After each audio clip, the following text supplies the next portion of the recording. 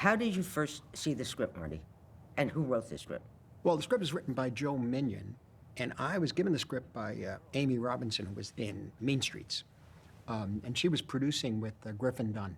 And when I read it, I was totally surprised by each scene, the dialogue, the humor of it is what really got me. It didn't quite have an ending at that point. But in any event, I thought, well, look, it's containable. It's shooting at night. It's in areas that are deserted. There's only a few characters. And I really loved the idea of the dark comedy of it. And I actually kind of identified with the character at that point. You know, just lost in the underworld. I was at a very interesting point in my filmmaking. I was completely locked out by that point. What was the movie right before it? King of Comedy. Very, very tough picture to make for me. And for the whole year of '83, I worked on Last Temptation. We were flying around the world, getting costumes, locations, casting, everything else. And then that was canceled 4 weeks before the end of the year. King of Comedy was listed by the end of the year, New Year's Eve. I remember on Entertainment Tonight, I happened to have it on, and I was putting on a tie to go to a dinner for New Year's Eve, and they said, and now the flop of the year. And King of Comedy? And the curtain opened, and there was King of Comedy. So what had happened during that period of time, King of Comedy was completely ignored, although it did receive a couple of good reviews. Not by me. No, I know. It's a great movie. And not from the British. The British loved it. So that New Year's Eve, not only was I, cast out of paradise. By Entertainment Tonight. Yes. No, Entertainment Tonight finally, they did the final blessing, so to speak. Not only is your latest film complete laughingstock of Hollywood, where you couldn't get it made and everything, they spent millions on it already, and the plug was pulled at the last minute, but your last picture is the flop of the year.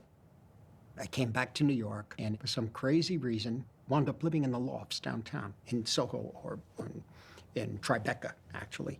But in any event, at that point, it was kind of open again. I had to start all over again. I wanted Gangs of New York, and that couldn't get financed. I wanted Last Temptation.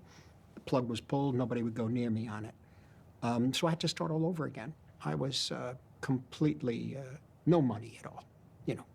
Bought this loft. And buying a loft is one thing. Fixing up the loft is another. Especially then. Yes. Right? Because it had just recently been a shoe factory. That's right. Right. And the brickwork. The plumbing. Man. Yeah, the plumbing. One elevator, and I'm on the 10th floor, and when the elevator isn't working, we're hiking, And I'm saying to myself, I'm come from the tenements, Okay, this is where I belong, in these streets with the cobblestones and the red brick. And the metal trash cans. The metal trash cans. Which no one remembers except us. No, right? Exactly. Because they made this huge noise. The noise of the construction, the noise of the streets, it's something that I got away from for years. And this is really, I'm back where, and I realize I don't belong here.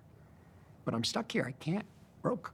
And there were no restaurants, there was nothing. If I would, I lived in the Village at the time, if I would go to Soho to visit, I've had friends who lived there, they would say things like, could you bring milk? Yes, exactly. Right? Yeah. Could you bring a pack of cigarettes? Yeah. Prior to that, Soho meant, the image in my mind, and this kind of played into the movie, was sinister. Because if you want to steal hubcaps, which I know that, I don't know. It's always been my priority. Exactly, Fran. I'm not sure of it. If you want to steal a hubcap, you go to Crosby Street, right. You go to Mercer Street, you go around that area at night. Because during the day, trucks, right. Open, people, get chaos and traffic. At night, dead quiet, isolated. Every now and then you see a couple in a doorway having some kind of sex thing. Or you go get mugged. Or you beat somebody up. That's what it was. You're taken to Crosby Street and you say, hey, want to talk to you for a second, and you work them over. Nobody knows.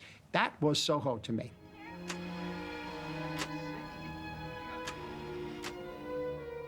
And did you empathize with the character of Paul Hackett? Well, in a way, in the sense the script really felt like the anxiety dreams that we have, that a lot of people have. I had one last night. I was in a place I couldn't get back. I hadn't packed. There were books where... You sure that was a dream? Exactly. Because that to me sounds like my actual life. Your actual life. We hadn't packed. No, the plane is taking off. You have to go. No, what about... No, oh my God. And constant. Or you're trying to get your cell phone or a phone, and you can't get to it, and you're supposed to call the family, and there's something going on. So in a way, that was pretty much the life I was living, and that's why I sort of empathize with him. The key thing was, could I go back to the way I made pictures when I did Alice Doesn't Live Here Anymore, or even Taxi Driver, which was, Taxi was 45 days and nights shooting. New York, Raging Bull, and King of Comedy were 100 days shooting. And there were big crews and lots of lights. And can I go back? And I had met Michael Ballhaus, who worked with Fassbinder, and we changed the whole way of working. So for me, it was really learning how to make pictures again and learning to shoot fast and a sense of freedom, you know.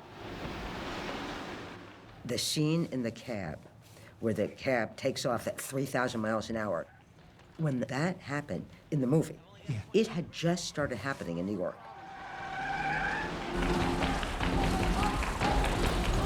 No hurry. There was like a very important year in New York, which now I know what it was because of the year this movie came out, where the cab drivers completely changed. They went from being kind of like working class Jewish guys smoking a cigar. Some Italian guys, too. Right, smoking a cigar with like a cap.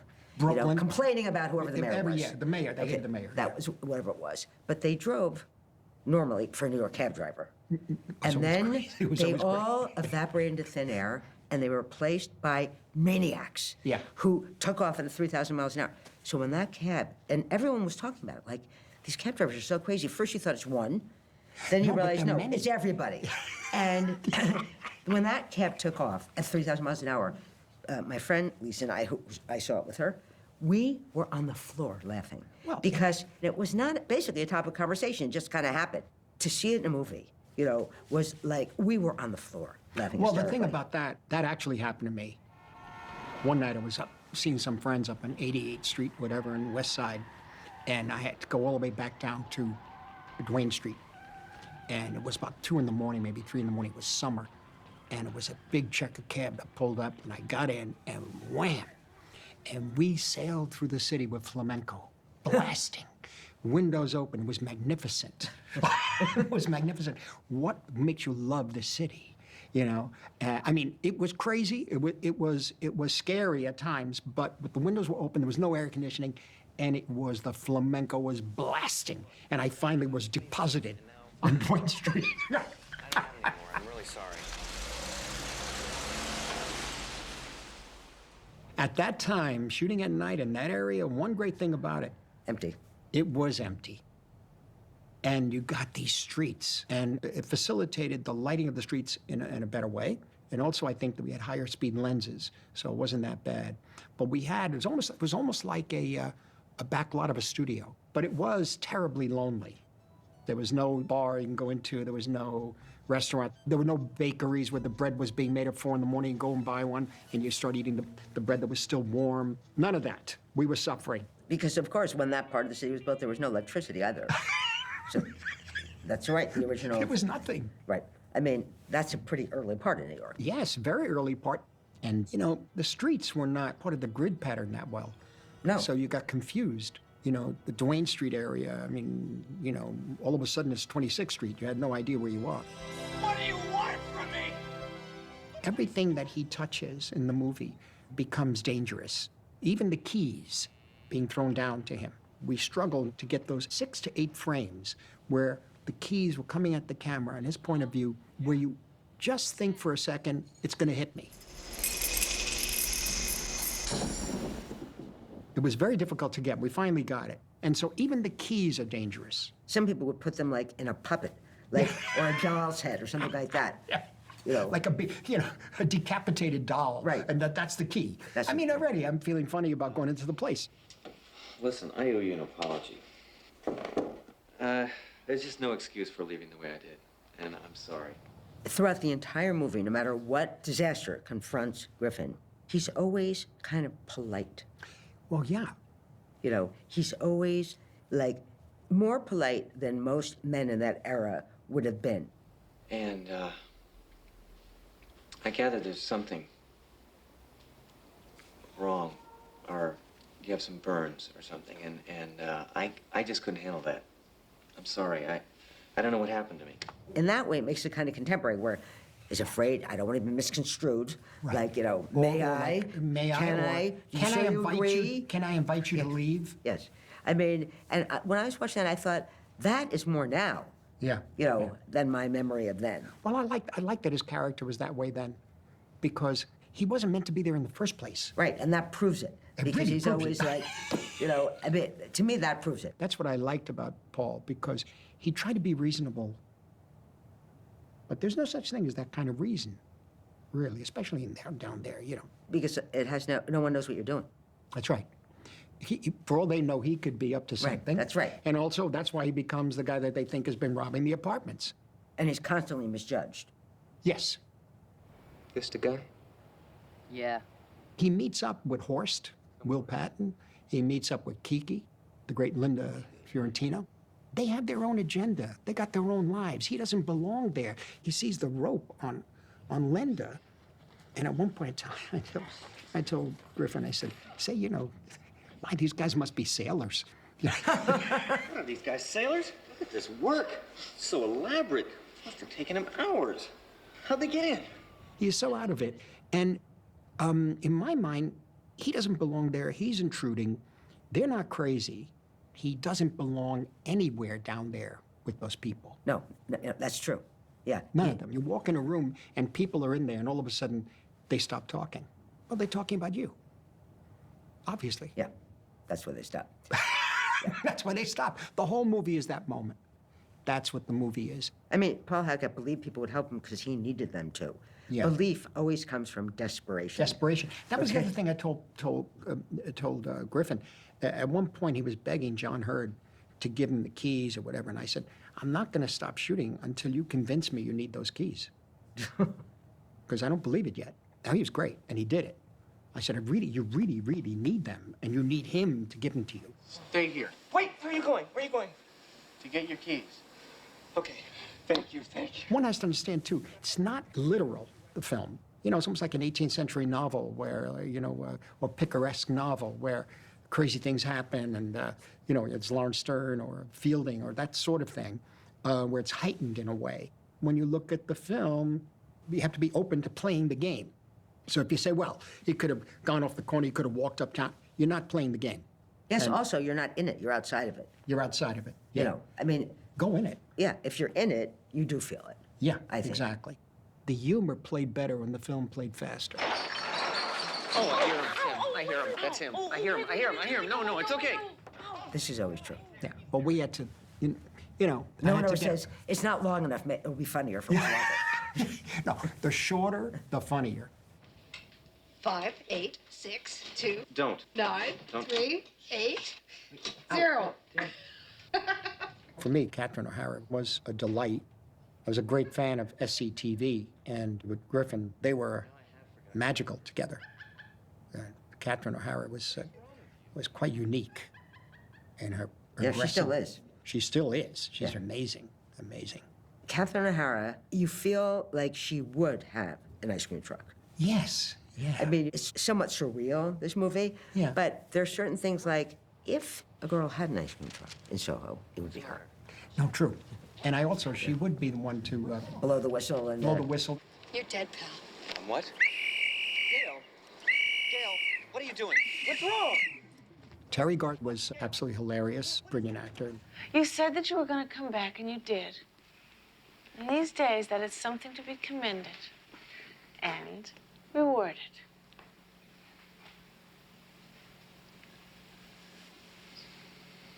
Do you know what this is? No. Verna Bloom, Well, I'm working. Can't you see I'm working? and of course Rosanna. Dick Miller was a wonderful character actor working out of California Roger Corman films. He gets to say the title of the film. Sauna house. Really? Sure, what the hell? Different rules apply when it gets this late, you know what I mean? It's like after hours. They were all with the program in terms of like getting it done and getting it done on schedule and on time. And being fully there for the shots, being fully there for the scenes. Let it go, honey. Tell me your problems. I don't think so. Oh, lighten up. What is this? This doom and gloom and be loosey-goosey. Come on. You told me earlier today that at the time, you were criticized for Yes, the way you yeah. portrayed women. The group Women in Film had just started, and there was a presentation. They said, come and speak and show the film. It'd be good to get an audience reaction. But what happened was we screened the film, and there was a talk afterwards, and some women in the audience said, why were all the women portrayed as crazy? And why are they doing that to him? And I didn't understand. I said, why they're all crazy? To be fair, there was another group of women got up and said, don't listen to them. You know, and they started arguing about it. I said, I didn't understand. I never thought of the women as crazy in the film, because everybody down there, through Paul's eyes, he's intruding on their world. Everybody's crazy to him. Everybody. The Berlin Club, really? The bouncer at the Berlin Club going through the Kafka routine? Come on. The bartender, everything. The bartender is a terminal. I mean, what is this? God. Marcy. Marcy. Marcy. Marcy. Marcy. Marcy. Marcy. Marcy. Marcy. He goes on a date, the woman dies.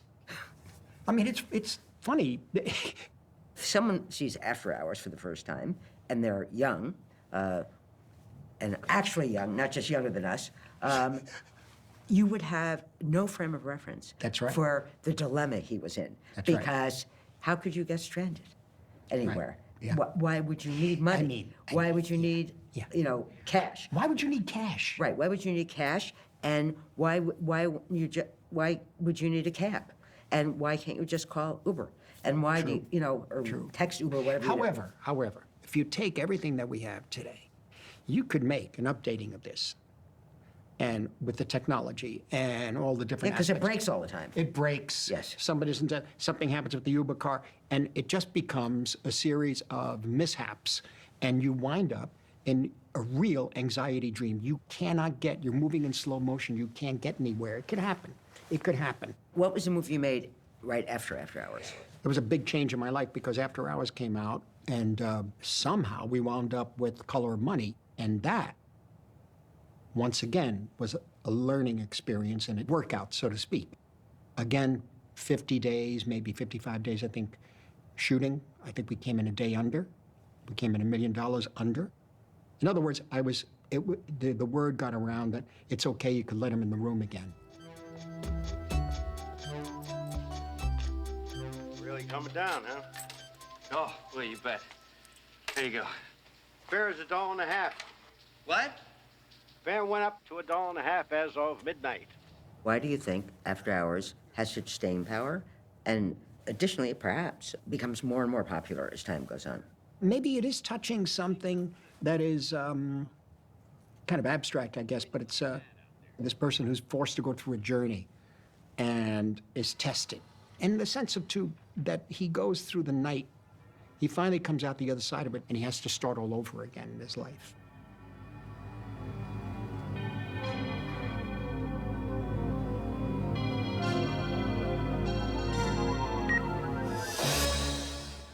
And I think many people have it, these anxieties and anxiety dreams of surreal events happening around you. As we all know, why they call it surreal, I don't know, because it is real. It's real, yeah. Yeah, And so I think there's some kind of a veracity in it that people identify with. I may be completely wrong, I don't know. I have no idea. That's what I'd like to hear. I have no idea whether you're completely wrong or not. So, since we have no idea, let's say you're completely correct, Thank you. which is the same thing as not knowing if you. Exactly. I saw you almost 2 years ago. We just happened to see each other at a dinner, or maybe... It was almost 2 years ago, wasn't it? Yes. And you said you've done nothing but work on Nothing this film since. but casino until about 8 o'clock last night. And where is it right now? Because you're going to go... When is it going to be released? It opens, it premieres Tuesday in New York. And you're working on it last night? Well, minor mixing details. Yeah. And some of it was over the phone, in fact. But my editor, Thelma Schoonmaker, and my cinematographer, Robert Richardson, is out in the West Coast right now trying to conjure up a dupe negative that would be suitable to make prints from. And they're maybe a little bit hit and miss, but they're getting there. They'll be able to do it by the end of the week. Did Pileggi bring you this idea? Yes, he did. Yeah, he brought me the idea 2.5 years ago. And what he brought me really was a newspaper article about a husband and wife domestic squabble on a lawn at about 7 in the morning in Las Vegas. And from that article, the whole story unravels. All the elements come together in that sequence, and that's the way we try to structure the picture. That article and that scene on the lawn was so vivid for me, and it became so meaningful because of the relationship between the husband and wife and the difficulty in their relationship and the domestic fighting and that sort of thing brought down not only themselves but an entire empire. You must see this as larger than just another gangster film. Yes. How do you see it? Well, I always imagine, I said, well, you know, I was interested in doing it. I said, but the only way to really make this one, I said, obviously I'd want Bob in it, Bob De Niro, and it's a perfect part for Joe Pesci, you know, and it'd be wonderful. And Harvey would have been in it, except he was off somewhere. Harvey was somewhere else as usual, making another picture. He makes 15 a year, thank God.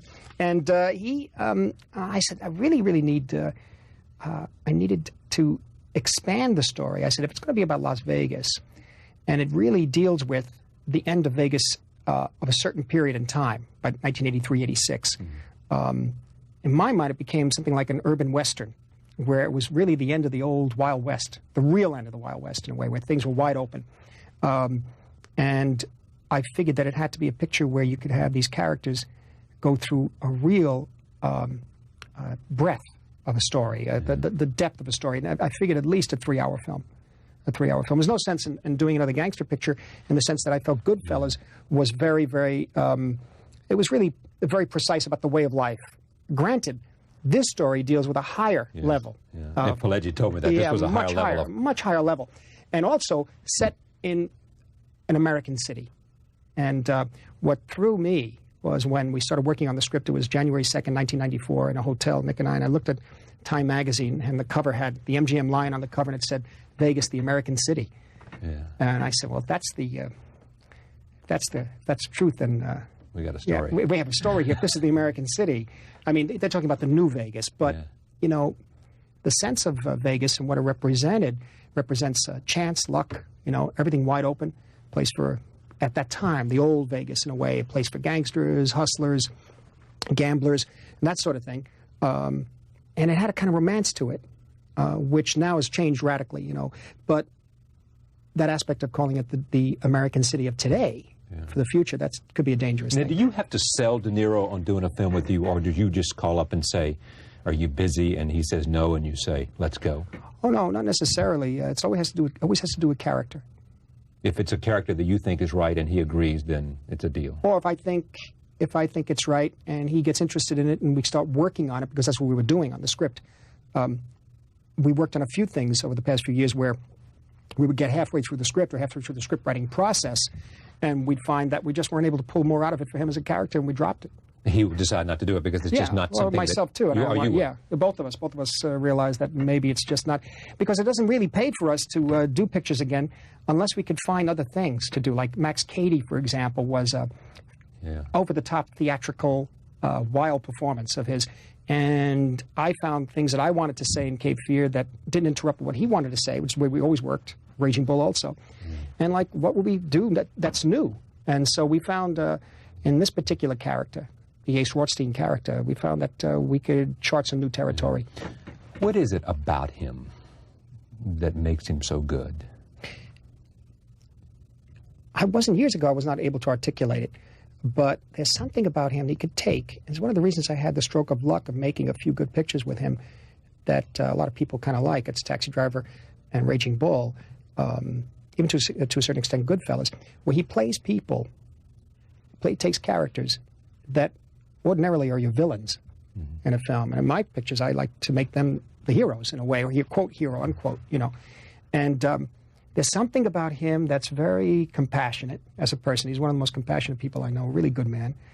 And he just has that ability to relate that to the audience. The audience feels for him.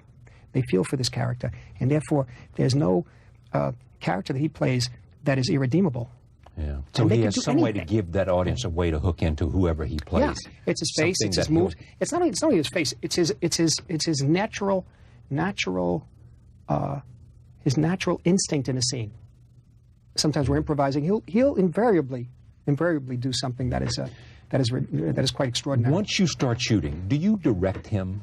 I mean, you know what I mean? Yeah. I mean, or is it most of it's you two talking it out before, Talking and then it out, once mainly. he gets it on the Well, set, once he gets there, there's no sense of saying, no. you know. Basically, we do a lot Brighter, lighter, or of we do a lot of it in well, on Taxi Driver. The script was so solid there was no need to introduce Bob during the script writing session because Paul wrote it himself. Schrader, he wrote it himself. We got it. Brian De Palma gave it to me. Michael and Julia Phillips got it. Whatever that story is. But a Raging Bull. By the time we got to do Raging Bull, we worked very closely together on the script, and in that process, because we wanted to do something very special. This is after Mark Martin had written the first drafts, and then Paul Schrader came in. And when Schrader did 2 drafts, gave it to us, we went away to an island. He took it to an island. Bob likes to go to islands. I'm an urban person. It was very strange, palm trees and things, beach, you know. And it was very nice. It was very, very secluded. And we worked for like 2.5 weeks on Paul's version. And we were able to literally make the film right there. We just made the film, basically. We said everything we had to say. We found that we were going along the right areas with each other. I also found that he was doing things that I didn't even need to know, and he knew that I was going to do things that he didn't need to know. And so that he became very, very reasonable and workable when I was doing very, very intricate shots in the ring, because he knew that something special I had in mind was going to come out of this, including that sequence where he gets beaten up by Sugar Ray Robinson, which takes only 20 seconds of film time, but took 10 days to shoot. Most people would believe that's your best film. Do you believe that? I don't know. I don't know. I mean, to me... Is it your favorite? I like it, but all the films I make, I really don't go and revisit them. I don't look at them, really. Yeah. No. But do you make... Too personal, I can't... Yeah, but I mean, Dawn Steele and other women in your life have always talked about one of the wonderful things about you, and I just know because she's told me, but that you, I think Barbara... Yeah. I think talked about this too, is that you infuse them with your love of movies, all about movies. You are known as having this encyclopedic knowledge of film in terms of being able, for a whole series of films, tell you every credit that pretty much on the movie. At some point, I mean, really I can do that mainly from films in the 40s to the 50s to the early 60s. When I started working on films myself, I started seeing less of them.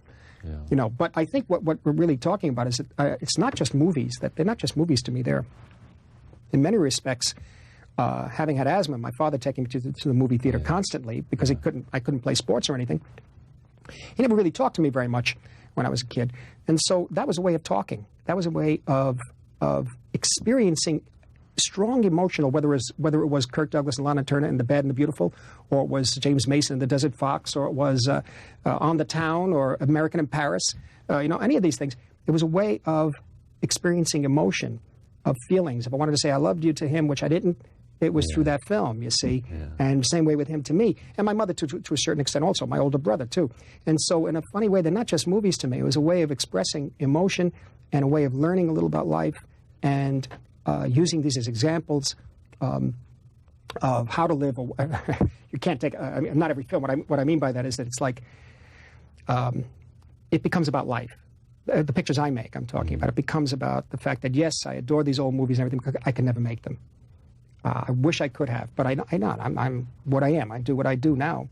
And in the process of making the picture, I tried to learn about myself, learn about life. And I think talking about infusing enthusiasm to other people about it's mainly about that, not about the films.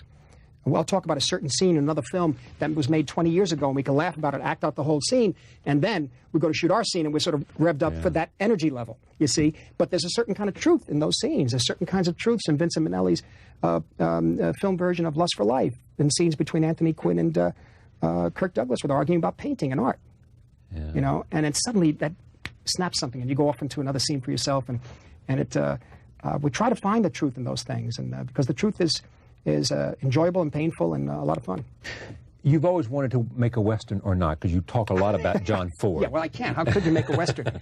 You can't. But How could you? You can't. What do you mean you can't? Well, I mean, I got close in the casino. I haven't seen it yet, but there's a wonderful scene in the desert. Yes. Only the guys in the desert in this one, they're two little figures in the desert. They're wearing silk suits and sunglasses, so they're not exactly cowboys, but or Lawrence of Arabia. But it's a private meeting that Joe Pesci has with De Niro in the middle of the desert, so they can talk private.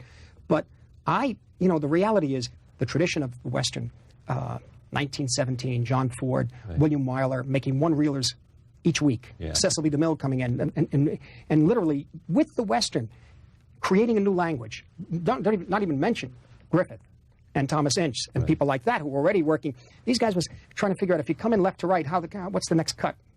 What's the right screen direction? You know, they didn't even have the word for screen direction. They were inventing all this language, you know. And so that the Western is a part of Americana that I'm not a part of. I come from a East Coast. I'm more European than that, you know. And it's in a funny. I mean, my roots are more towards Italy or Europe than it is out west.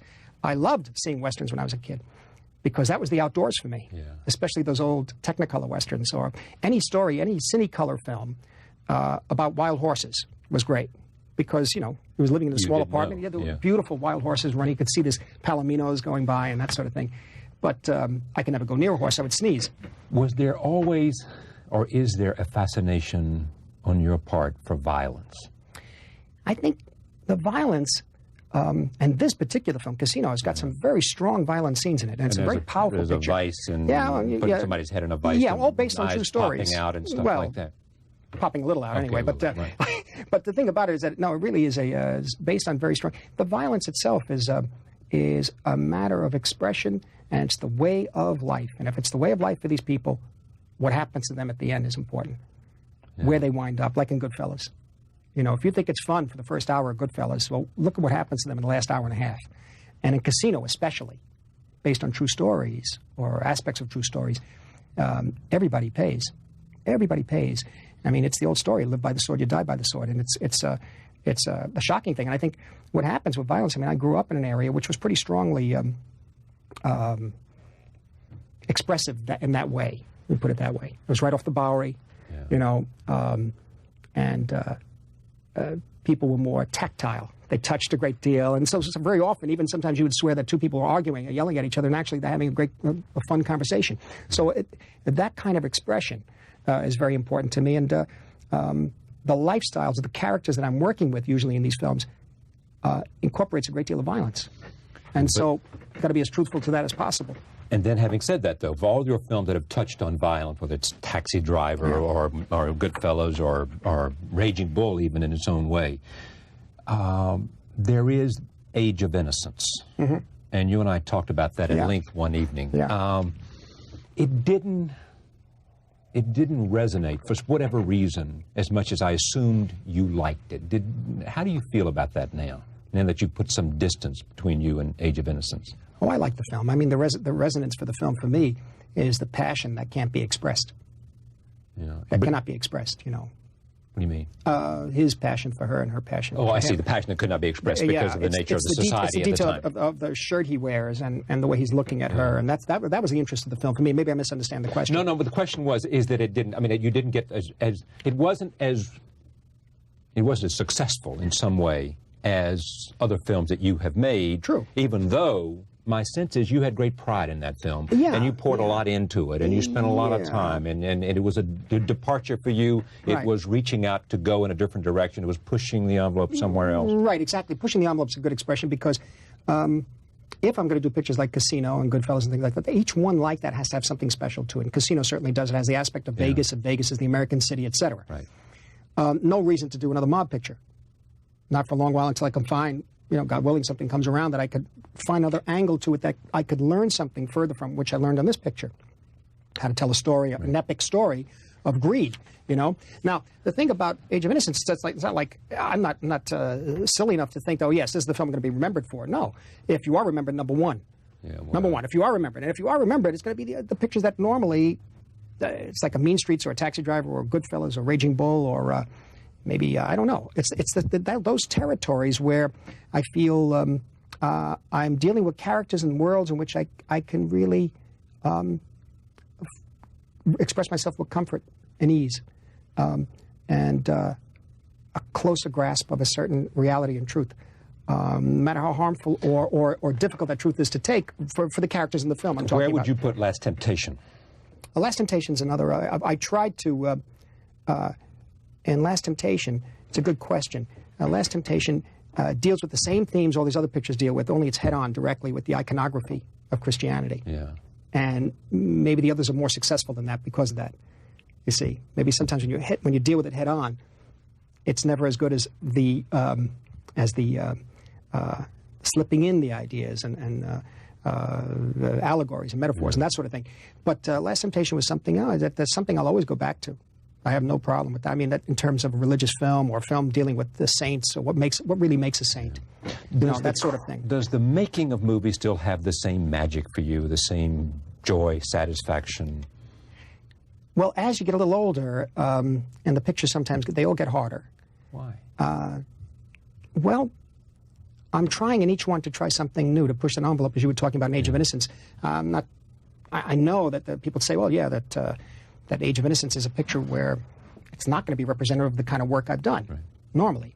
But I want to learn something, too, as a director.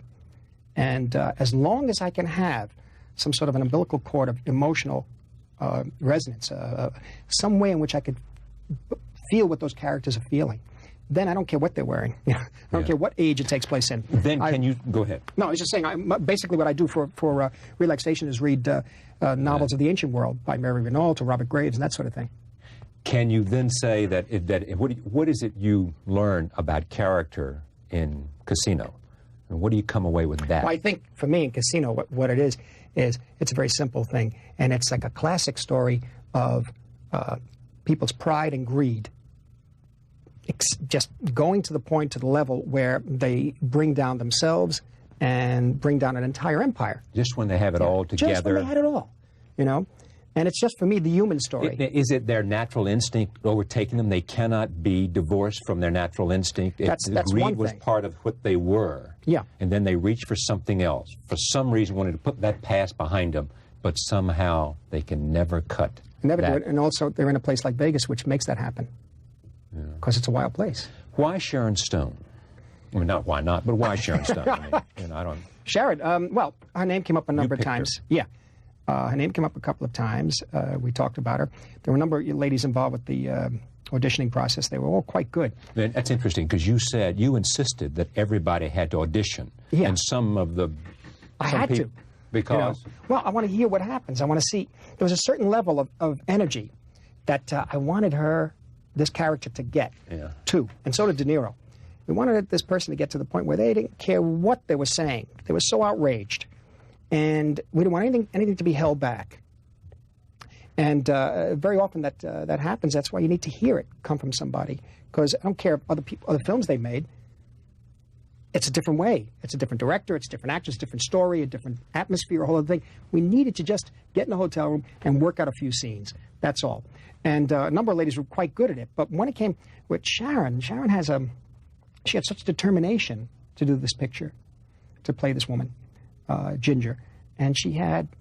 Expressed in what way, in terms of her sense of saying to you, I've got to do this, I mean, I'll show you whatever you... An enthusiasm. Yeah. Yeah, an enthusiasm. I want it badly. Yeah, yeah. Well, she wasn't coming in begging for it, but the idea... No, I don't mean that, but I mean as a professional way to say... Yes. I can be Ginger. Yeah, exactly. And now, what I also noticed about her was that she has a certain screen presence and these other films that she made, and it seemed to be just the right look for the character of Ginger to come out of Vegas in the early 70s. Yeah. It also looked like, she also was the closest one to look like one of the persons that it was based on in reality. Was not his name dead. Jerry? Yeah. Jerry? Yeah. I think. Was it? I can't remember what the... Jerry, I think it was, yeah. Nick Pileggi was here to talk about it. Yeah. Let's take a look. This is a trailer, which is a way that they use to promote the film in the theater. You've seen them. It's a coming attractions kind of thing, but it gives you a feeling for what Martin Scorsese and Robert De Niro and Joe Pesci and Sharon Stone have done with Nick Pileggi's script. Here it is.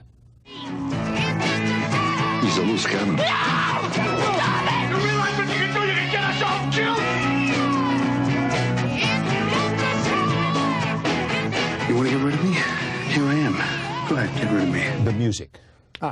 Yeah, what I did with the music was pretty much what I did with Mean Streets back in 1973. I compiled music over the past 30, 35 years and listened to... it's basically composed of music that I listen to all the time. Yeah. And I put them onto DAT tapes the past 5 years now.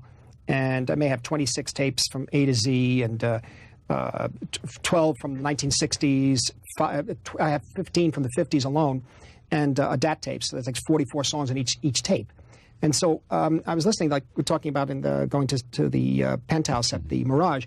On a Saturday night, I had the earphones on listening, and it was during pre-production, started making notes. Theme from Picnic. Yeah. Why not use the Moonglowing theme from Picnic? Because that was a popular song at the time. You know, these were songs you could play in a jukebox in the late 50s or early 60s. Even though there were themes from other movies, it didn't matter because they were part of your life. They were heard on the radio all the time. Also, Walk on the Wild Side. Elmer Bernstein's Walk on the Wild Side, played by Jimmy Smith, is on the radio all the time. Why not use it? It doesn't matter if it's a theme. So that sort of thing. And it's a compilation of maybe, I think there may be, I don't know, 50, 60 pieces in the picture here, in and out. Sean Penn was here, and he talked about John Cassavetes. There is a story, which may or may not be true, about you and Cassavetes after Boxcar Bertha. Right. Yeah. Cassavetes comes to you and says, look, you can do a lot better than this. Or if you really want to make movies, they have to be personal. They have to, well, you tell me. He took me to his office, and it was at Universal. And he was always very funny, John. He was like, he's laughing. He looked at me. He said, hey, come here. And he grabbed me and he embraced me. And then he pulled me aside. He said, you just spent a year of your life making a piece of junk. He said, it's a nice picture. It's a nice film. Girl is good. The guys are good. You know, but you could do better than that, he said. You can't get stuck. I know you like B movies. I know you like the old movies coming out of Hollywood, but you do different things. You just do different things. And you should really stick to what you know. And in a sense there, I realized, maybe he's right. The reality is I'm not a Hollywood director. I mean, a director from the ones I wanted to be, like John Ford or Howard Hawks. He understood that. That's sort of you wanted to make, you wanted to remake John Ford. You wanted to find your way to be like John Ford and Billy Wilder and all those. Right, but what I did have in mind was to combine what I knew, which was really a kind of a combination of a certain kind of reality with the actors that I saw Cassavetes and Kazan have. And mix that with the tradition of a Ford or an Orson Welles with the use of camera and that sort of thing. So I was trying to combine it all. I got close, but it wasn't completely successful in New York, to a certain extent. It wasn't completely successful film. But I realized then that the only way to go. He said, don't you have something you really want to do? And I said, well, there's one script, Mean Streets, that we've been working on for about 5 years. He goes, well, take it out. Rewrite. I said, we'll need some rewrite. Well, rewrite it. Just what are you doing here? Just rewrite the thing, will you? So we worked on it. A couple of friends of mine worked on it, and we sent it around, and gave us that shot in the arm we needed. Within a year, through some mutual friends, we met Jonathan Taplin, and he had the money to make the film. What's been the downest moment for you? When have you been in this really wonderful arc of a career that is going strong, Witness Casino opening here? When has it been for you where you questioned yourself? Never. Not to seem facile about it, but you do question yourself most of the time because it keeps you sharp, questioning yourself in terms of the work you're doing. Is this the right thing to do? Is this the right picture? Well, if I have this angle on it, there's certain kinds. I didn't question myself doing Last Temptation. I didn't question myself doing Age of Innocence. That's for sure. And but you ask yourself, for example, in Casino, is this a different story? And is there something larger here? And how do I justify making for a me film? To make this film? Yeah, exactly. And I found the ways, and I found it's in a sense a metaphor for us if we don't watch out in this country, you know, where the compassion goes out the window and just more money, more money, the more blood. It's as simple as that. That's what the film shows, and it's as simple as that. And I mean, constantly, I've said this many times. What was really at the same time wonderful and scary is that when you get on the set, you realize every day that okay, I don't know anything. Okay, I don't know this, I don't know that. I think I know this. Let me work on this area here, and it's constantly a learning experience. Which, as you get older, forces you to try to streamline and just get to the essentials because you have no time to play with all the other stuff. Who is working today as a filmmaker that you look at and say, yeah? I guess it's a hard one to talk about because I can't really talk about my friends.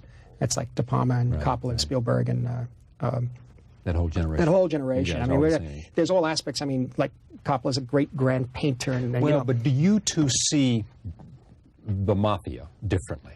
Oh yes, well, totally. You know. Well, how?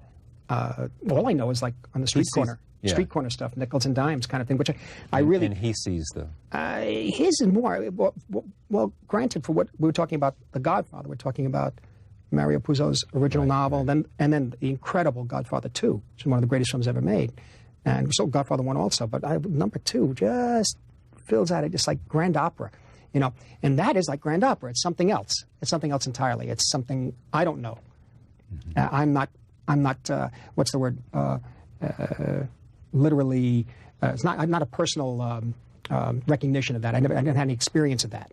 You know, I may have seen it from afar, but the kind of experience I know, the poor guys in the corner selling the wrong lenses that they just stole. Yeah. You know, that sort of thing. No, I think the people, the films I like to see, the two guys whose films I like to watch, but they're, you know, it's an older generation. It's Kubrick and Bertolucci. I like to watch their films. They're not making many films, though, no, they aren't. No. I mean, they're both alive. They both have the ability to do it. Is it because they can't, what? I think, though, you see, Kubrick doesn't have to make that many films.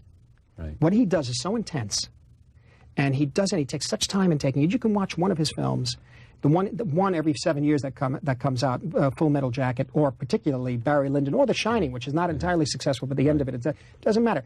You could find constantly new things that they stand revisiting, even like The Shining on television when it's shown with commercials and all the words are cut out and the horror parts are cut. It doesn't matter. I'm looking at the angles. I'm looking at the lighting. I'm looking at the psychology of the actors, what they're doing, and there's always something new. Bertolucci has a certain way that too, where he has it's a wonderful, elegant quality to the imagery, which I like to watch. What else would you put up next to Godfather 2 in your judgment? Well, then you go back to, you see, Godfather 1 and Godfather 2 were split in the middle of the old Hollywood and the new Hollywood, the great time of the 70s. 70s was quite a time in America in making films. Well, the only way I could go, off the top of my head right now, the first thing that comes to mind is definitely, you know, the films of the older directors, the ones who formulated what film is, and John Ford, The Searchers, and My Darling Clementine, and, of course, Orson Welles' pictures. Citizen Kane, and even the Shakespeare films that he did, the Chimes of Midnight, which is really something. There's still something that Welles has. It's so extraordinary with the use of camera. And then there's, in my mind, you know, Fellini. We talked about that when he died. Yeah, 8.5. 8.5 being a watershed picture where it's just stopped. Everything that came before is now changed, you know. And yet there's another great one of Fellini's, I think, Vitelloni, the very first one he did, you know. That number, there's so many. You know, there's such a wealth of material. Does Bob want to direct De Niro? Well, I know he did Bronx Tale. Yeah, I think so. I mean, he seems to be. Although, you know, we don't really see each other that much. Maybe on his birthday or my birthday, where I go downtown over where I am. He's with me or something, and we really get to see enough of each other when we're working. So then he's usually off to another picture. Yeah. But when you choose a project, he's the first person you think about. I realize it's character defined. It's character defined, and invariably he comes to mind because, you know, it's quite honest. I mean, there's so many other good actors too at the same time, but I have a relationship with him, and I know one of two things. One, certain things we've done, so maybe we shouldn't deal with that issue. In other words, maybe another actor, or if I get to that, I've already done it with Bob. Why do I want to do it with another actor anyway? So maybe I shouldn't do that story. But if there's something new to find. He's still very, we still have a very close relationship that we could try to dig this stuff out. And that's why I think of it, you know, and it's, again, that empathy that he has for some of the most unappealing characters. He has a strength and a dignity for these people that comes out of himself, I think. What's next? Next is a life story of the Dalai Lama, actually. Yeah. You're directing it? Yeah. And who's going to star? We haven't cast it yet. Asian actors. Yeah. It's called Kundun. And Richard Gere will be the consultant to the film? No, we have many, because he's around. It's the life story of the Dalai Lama, written by Melissa Matheson. Now, why do you want to do that?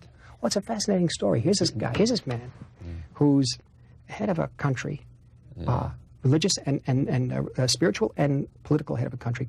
And the country's been based basically on the spirit. Right. For whatever reason, but basically it's the spirit. It's a country that I don't think had a road, if I may be mistaken, may not have had a road going into it until World War II. Didn't need a road, basically. They went interior, they went inside themselves. And it then comes into conflict with a government, and a massive government from China, which is not just the Chinese people. It's not them, really. It's the Marxist government, which is purely materialistic. Right. And then what does he do? How does he survive? What does he do to keep that world of the spirit alive? Even knowing that it has to change. And certainly it's got to change completely because it will never be the same. How does a man of the spirit also deal with the fact that he has to every day confront very practical questions of and survival violence. for his people? Yes, and basically nonviolence, you know, because that's the tougher road, the nonviolence, that's for sure. This from a man who once thought about being a priest. Yeah. And you can curse if you want, which I don't know. Do you curse? Are you a cursor? Usually in the morning. Usually in the morning. Just wake I've up had people cursing. say, wake up cursing, yeah. But it depends, you know, where you are, who's around, and that kind of thing. So these days, a little of that, not too bad, especially with kids around. So you. My wife shakes her. I have a 4-year-old, so my wife is constantly telling me, Don't.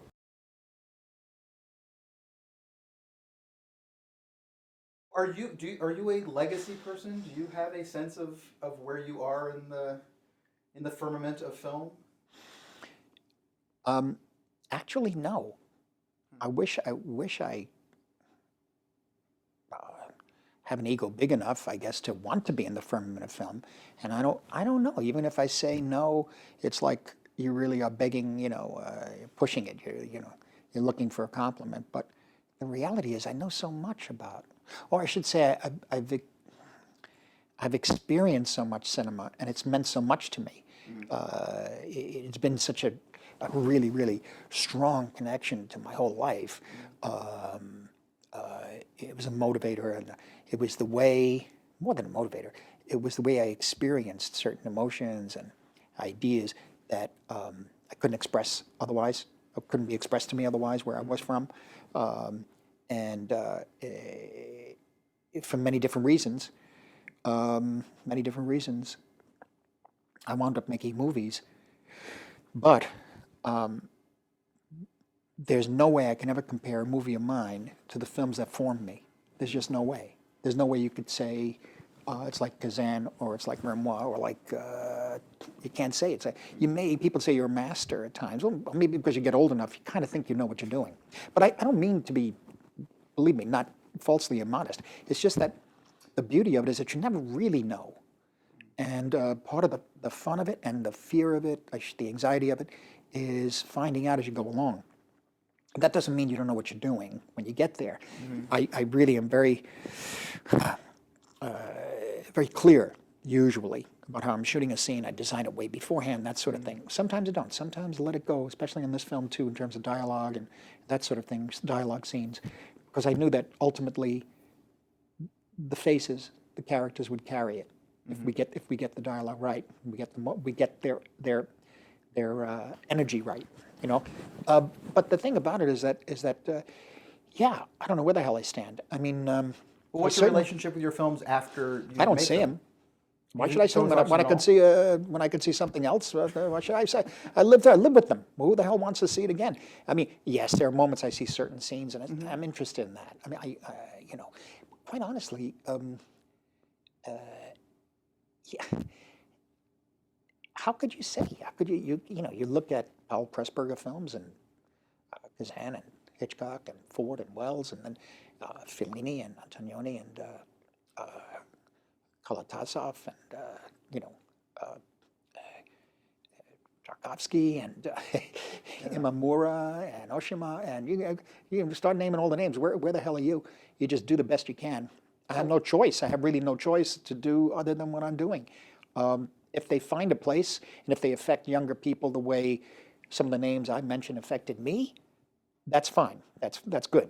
That's good. But it's a kind of humbling thing. You don't. You realize what you. Sometimes years ago we're gonna do this. We're gonna do a Western. We're gonna I mean I got close to a Western. It was an Eastern. It was Gangs of New York. But after that, it's not. What am I doing that for? I said, I don't have. There's no more time. 71. There's no more time. But do you measure? I mean, are you interested in measuring at all? Are you paying attention to criticism and to the sense of where the film goes? A number of years, yeah, I did. After Taxi Driver, Mean Streets Taxi Driver, Raging Bull, certainly. But then King of Comedy was considered the flop of the year, and it got some good reviews. But It was completely overlooked and completely gone. And so, oh, if you could hold your hand still just a bit, I'm watching everything you're doing. It's very good. But I am looking there. Now, so you're saying, do I find, sometimes some critics in the old days, used to, but they were like people like Pauline Kael and Saris to a certain extent. I adored his criticism. He didn't like my films very much, though. And other people. So did that affect you? I mean, when Saris At times didn't like did. your films or Kael Oh, did like your I films? felt badly about that, yeah. But what can I do? They like them when they like them. Oh, she did, anyway.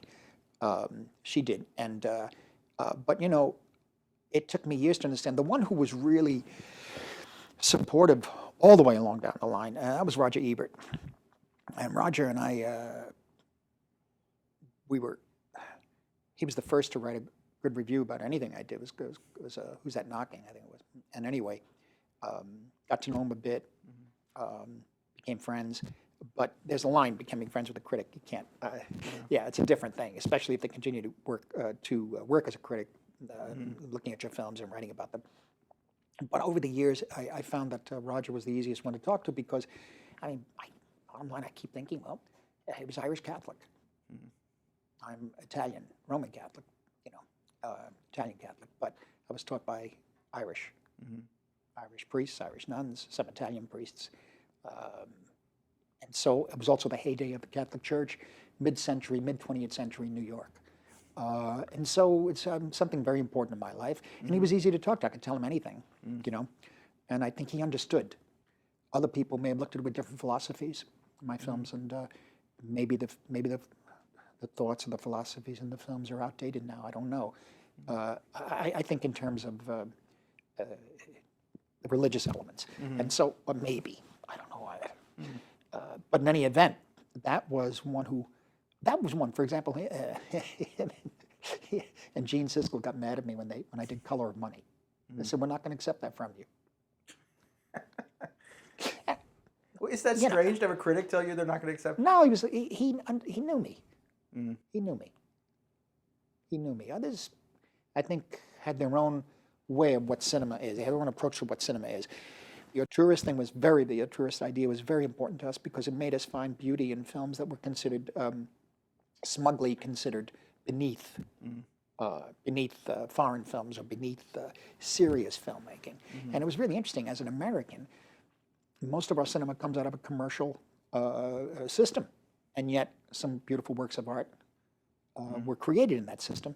And you had filmmakers, producers in the case of Selznick, and others making extraordinary films within a system, particularly directors, I think. A lot of directors and writers really working that way, tying up with stars and working out with the stars becoming like their alter egos in a way. So what I'm saying is that at the time that Bergman films were shown and Fellini films were late 50s, before the New Wave, American films were looked at with contempt and pretty much dismissed. And films couldn't see any silent films, but you could see films from the 30s, although they weren't that good because the prints were terrible. 40s and 50s, outrageous. People laughed them off the screen. And so when Saris brought over the auteur theory, that helped us appreciate who we are. And also where we came from in terms of telling stories with pictures and narrative within that system, you see. And the genres, too. It doesn't mean we could do them, and it doesn't mean everything that one director made was a great film. And the old thing with the auteurs was more provocateur in a way, which was that the worst film of Raoul Walsh is better than the film of so-and-so. And the best film of so-and-so. And that was just a way of really pushing and trying to take the center away. And in a way, what's up there, you're up there. If you're up there in front, you're going to get hit. You're going to get hit. And so some people were hit unfairly. Some great filmmakers were hit unfairly by those auteurs. But the thing about it, it made us appreciate the others. And over the years, we came back to the ones that were supposedly hit. But in any event, some critics have their own agenda, and they have their own way of approaching cinema, what they think art is. or popular art. Did it change for you a lot when you kind of stepped up in terms of the price tags on your movies? I mean, Gangs, since Gangs, It just really happened is that all way. I different. didn't plan it that way. It happened that way. Gangs was big, yes. It always was. That's one of the reasons we couldn't get it made. Aviator, big budget. Yeah. We stayed in budget. Oh no, I think I went over budget $500,000. I had to pay for it out of my pocket. Wow. 500,000. Charming guys, yeah. Charming guys. Yep. Paid for it. Because as you know, it's, how dare I indulge myself that way? The price of art. Wow. Yeah. That 500,000. You made a Star Trek movie. Yeah, no, 500,000 was like $1 million to me. Are you kidding? Very deadly. And because I had lost all my money on Gangs. So I put all the money back into Gangs, and it was a mess. And you have a new family, 1-year-old kid. At 58 or 9 or 60, it's different from 32, 35. So all of that. But Aviator turned out, I liked the movie a lot, and they were all good on the film. It was just some craziness towards the end there with that, and they said, okay, I paid for it. That was the end of it. The next one was Departed, wasn't it? Yeah. That was envisioned as a low-budget film. And Leo wanted to do it. I think he's great for it. And the studio suggested actors that would be with him, like Matt Damon came in, and then we needed somebody for Costello. Jack, finally, I got to work with Jack Nicholson, and Mark Wahlberg and all that sort of thing. So that elevated, the studio accepted that.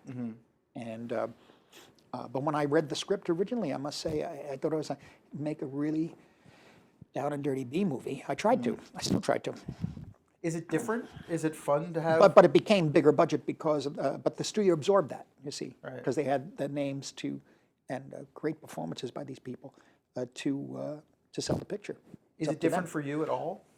What? The difference between having a $100 million budget and a $30 million budget? Yeah, well, a $100 million budget is a lot of responsibility. Look, there's a lot of responsibility for $1 million budget, for a $1,000 budget, but $100 million, yes, and that kind of pressure, unless it doesn't pay anymore. Well, it's easy for me to say. I'm older now, and I made 23 pictures, but unless you're really, really, really passionate about the project, it really doesn't pay to get involved in that pressure cooker, I think, because they need a product. They need a product to sell, and they're spending a lot of money on it. Why shouldn't they make the money back with a profit? It's fine, but I can't seem to do that, except apparently in the past 12 years. It is amazing transformation. It's amazing, amazing, and a lot has to do with DiCaprio, Leo.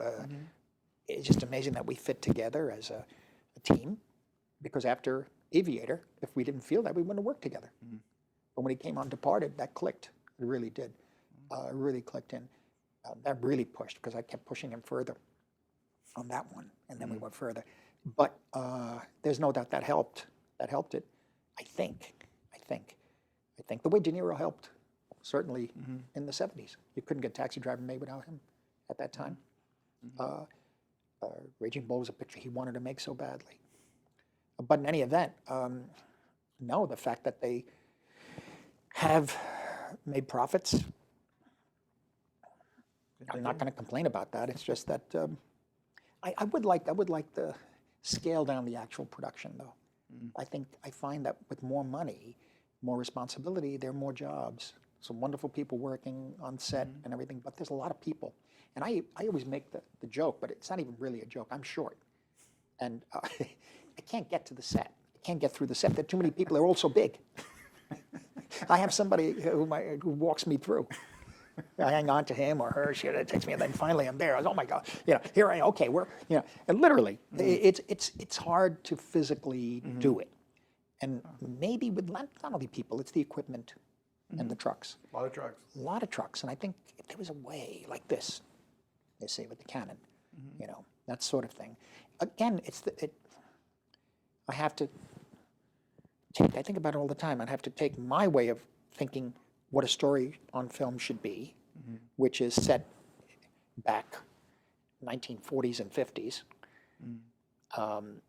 to a young person growing up today will take that camera and make a wonderful film. And they don't have that in their system in their minds, encoded in their minds, of having seen, whether it's a black and white film of Minnelli's or Technicolor film of his, or Lawrence of Arabia or The Red Shoes, you know what I'm saying? They don't have that context. They have the world around them now. They see it in different visual language. What's been interesting, some of the young filmmakers who came up with these smaller cameras, who've gotten bigger budgets from some of the studios and are now a little freaked out by it. Yeah, because they don't quite know how to operate. They have with to be that much very. stuff. They have to be very careful because that could destroy them. Yeah. You know, it's a transition. It happened a lot. It happened a lot with young filmmakers who. It happened a lot in the 70s and 80s too, where young filmmakers came in, made 2 or 3 pictures, 2 pictures, let's say, in Australia, New Zealand, whatever, and got into the Hollywood machine in the wrong way. Meaning that the project may not have been the best connective, may not have been the best match. And they tried to do something commercial with it. And in some cases, it stopped careers. And I saw that happening in the 80s. In the 70s, look, a picture doesn't make money, and you spend a lot of money on it. Yeah, it's going to be hard to get another film made. Doesn't matter who you are. It happened to John Ford. He used to say that. He had trouble in the 50s getting pictures made because a number of his films in the early 50s didn't make any money. And so imagine a newcomer, and imagine when the marketplace was becoming more, how should I put it, the way it is today, which is like a theme park. It's more like a commodity only, you know. Yes, there's films by Alexander Payne and the Coen brothers and Wes Anderson, Paul Thomas, you know, Linklater, and so many young people who are doing some really good films, but they've been conveniently marginalized. You know, I hope people see them. What they need is the support from the industry. But again, how should I put it? They need the support. Doesn't mean they have to be indulged. I'm just saying the support. They give them a healthier budget. You know. So it's interesting that we have access to all that stuff now, so much longer than we did 20 years ago, even. That you can discover the things that didn't necessarily open on Friday. You know, it's, what do you can mean? Really go through the entire career of Richard Linklater and see all his films if you never saw them. Yeah, but you see that's another benefit that may outweigh the economic situation. You can go through all the films. Again, when I'm talking about how I learned or what affected me as narrative, what affected me as storytelling, whether it was a Russian film or American film, was from the 50s and 60s. So at that time, in order to see a film again, you had to wait till it came to a repertory theater. Yeah. Here, you can look at it anywhere, and it's an extraordinary thing.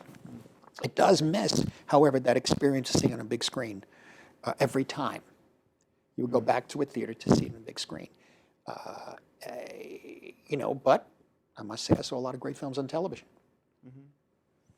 So is there a moment on a film like this where you know this film is actually going to happen? This was around for a long time before you finally got to go. Yeah. Well, I didn't really want to, actually, at first I wanted to do it.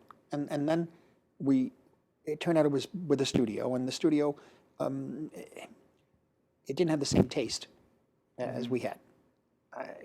And I realized that I can't fight that anymore. I'd had a lot of those discussions on Departed. Not bad, not ill-mannered or mean-spirited in any way, but we had different points of view and different points of view of morality, different points of view of taste. And I found it to be, I don't know if I can go through it again. I think it was there was no sense in doing it, if that's the case. If that's the way you have to continue to make pictures. Right. There's no sense, because a film like that, you should be able to be open, free, and blast it out, because that's the world you're in, like it is in Wolf. So when we came up against that immediately, my enthusiasm dampened, as they say. I said, I don't think I can suffer. I can't suffer through it. I can't, because every word will be up for argument, discussions. I said, I can't do it. There's no sense in doing it. Why should I? And so it went away, especially when the economic crisis happened in September 2008. I went off to Shutter Island. I needed to do Hugo also with Graham King. We had talked about that for years. I wanted to do Silence, which we hope to get to do. But during those years, Leo kept pushing around with the story and the project. But primarily, they knew that the only way that I would be able to do the film with them is if I had the creative freedom, within a budget and schedule and that sort of thing, of course. But they really have the freedom to be able to do and say, well, we want it on screen. Finally, he met these gentlemen, Joey McFarlane and Riz Aziz from Red Granite, and brought them to meet me. But I was still against it. I said, I can't go through that. This would be so consuming. I'd have to live with this for 2 years, more than that, really. And I said, I would have to be so into it. The energy level has got to be so high, which is okay, but I just come from other things. I was involved with HBO, Boardwalk Empire, documentaries on George Harrison, Bob Dylan film we did.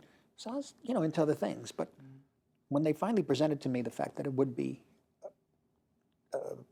pretty much free, you'd be free to do as you think is right for the subject, and a sensible budget and a sensible shooting schedule, I agreed to do it then. So all those pieces just felt like where you were comfortable with them? Yes, it was when Hugo was, I think we were out in California, and I think it was after the Broadcast Critics Award. I think it was right around that time. We went back to the hotel and we were all talking, and I said, because I would just run usually if they came, certain people would come towards me and say, no, and I'd run away.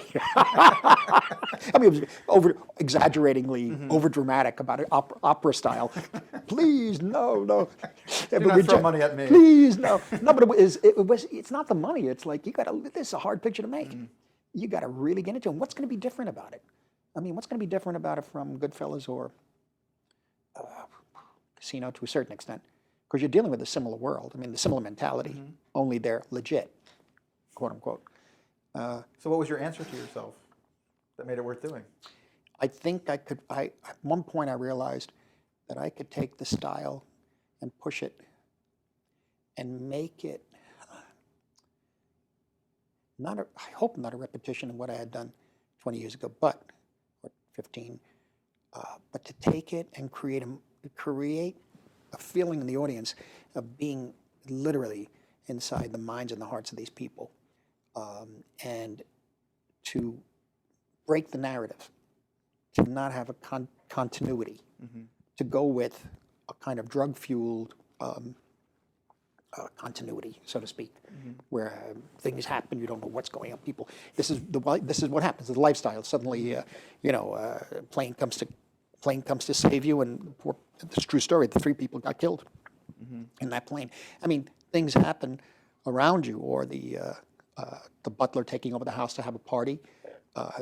Living a lifestyle like that, you have people around you where it what's the word? It encourages that. That's what comes with the dinner, in a sense. And so you live in it. You're part of it. It's crazy. And if I could have captured that, I thought we could do something. I still wasn't completely sure while we did pre-production. And the pre-production we didn't have much pre-production because Leo was doing Django, and Terry, of course, we were doing Boardwalk Empire. Terry went so we tried to get together and talk, but we kept working on the rewrites and changing the tone of it. The tone at one point, I think, like the book, the tone was, I don't know Jordan, but I didn't meet Jordan at all during the... Didn't want to? No, because he's very persuasive. I don't want to get into it. Suddenly, somebody buzzing in your ear, and you got enough of that. Yeah. And also, I wanted to be alive too. So therefore, I want people buzzing in my ear, but I want the right people, people I trusted, and people who were making the film together. But I felt sometimes there was a revisionism in his approach to his attitude in the book, and that fed into the script. And I said, I don't want to revise. What if he just enjoys it? What if he says, I'm a drug addict and I like it? People will be upset. He likes it. He's young. He doesn't So know. you're having that conversation with Terry?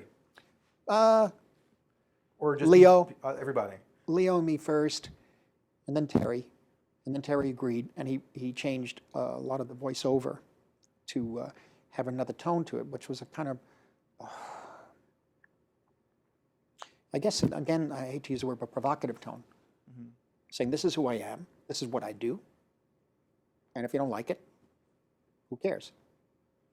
Because we run everything, we do. This is a small company, supposedly in the 80s or 90s, right? But it's just symptomatic of the mindset of the bigger companies. And where are we now? I mean, the reality is with that disaster that's occurred that the whole world is reeling from, who's culpable, who's responsible, and who went to jail. A lot of billions of dollars paid off, but billions of dollars, I think, on that level, believe me, the billions, that's lunch money. Yeah. Is your process a talking process? Yeah, very much so. Talk constantly. So you don't just think that was part of the energy. You really want to talk to other people who you're working with? Yeah. That was part of the energy I was concerned about, if I had enough energy for it, to go through that talking process. And then you have a lot. Actually, see, one of the things with Leo, I like him a lot because we kind of think in a similar way, even though there's 30 years difference. And he'll go there. He will go there. He'll push it. But if there are restrictions, what's the sense of working with him? But he was open to this.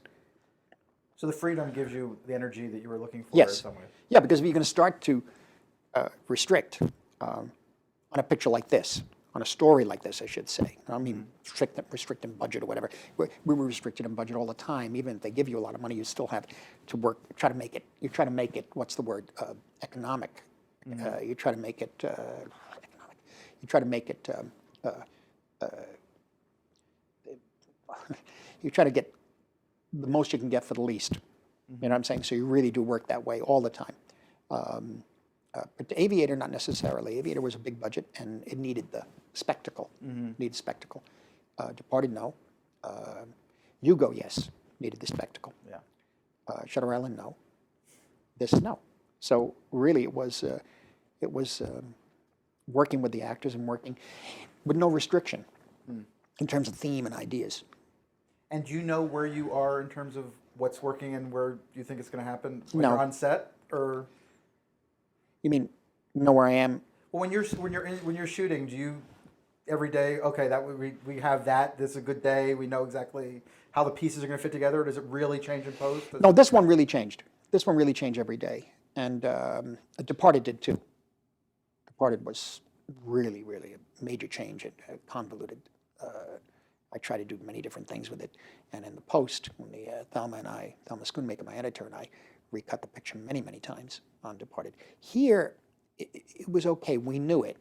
We saw it. And it was a matter of just distilling all the action down to as tight as it could be. And then basically some information that connected some business issues, which I wasn't really that interested in. But I did feel, once I saw the scene, the first week of shooting with first 2 days, he arrives at the Rothschild place there, and the guy says, "You're pond scum," and takes him down there, and then Matthew says, "Come on, let's go," and he puts this thing in the pneumatic tube or whatever. And I felt a good energy there. I really did. But then we did the lunch scene with Matthew McConaughey and Leo, and that's when it all clicked in, about 4 days into shooting. And I realized that's the kind of movie, that's the movie.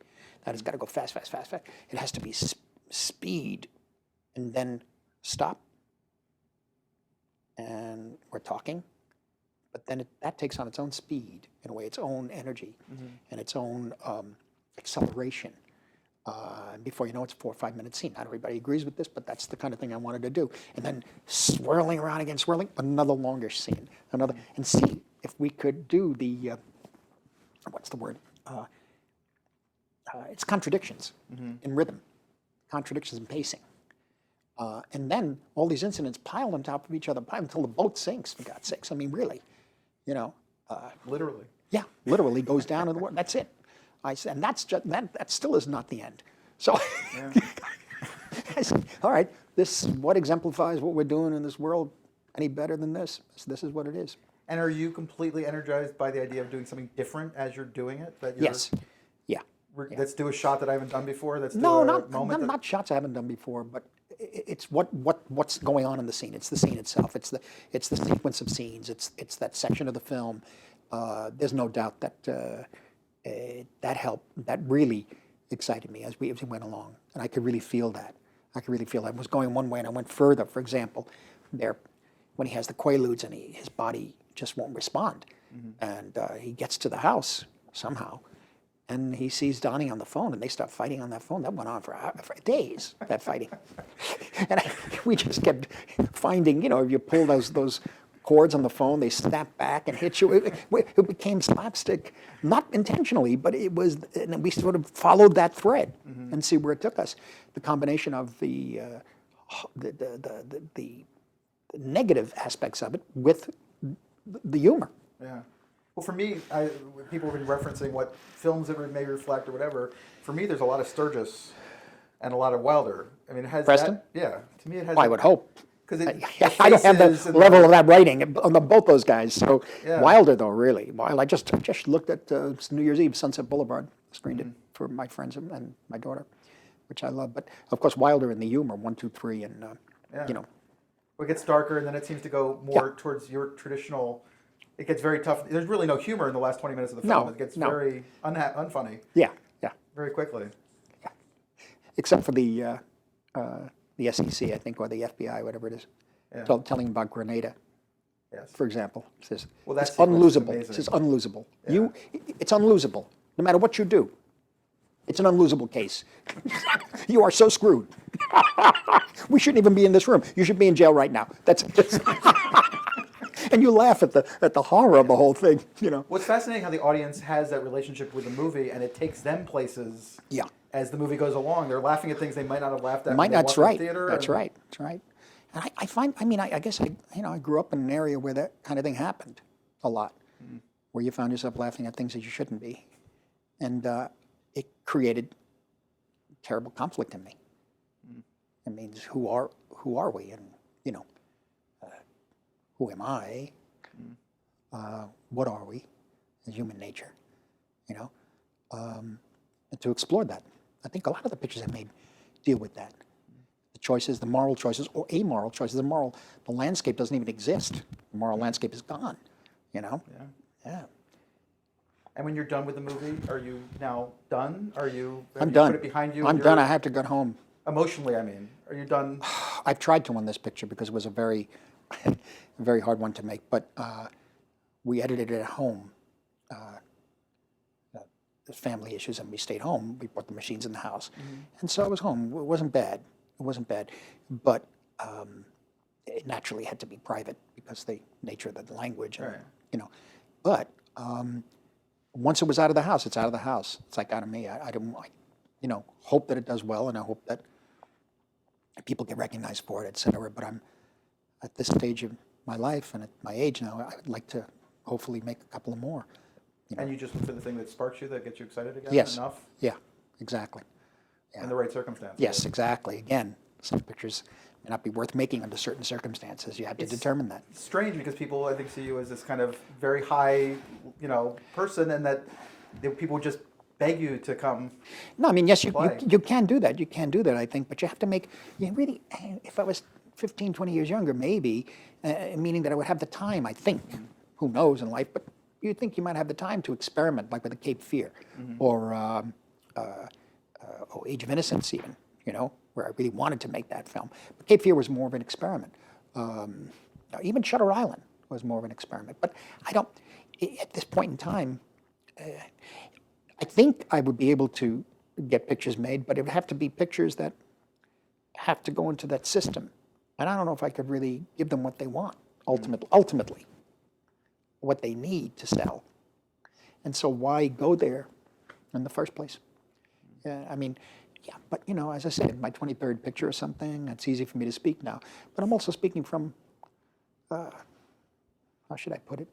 Not a fatigue, but from a calming that has occurred, a kind of a realization that, like, it's what you do. If you could all come together on a project, you all agree as best you can, and try to keep the budget down and take a chance. It's always a chance. You never know what's going to happen. But they're high wire acts, and it gets to a point where it has to make sense, as they say in Hollywood. It has to make sense, whatever that is. Oh, yeah. All right, what a welcome. Okay. Our students are interested in the geography of the life that shaped the artist in that chair. For some of our guests, their earliest experiences are of minor consequences, but for others, they are immeasurably important. I suspect that you belong perhaps preeminently in the latter group. Let us start with this. What is your father's name?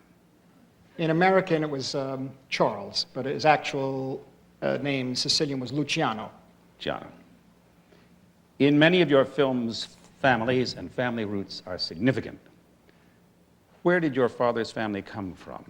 My father's family came from a small village outside of Palermo called Polizzi Generosa. And what is your mother's name? My mother's Catherine, Catherine Kappa. And where did her family come from? A small village, a small city village, I guess you'd call it, outside of Palermo, again, south. It's in a valley. Polizzi is in the mountains. And this place called Cimina is in the valley, and you could see it in Visconti's great film, The Leopard. Where were you born, Marty? My mother and father got married in 1933, and they were born on Elizabeth Street. They moved to Sunnyside, Queens. My brother was born, and then they moved to, it was very, very nice at the time, apparently, and moved to Corona, Queens, and I was born in Flushing Hospital. We stayed there for about 7 years, but my father got in trouble with the landlord, and we had to move out, and we moved back to Elizabeth Street and shared the rooms with my grandparents. You were in what is called by the public Little Italy, weren't you, when you came back? Yes. What's Little Italy like? What's it like growing up on Elizabeth Street or in Little Italy? Well, I think the Little Italy of 1949, 1950, where I was sort of catapulted into, because in Queens, there was a tree. You know what I'm saying? There was a tree. It was fantastic. It was like there was grass. People that, I mean, there were, you know, but it had a nice, it was nice. It had leaves, and you know, I'm telling you, when we moved back, and and there was a big problem with the landlord. There was all kinds of complications. We moved back to Elizabeth Street, and I looked out that window, and that would be my point of view for years from that window, the third floor front. You shot out of it. Yeah, I shot out of that window precisely from my grandmother's apartment. At a certain point in time, I really thought this was the best place in the world. It was 3 or 4 butcher shops, 2 funeral parlor on that same street, 4 greengrocers, candy stores, pork store around the corner, a fish market, and that was just Elizabeth between Houston and Prince. Mary the butcher? Mary the butcher, she passed away only a few weeks ago. No. She was 96, yeah. My God. Yeah. You've talked about it as a kind of village. Obviously it shaped you, right? Yes. It shapes you still, doesn't it? Yes, it does, yeah. I know very few people who have been in that chair who seem to have been shaped as much by those early experiences. Well, I think what happened was that having contracted asthma when I was 2 or 3 years old and corona, something to do with taking my tonsils out, it wasn't necessary, and something happened. And next thing I know, I had asthma, and I was separated from everyone else. And I think what started connecting me to the family was the fact that they really didn't know what to do with me, and I couldn't do any sports, and I couldn't play with the other kids, so they took me to the movies. And I think I experienced a great deal of emotional and a very strong emotional connection, particularly between my father and myself. Was it he who took you to the movies? Yeah, my mother took, he took me, and my brother took me, but my father was the one who took me to see some very classic films. Was that at the Academy of Music? Academy of Music and the Loews Commodore, which is now NYU School of the Arts. Oh, God. Yeah. Perfect. Yeah. Perfect. It really is. And what films had the greatest influence on you? Well, I think when my parents took me to see, the first film I can remember seeing by title was Duel in the Sun. Yeah. And I must have been 4 years old, 5 years old. My mother took me to see it because I liked Westerns, and but I think she didn't like Westerns. It was condemned by the church. Yeah. So she said, I'm taking the kid, it's a Western.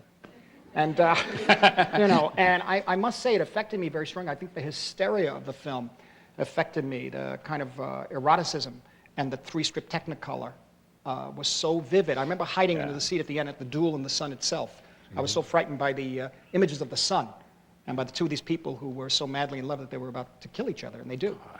But also in 1948, my father got a television set in Corona, 16-inch black and white RCA Victor, and on Friday nights they would show Italian films, and they showed neorealist films for the Italian-American community, 1 a week. Bicycle Thief. The first one I saw was Paisan. And my grandparents came over to the house. They were there. And, they were speaking a language that the people on the TV was speaking, and I couldn't quite make that Italy was one place and America was another, but I knew that there was some connection. But I know that I was greatly drawn to those pictures. Paisan, Open City, and Bicycle Thief, and Shoeshine were the key ones. That became part of my very soul and consciousness. Were you a solitary kid? Oh, yes. I was pretty much the outsider all my life. I was sort of pushed. I mean, I would love to have. I think I would have liked to play stickball. I don't know. I could never. I tried a few times. I was there for comic relief. I mean, they tried. You know, I was so bad at it. Because of the asthma, was it? The asthma, basically, and I think what was put into my head, because my parents were, you know, decent, hardworking, working-class people, but they were not educated that way, and then they got very frightened and just said you can't do anything, and you can't fight, you can't play, you can't laugh. So the thing about it was that I think what happened was I had to find other ways of defending myself in areas that were kind of rough, and so I sort of had to rely on what was left of my wits. Did you have a nickname? Oh, Marty Pills, yes. I had my drugstore with me. Or you just, you know, go, time to take your pill, time to take this pill, time. Oh, it was, and to this, you know, to a very long period of time, into my 50s, really. I'm still in my, 59, so. It's information, usually it's not there. You see, it's very subjective, too, you know? And that's what's the magic, that's what's so magical about it. So I started drawing that, and then in 1950, my father took me to see a film called The Magic Box. And it was a film made for the 50th anniversary of British cinema. And Robert Donat played the inventor of cinema in England. It was still to this day contested, William Freeze Green. And in that film, he shows Maria Schell at one point what he calls what is known as the persistence of vision, that you could draw little figures on the edge of a book. And if you move in each drawing, you move an arm just a little bit more, and you flip them, it looks as if they're moving. So I started to do that on all the telephone books and that sort of thing.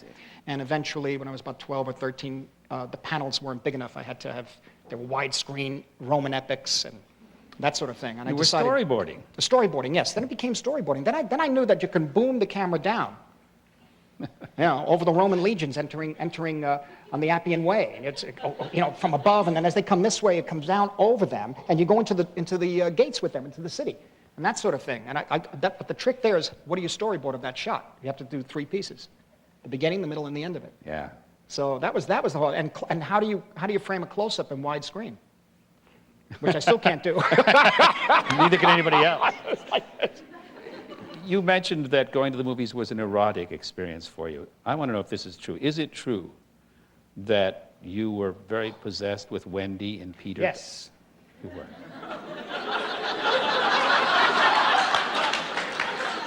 Wendy, it's a little tricky in that Disney film, I'm telling you. There's one, she was, you know, first of all, Tinkerbell was Marilyn Monroe. She was patterned in the Disney film I'm talking about. That was Monroe at the time. Really, it was patterned after her. Mm-hmm. But Wendy, at one point, she has to step over on a rock or something, and her dress goes up, and the leg and the knee and the ankle, that was it.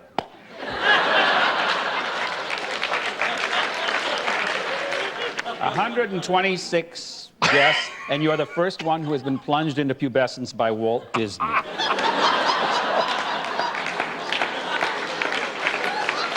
I'm sorry. No, don't apologize. I think it's quite touching. Both Gabriel Byrne and Pierce Brosnan in that chair have spoken of the influence on them of the Catholic Church. We all know how important it is to you. Were you an altar boy?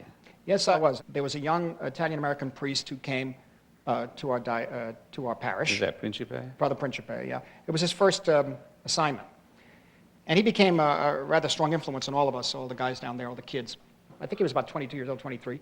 He was very young, as I say, and he had a whole other way of thinking about the world and made us understand that there was something outside of the neighborhood. A different way of looking at life, possibly, number one. And also there was literature, there were certain kinds of cinema. He would talk about the cliches of movies that we liked and made us think of other ways. He did? Yeah. Was he one of the reasons that you thought of entering the priesthood? It was the main reason for it, I think. But I think the real religious person, the real person who's acting out, is in the street, working with people. Yes. You know, whether they're EMS workers or, you know, They don't have to be priests and nuns. They're doing God's work. That's what I think. Yes. And so I think what I had to learn was that, and I learned it quickly in a preparatory seminary, that I wasn't ready for it. How old were you when you went into the seminary? I was about 14 or 15. How long were you there?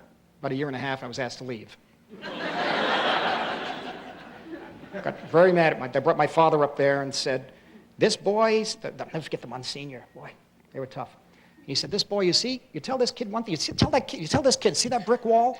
Don't go knock your head against it. Don't do it, it's gonna hurt. He gets up and he does it. My father just sat there and, you know, that was it. That was it. How did you continue your education once you realized you weren't going to wear the collar? Cardinal Hayes High School. I took the last 3 years of high school there, and by the fourth year, I was sort of split between still thinking of the priesthood and becoming fascinated, totally obsessed with film. And I was beginning to see other foreign films. I was just consumed by this extraordinary input of other cultures, you know, and I was just enriching everything.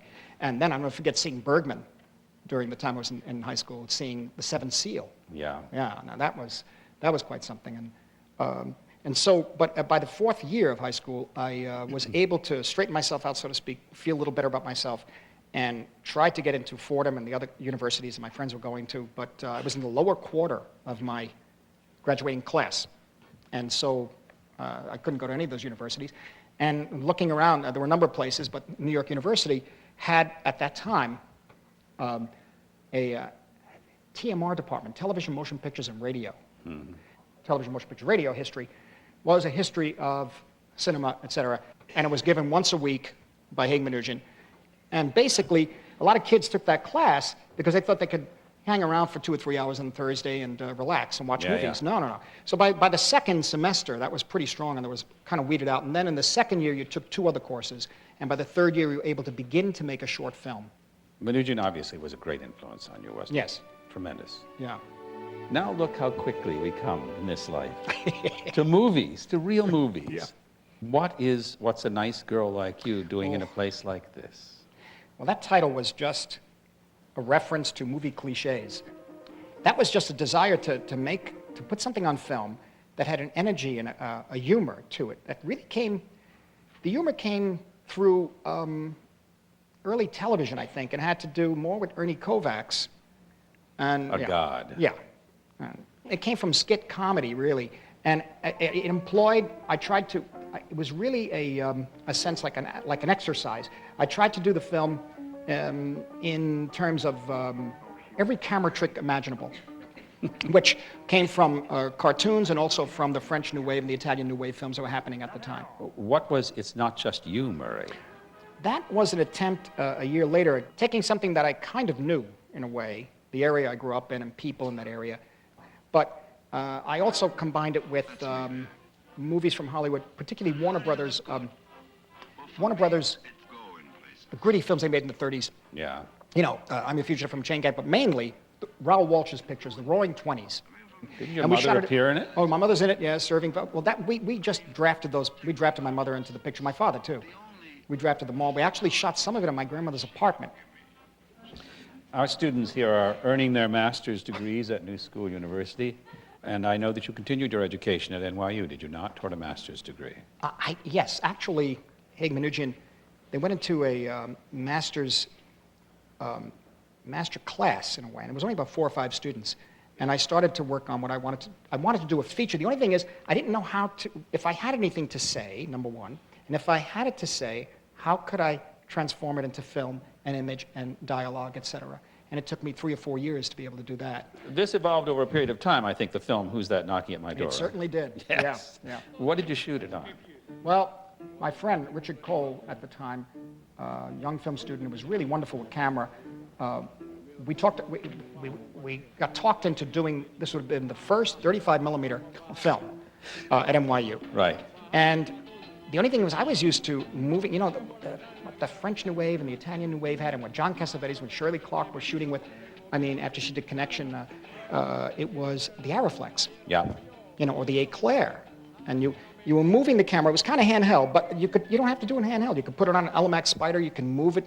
You can have 42 different compositions in an 8-minute shot, if you moved it correctly or as you liked. And so what happened was that we got, in the first couple of months of shooting that particular film, we used the wrong equipment. It was a Mitchell BNC. My God. Yeah, and I brought That's it down a to phone booth. Yeah, literally, it's bigger than this platform. Yeah. And I brought it down to the old neighborhood, and I got this little storefront that was supposed to be an after-hours place, and the camera was bigger than the place inside. And it was killing the actors. It was killing the whole feeling of the picture. And ultimately, we just I edited together what I had at the end of the year. It was 1965, and it was shown at the NYU end of the year screening. It was a disaster. And it sort of lay dormant for about a year or two until Haig Manoogian came up and said, listen, why don't we shoot the scenes that you should have done, certain scenes between what turned out to be Zina Bethune and Harvey Keitel, explaining some of that, intercutting it with the 35, and ultimately that was the film that was shown at Chicago Film Festival. Zina Bethune and I acted together on The Guiding Light. Aha. The film has some eroticism in it. There's some nudity, there's some sex. Oh, yes, that's a very important point. We showed the picture in Chicago. I didn't go. Haig went and they showed it. Haig called up and said, listen, we have a guy who wants to distribute the film, finally. The only thing is, and this you have to understand, was that there was a new freedom in cinema in '68. In everything. In everything, yeah. And so Haig said, listen, we want the picture released. It has to have a nude scene. I flew Harvey over to Amsterdam, and I shot this scene in Amsterdam. No kidding. Found a loft, looked just like the Bowery. Yeah. And so we came back. I brought it in. I didn't declare it at customs. I just had it in my coat.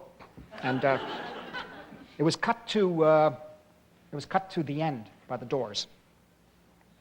And took it in, and we looked at it. It was pretty good. We said, okay, fine. I had done the storyboards and everything. And Haig said, where do we put it? I said, I don't know. So we just dropped in the middle of one scene. That was the kind of, there was no structure, there was no narrative. It was sort of his fantasy. Yeah, it was a fantasy thing, and it was pretty, it's not my favorite but it's the film. But it really, Who's That Knocking was really a learning process. You have to understand, too, that a student film at that time, it isn't like where you have a schedule. You shot when you had the camera. So I'd have to call Harvey and say, we're shooting on the weekend. He says, and Harvey was a court stenographer. He was trying to earn a living. Yeah. He really got mad after a while, and he got his hair cut. I said, why did you cut your hair? The scene is a continuity. He said, I can't, I have a life. You guys are crazy. You keep shooting this thing on the weekends. And the only thing was the haircut. He went in one scene. It's the same scene. He goes in one door, and he comes in, his hair's cut. Goes to show you what a great storyteller. Nobody noticed. How did you come upon Boxcar Bertha?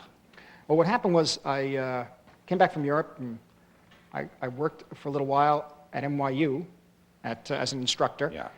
I used to work for the Maisel brothers, and I used to hold, when they started doing color, I had to hold a light for them, because they were doing cinema verite, Yeah. And I was editing some documentaries with him, and with Thelma Schoonmaker, too, is when I met her there.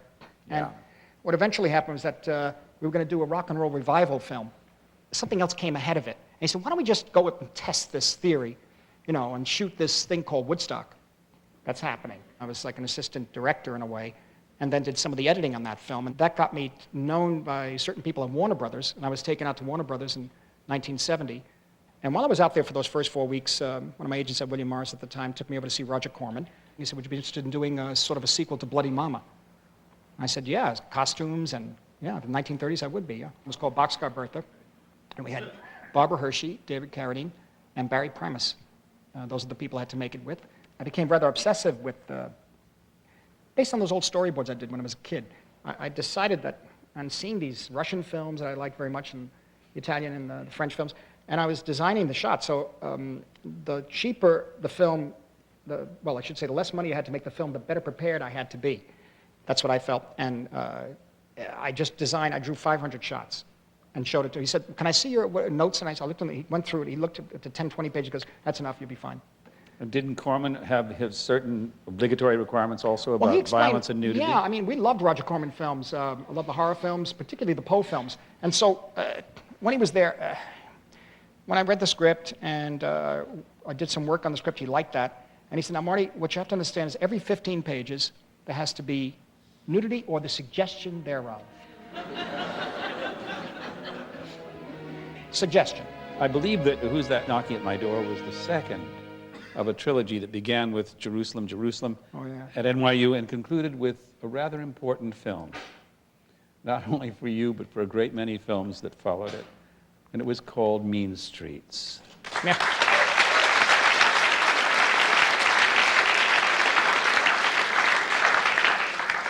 What was its evolution?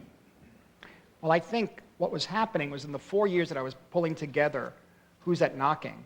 Don't forget, there's part of you, too, that one has to balance out wanting to express yourself with cinema and be alive in telling stories with camera and actors, but also balance it with the need to be famous. There was that, when I saw Bertolucci at that time, I wanted that, but I had to go my own way, and the work has to be more important than being famous or being known. And over a period of years, I had to learn that. But the problem was that at that time, I was just possessed with it, and I went too hard and too fast. And never forget, the New York Film Festival has always been great to me. When we submitted Who's That Knocking, they wrote back a note saying, "You're living aesthetically beyond your means." So, I mean, you really had a lot to learn about life and people. I was burning, but I didn't have. And so, out of that, and also the incredible knowledge I learned from Corman, and that Corman was another university, combining that with what I couldn't get on film in Who's That Knocking, what I really, what I wanted to say, and this, what was really eating away at me, my life, my memories and my emotional makeup, which had to do more with my family and my father and his family as his brothers, was eventually to find its way into Mean Streets, and also about myself and my old friends, covering a period from 60 to 63 when I was sort of split between NYU and reading Henry James and hanging out in after-hour clubs on the weekend. Yeah. You know. How long did it take you to write it? 6 years, on and off. My friend Martic Martin helped me a lot. He was an NYU student, and he would help work on the structure and that sort of thing. For whom did you write the role of Charlie? Harvey. He was the alter ego, there's no doubt about it. We became very close, and he's quite extraordinary, Harvey. In other words, you were writing about yourself, so it was autobiographical. Yes, yeah. First of all, I didn't think it would get made. Then I thought when it was getting made that it would never be really released. I just thought if anybody would ever want to know what it was really like with Sicilian Americans downtown, 40 years in the future, they could look at 2 or 3 scenes, one of them being the improvisation between De Niro and Keitel in the back room earlier in the film. They could get a sense of what it really is, because De Niro knew those people. Harvey would hang around with me, so he knew a lot of the people we were making the film about. And so that became something I thought that would just be eventually shown almost anthropologically. I never really thought it was going to be, you know. You were wrong. Yeah. As the movie begins, we hear a voice in darkness. Whose voice is it? That's my voice. And do you remember what you said? Yeah, is you make up for your sins at home and in the streets, I think. Is it? Yeah, he says, you don't make up for your sins in church. Yeah. Do it in the streets, you do it at home. All the rest is BS, and you know it. And you know it. In one of the most memorable shots in the film, Charlie holds his hand over a votive candle. Yeah. Have you ever done that? Well, yeah, and in certain, it's kind of a funny thing, but out of context, it sounds somewhat horrendous. But within context, because you had a balance of certain kinds of teachers and certain priests or nuns who came in to speak specially, and there were some who would give what they would call a mission. And then by the third day, the sermons got really serious, and you got into hellfire to a certain extent, and you put your finger over a flame and see how long you can hold it there. So imagine the pains of hell. When Harvey was here, this is what he said. The dogma of the different religions, in my sense the Jewish one, his sense the Catholic one, the prohibitions, the hopes, the taboos. We had these questions, we were struggling against these very restrictive emotional criteria. We felt something else was present, something else was there we needed to get at. And we've been trying ever since. Agree with him?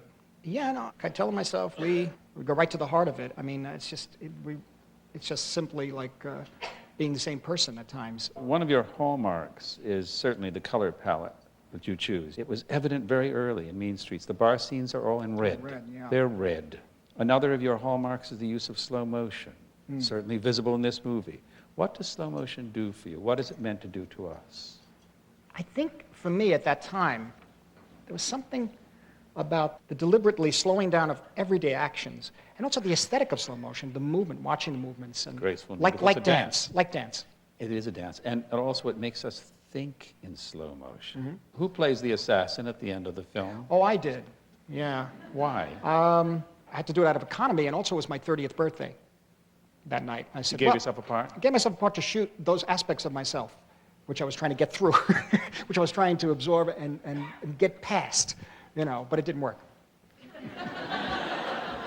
Worked in the film, you were a very good assassin. Oh, thanks. Marty, of course, around the world is considered an auteur, and one of the reasons, of course, is that there are so many hallmarks in his films that are distinguishable from anybody else's. One of them, of course, is the way you use music. Now, you were using it that way in this film. You were using period rock and roll. Yes.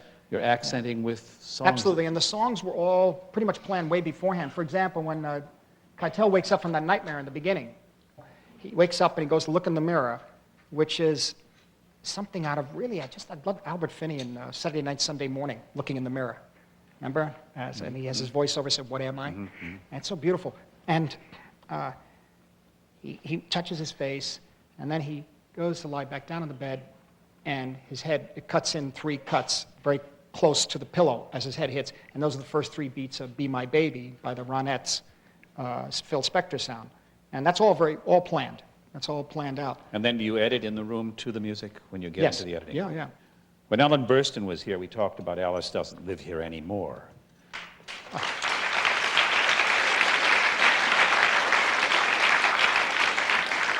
I believe that Ellen was responsible for you directing that film. How did it happen? Well, she was looking, she had just done The Exorcist, and Warner Brothers was very high on her. She was excellent in the film. Then Francis Coppola had just seen Mean Streets, and he told her, "You got to see this kid." I'm told that when Ellen met with you, she said, "What do you know about women?" I said, "Absolutely nothing, but I'd hope to learn." Ellen Burstyn won an Oscar for her performance in this film. She was one of the creators of this school. She's taught our students here. She was one of the first guests in that chair, and she is today a co-president of the Actors Studio with Harvey Keitel and Al Pacino. I think that in that film, her range is astonishing. Oh, yeah. We had a great time with that because she's really tough, fearless, and was open to anything with a great sense of humor. She said, of all the directors I've worked with, Marty is best at providing the environment where actors can do their best work. He'll say, "Okay, we know what the scene is about, now what's it going to be?" And the actors will start improvising. Do you like to use improvisation a great deal? Yes. In Alice, we did a great deal of it, and it was really influenced from Cassavetes after seeing Shadows and being around John Cassavetes a lot. I was really influenced by his life that he put on screen, but also in certain moments of American movies that Hawks created, and also John Ford created a certain camaraderie with the family in John Ford films. And there's a little girl in the film who plays the friend of Ellen's son. Who is Jodie Foster. Jesus. Jodie Foster. When she came in the room for the audition, sat down, I said, "Where you been?" She said, "I've been working on some commercials." I said, "Oh, yeah?" "Yeah." So this kid is tough. Ellen won the Academy Award for this picture. Who accepted her Academy Award? She asked me to accept it that night. She was doing same time next year, I think it was. Yeah. And I was sort of embarrassed. She asked me to thank myself. So I did. With Marty's 5th professional effort, he quite simply created a landmark American movie. Tell us, please, what was the genesis of Taxi Driver?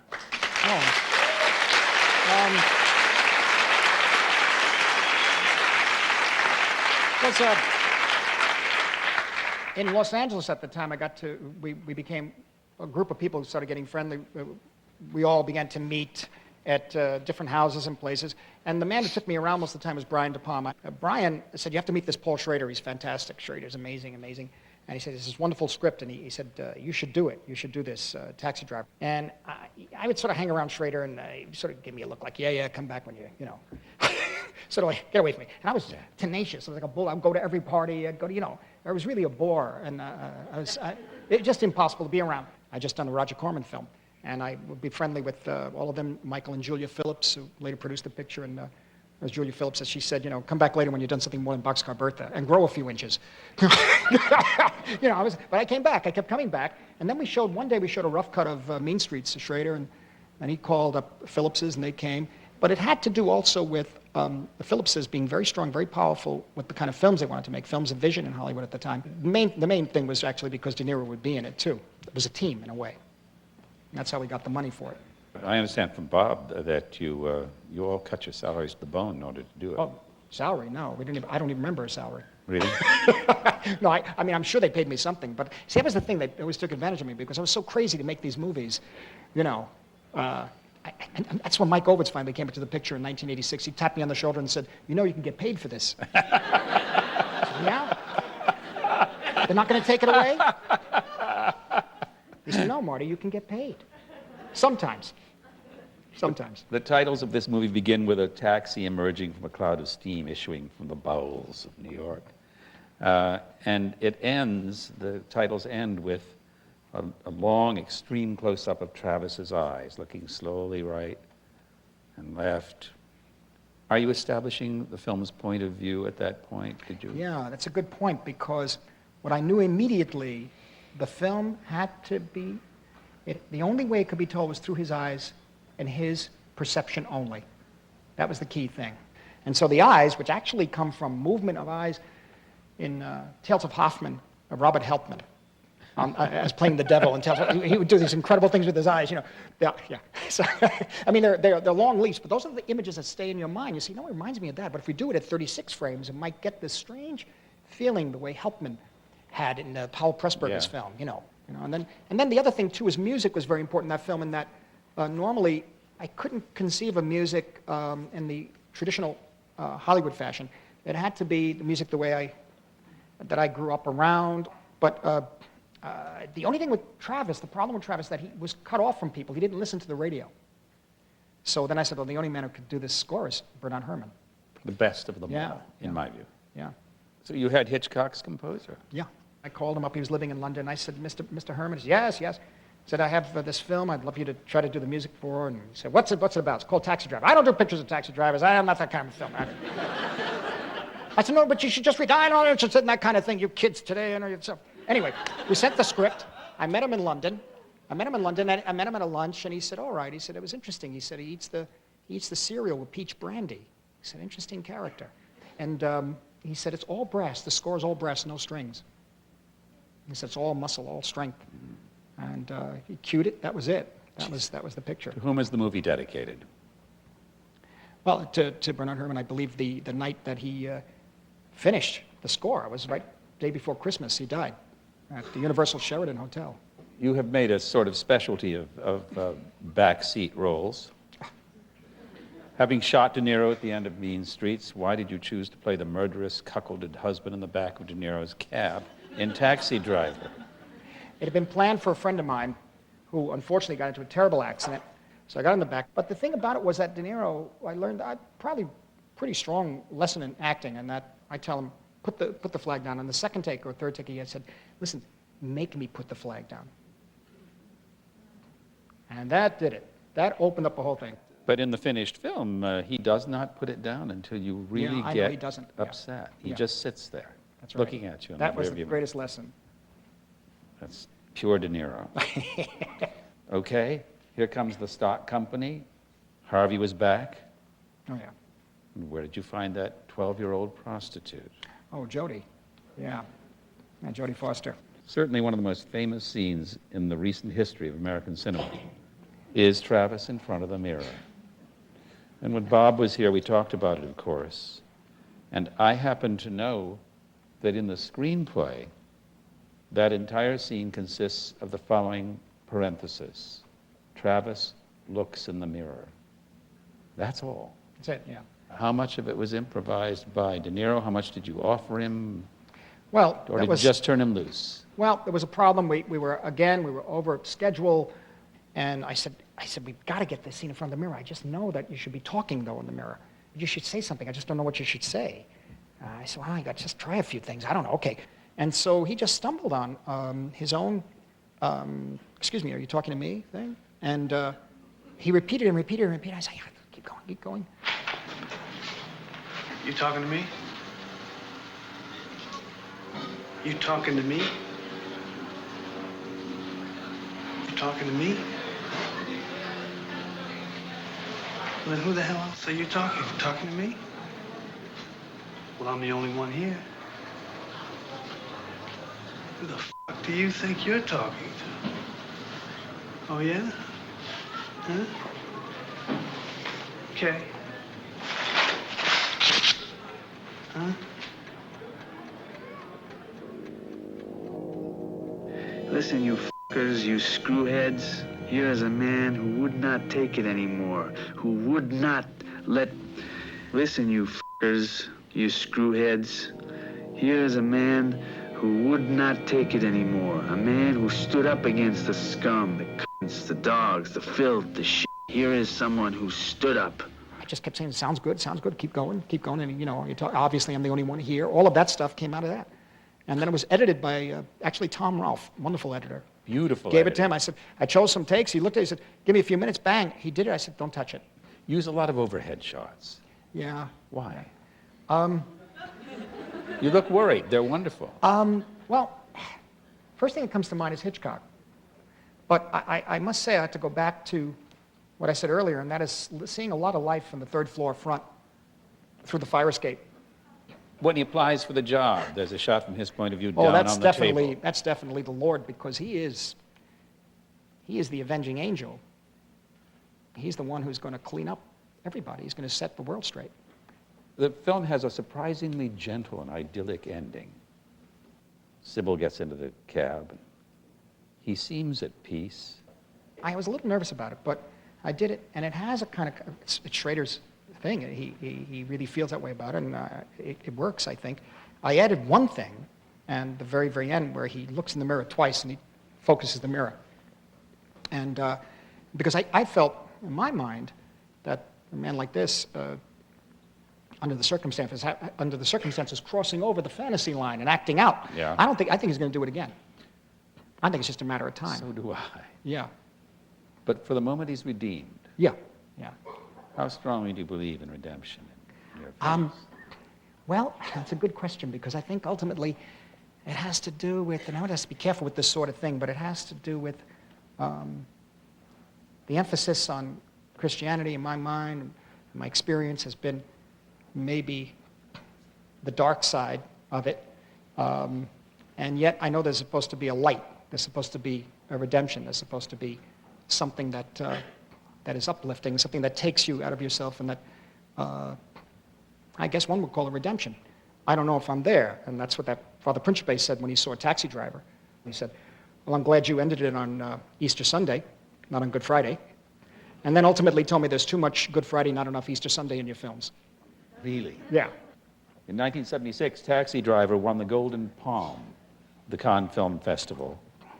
And 26 years later, at dinner on the closing night of the 2002 Cannes Film Festival, you and I made this date for tonight at the dinner. Oh, that's right. You have a long and important association with the Cannes Film Festival. You'd had a nomination for Alice Doesn't Live Here Anymore. We won in 76. Well, I was very surprised, because I also thought that picture was a labor of love. It would never be shown. God, what you felt when you saw The Seventh Seal, you just have to accept the fact that that's what many, many people have felt when they've seen Taxi Driver. With Mean Streets and Taxi Driver, Marty served notice that something young, vital, and important was happening in American film. But he altered the landscape forever with Raging Bull.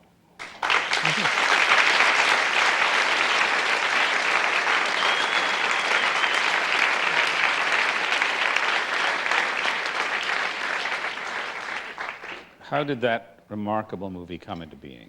Raging Bull came out of De Niro. Quite honestly, I didn't know any sports, so I wasn't interested in Raging Bull in that sense, in boxing. He kept at me on that picture for a number of years, actually, until finally I was in the hospital and De Niro came up to visit me, and he was in the bed, and he said, why don't you just, he said, listen, you'd be good for this film. Why don't you just do it? Come on. And I suddenly said yes. And I realized, I kind of found myself in the character, in a way, in what he was interested in. And what Bob De Niro was interested in myself suddenly came together in my head through this man named Jake LaMotta. And this profession, quote unquote, of fighting, which means a guy's job, he gets up, he goes and hits people, they hit him back. He comes home, it's the same thing. The ring, the bedroom, the kitchen, it's the same. And it just becomes all of life. And so I understood that. And with that, I came out of the hospital, I was in much better shape. And he said, we're going down to an island and work on the script together. And again, I'm not athletic. I don't like islands. I don't like trees and sand. Sunshine? Sunshine. Water? No. Okay. This guy took me down to this beautiful place in the island of St. Martin. And in the morning, we'd work on the scenes and different structure and dialogue and stuff. I'd put on audio tape. And then I'd write it up longhand. And the person would type it up. And at night, we'd read it. 10 pages, maybe 8 pages a day. And it took about 2 weeks. And that was it. We came back with the script that basically didn't change. I'm told by Bob that you had to schedule your film around his weight gain. That was the key, yeah. That was the key. As he pointed out to me. 60 pounds. Yeah, 60 pounds. We did the fight scenes first in Los Angeles. And then I decided that I don't want to do I don't want to do the thing from outside the ropes. The camera should be, again, like Travis, you should be in the person of the fighter himself. Therefore, you perceive the fight the way he perceives the fight. And what I decided to do was I storyboarded all the fight scenes based on a black and white video they did from one angle for me. And then we started shooting. We had scheduled 5 weeks for that in California. That took 10. And then we came back to New York to do about 10 weeks or 9 weeks of shooting of the dialogue scenes. And then we shot the last, the heavy Jake. We shot him in LA and San Pedro doubling for Florida in less than 10 days around Christmas time. God. All of this consumed how much time altogether? I don't know when we started. The whole thing altogether was 2 years, I think. For me, one of the most interesting aspects of film is the way in which some directors and actors have become linked forever. Von Sternberg and Dietrich, William Wyler, Betty Davis, John Ford, John Wayne, Hitchcock and his Blonde Goddesses, Truffaut, Jean-Pierre Léaud, and of course, Scorsese and De Niro. I was very curious when he was here, and I asked Bob, what happens when you and Marty work together? I'll ask you. I find what's so great about actors, they receive so much, and they have, it's almost like being, and particularly my relationship to De Niro, I think it's almost like being an open wound that could feel everything. The sensitivity is so strong. And I just happen to connect with that sensitivity. And there's a great privacy about that. I'm told the two of you are very private together on the set. So in any event, he just understood a certain kind of relationship to life that I grew up with, and that had to do with the family. Would you remind each other of things? Constantly. And did you notice when he moved that way? I noticed that too. That made he didn't believe us. Yeah. And so there's a kind of immediate understanding that we almost thought the same way. Where were you? I was at my sister's. Where'd you go after that? To the movies. Yeah, what'd you see? Father of the Bride.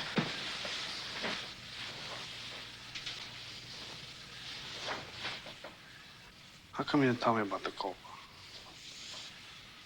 Tell you what about it? You know. How come you didn't tell me about it? Why didn't you tell me about it, huh? I don't know what you're talking about. Why didn't you tell me, huh? Did you my brother, huh? Get off Did me, you? you fat pig! Did you, huh? No!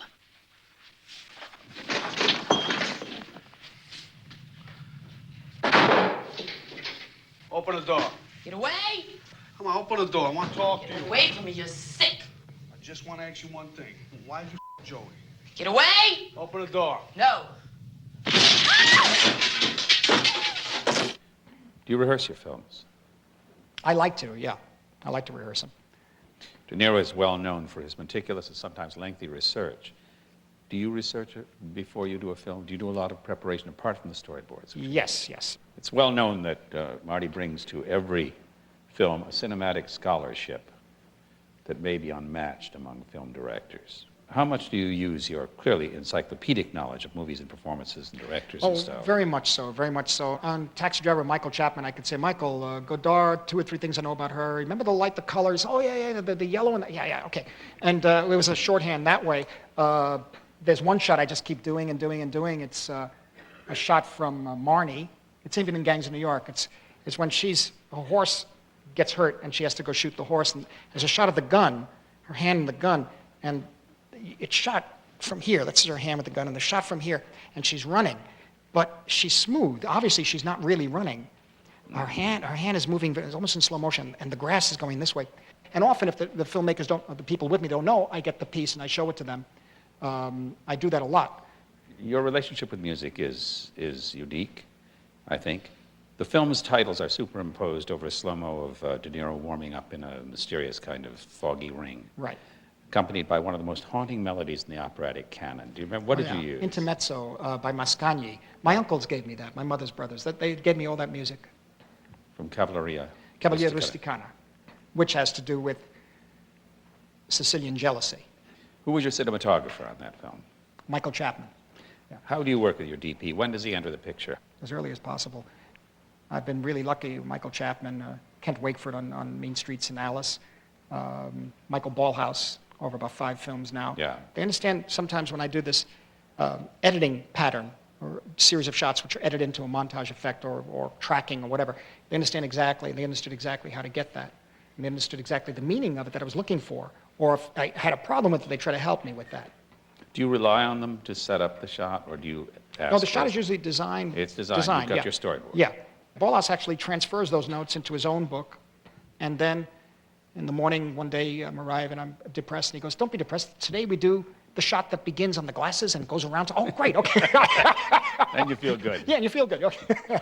Who was your editor on Raging Bull? On Raging Bull, I got Thelma Schoonmaker to edit the film, and we've been editing every film since then. Are you in the editing room with the editor? Yes. Every minute? Every minute. And what do you edit on? A Lightworks computer. That's since Casino. We've been doing it with Casino. It's faster. We used to work on the Chem flatbed. Yeah, that was film. Yeah, on film. So you no longer use film? No. At the end of Raging Bull, this is what we see on the screen. So for the second time, the Pharisees summoned the man who had been blind and so forth. And the man replied, all I know is this, once I was blind and now I can see. John 9:24-26. What's it telling us, Marty? Well, during the post-production, Haig Manoogian died. And in a sense, everything that he didn't necessarily agree with the films I made, didn't like some things, but everything that I kind of learned from him, or at least was inspired from him, was put into the film. And it's about making judgment on other people, judging other people and saying that person is a bad person. They did this, they did this, they did this. How do we know if we're not in that person's place, we wouldn't do the same? Yeah. That's all. Because I have a lot of people say about me over the years, and fine. The reality is, it's what I did. I can't run away from it. It's who I am. That's all. And what I am is up there on the screen. One of the most illuminating subjects of this series involves the criteria by which our guests choose their projects. What makes you say, this is something I have to do? And character. Character. Yeah. The character and the situation the character's in. When you have a character that's pretty strong and is conflicted and hopefully obsessive, and maybe a little paranoid, you can get into a very interesting thing, because you can get the script, you see, and you can work it in this world. The Color of Money was one of your most successful films. Yes. What drew you to this picture? Well, the possibility of working with Paul Newman. Paul was the president of the Actors Studio. He was one of the creators of this drama school. And his portrayal of the mature Fast Eddie earned him his first acting Oscar. Mm-hmm. I want to know, what's it like to direct Paul Newman when he's at the peak of his powers as he was in that movie, and he has been ever since? Paul was, I've never really directed theater. And of course, Paul knows theater so incredible. And so he taught me how to rehearse in a theatrical way. And that is actually get a hall and lay out. I mean, this may sound very elementary to a lot of people. I usually go to the location and rehearse, or, Sure. and other things. But to actually lay out and have a chair and have a tape, so this is a chair, this is this, and actually work out the scenes and work out the rhythm and, if necessary, rewrites right there. We had the whole picture rehearsed within 2 or 3 weeks. And it was the only picture I did, but came in under budget, $1 million, and on 1 day under schedule. I know that you began working on The Last Temptation of Christ in 1977. It's a very long gestation. Yeah. This film hinged on a thorny, no pun intended, question that was settled to the church's satisfaction by the Council of Chalcedon in 451 AD, when they decided that Jesus was fully human and fully divine, and that he was one person. Well, it's the Kazantzakis Yes. book. And Yes, of course. He understanding that if he's fully divine and fully human, his take on it was interesting in that he learns that he is Jesus, that he is fully divine. He learns by the end of the picture, and he has to suffer. Only at the very Only end. at the very, very end. And he has to suffer, like, as we all do in life, for many different degrees, and go through all the same things we do. We're kids saying, well, if God is God and he dies on the cross, he's God, he knows he's going to live, so why is he suffering? He doesn't have anything to suffer, he doesn't understand us.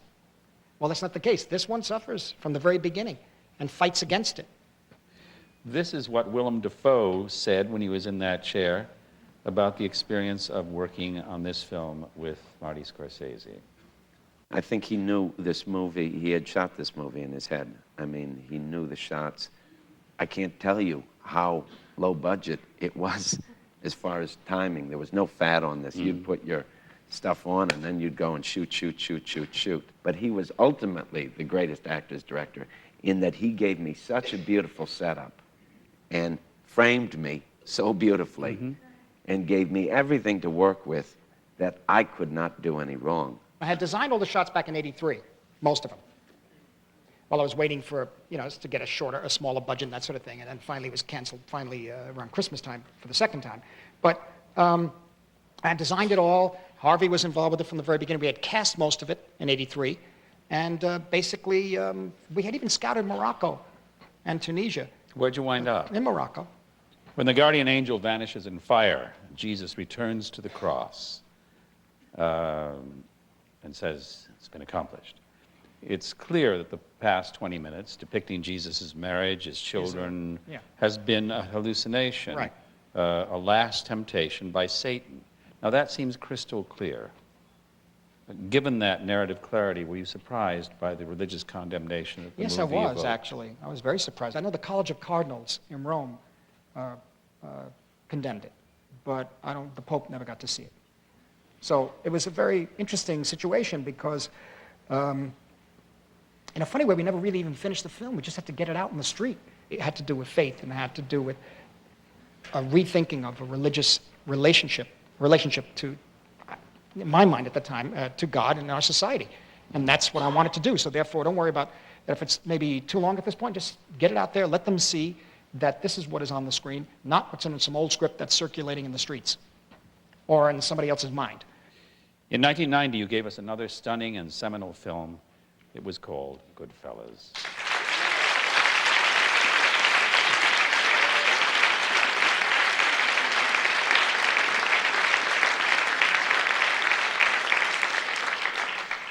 What made you decide it was your turn to enter what had been hallowed cinematic ground? This is ground that had been covered, and you entered it and did it brilliantly and succeeded, but it must have taken a moment of thought. Well, it did. I think naturally I had entered it my own way in Mean Streets, and later on there are aspects of Raging Bull, aspects of it, but not Yes, really, there are. not entirely.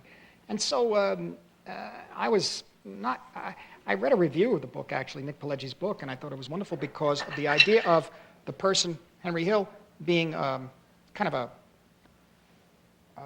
guide, like Virgil and Dante, taking you through all the different levels of organized crime at that time.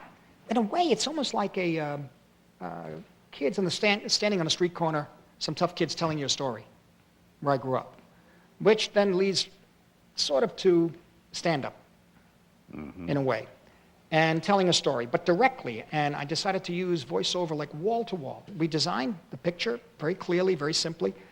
Everything was there, even the freeze frames, the camera moves, everything on the page. It's very evident tonight, obviously, that we are in the presence of a gentleman, a gentle man, You have never shied away from the moments of violence in your films. How do you feel about graphic violence in your own films and the films of others and in life? I think the violence I had in my films, Mean Streets and certainly in Taxi Driver, and it was an emotional violence that I picked up on when I was growing up. And there was violence where I was growing up as part of everyday life. Violence is a very real and being part of being human. And the society, the place I came from, the way I saw it anyway, violence was certainly an option all the time. But I try to do it, I try not to make it, I don't know how to make it glamorous. So I just try to do it honestly. Violence, no, Goodfellas is a visual tone poem. I think it's perhaps the most beautiful of all your films. Who is your art director? Christy Zia. And how do you work with your art director? How soon does that begin? We did a lot of work on a lot of old family photographs of mine. My brother, my family, all of that sort of thing. And we took it down to certain places in the Lower East Side. This is a very beautiful film. In Raging Bull, the title was Crimson. Right. In several of your films, including Goodfellas, the title is Crimson. You seem to have a special affection for red on the screen. Am I wrong? I like it very much. I think it has to do, quite honestly, well, the use of red by certain filmmakers like Powell Pressburger in The Red Shoes, for example, extraordinary. And I saw it at the age of 10. Stayed with me and burned it to my consciousness in a way. There is a shot in this film that nobody will ever forget, of course, and that's the tracking shot On the Copacabana. into the Copacabana. How long does that shot last? Do you remember? It is an unbroken shot, huh? 6 minutes. 6 minutes. The idea was that the camera move has to be in one move because it's the height of his life, in a way. It's the height of his lifestyle. And he's impressing the girl. Yes, he's impressing her, yeah. And he's free and unfettered for 6 minutes. He moves through the Yes, kitchen yeah, and into the yeah. club, and there's Giving Henny everybody Youngman. money, And yeah. Perfect.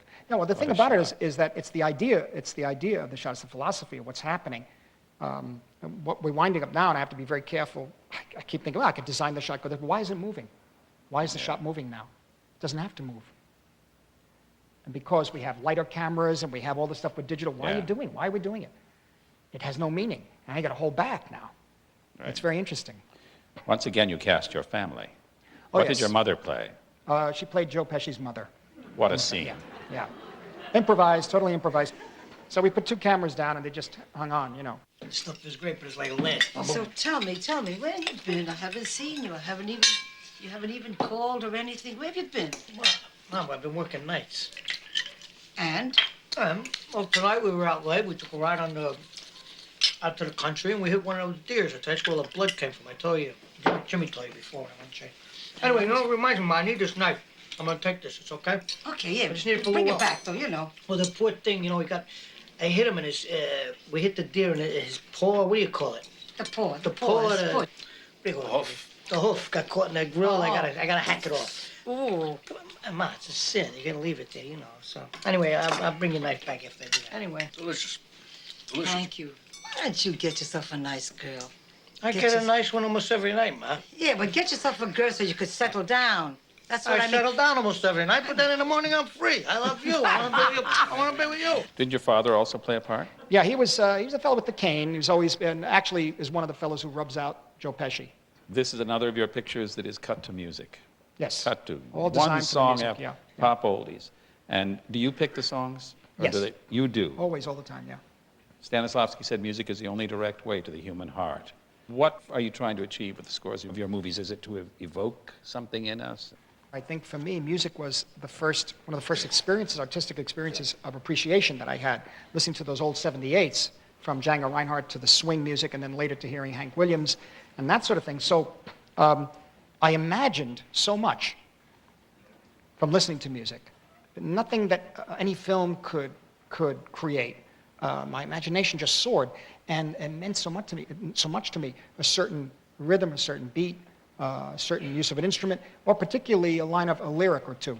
And so also I feel that certain pieces of music reflect the world at that time. And there's sometimes a piece of music comes on, and it brings back this Proustian instantly. Yeah. I said, that's what I want to create. Cape Fear marked your 7th collaboration with Robert De Niro.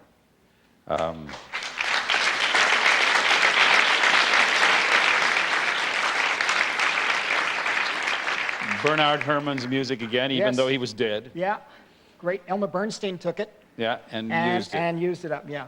The last 15 minutes of the film are very intense, to say the least. That was a sequence I wanted to do. Spielberg and, well, actually, De Niro wanted me to do the film again. He just wanted to play Max. He said, I got to be Max. Spielberg was really wanted me to direct it. And I really tried to do an action sequence and more of a commercial action sequence to see if I, first of all, would enjoy the process, which when I'm shooting, I never enjoy it, but actually when I look back, I did enjoy it. And I drew every shot, basically, and then gave it to a storyboard artist, and we drew it. There were 200 shots there. And we were in a tent. We were in some sort of a pit. We made all this water and tip tanks and the great Freddie Francis on camera, who did Elephant Man and all the extraordinary films of David Lynch, a lot of them. And it took about, I don't know, 6, 7 weeks. It was slow moving because of the water. We have this connection.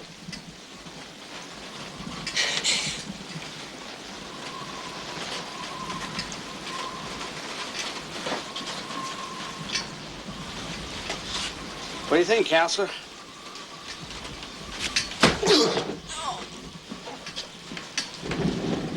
That was real eloquently. Brave, too. I want to thank you for conveying to me your very powerful emotions. Because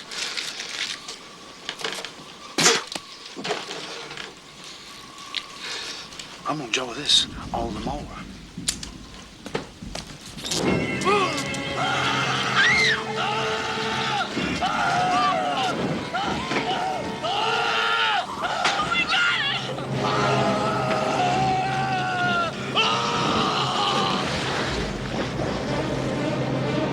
In The Age of Innocence, you directed an actress who has intrigued me for years. I have sometimes said that I suspect that her astonishing, perfect beauty may have obscured for some her exceptional acting talent. And that, of course, is Michelle Pfeiffer. I'd like to know what it was like to work with her. Well, Michelle is, I had seen her in a number of pictures, particularly Married to the Mob, and I thought she was so good because I had a kind of a snobbery about sort of films made by Italian Americans that are not Italian American, et cetera, but like I could swear that she was right from who she was playing in that film. And I said, and at the end, the credits came up and I said, Michelle Pfeiffer, I can't believe that's interesting. And I was really taken by that. So over the years, I watched her, and I was the only one that was in my mind that could play that part of Ellen. I was the only one. She's wonderful. Yeah, and it's just extraordinary.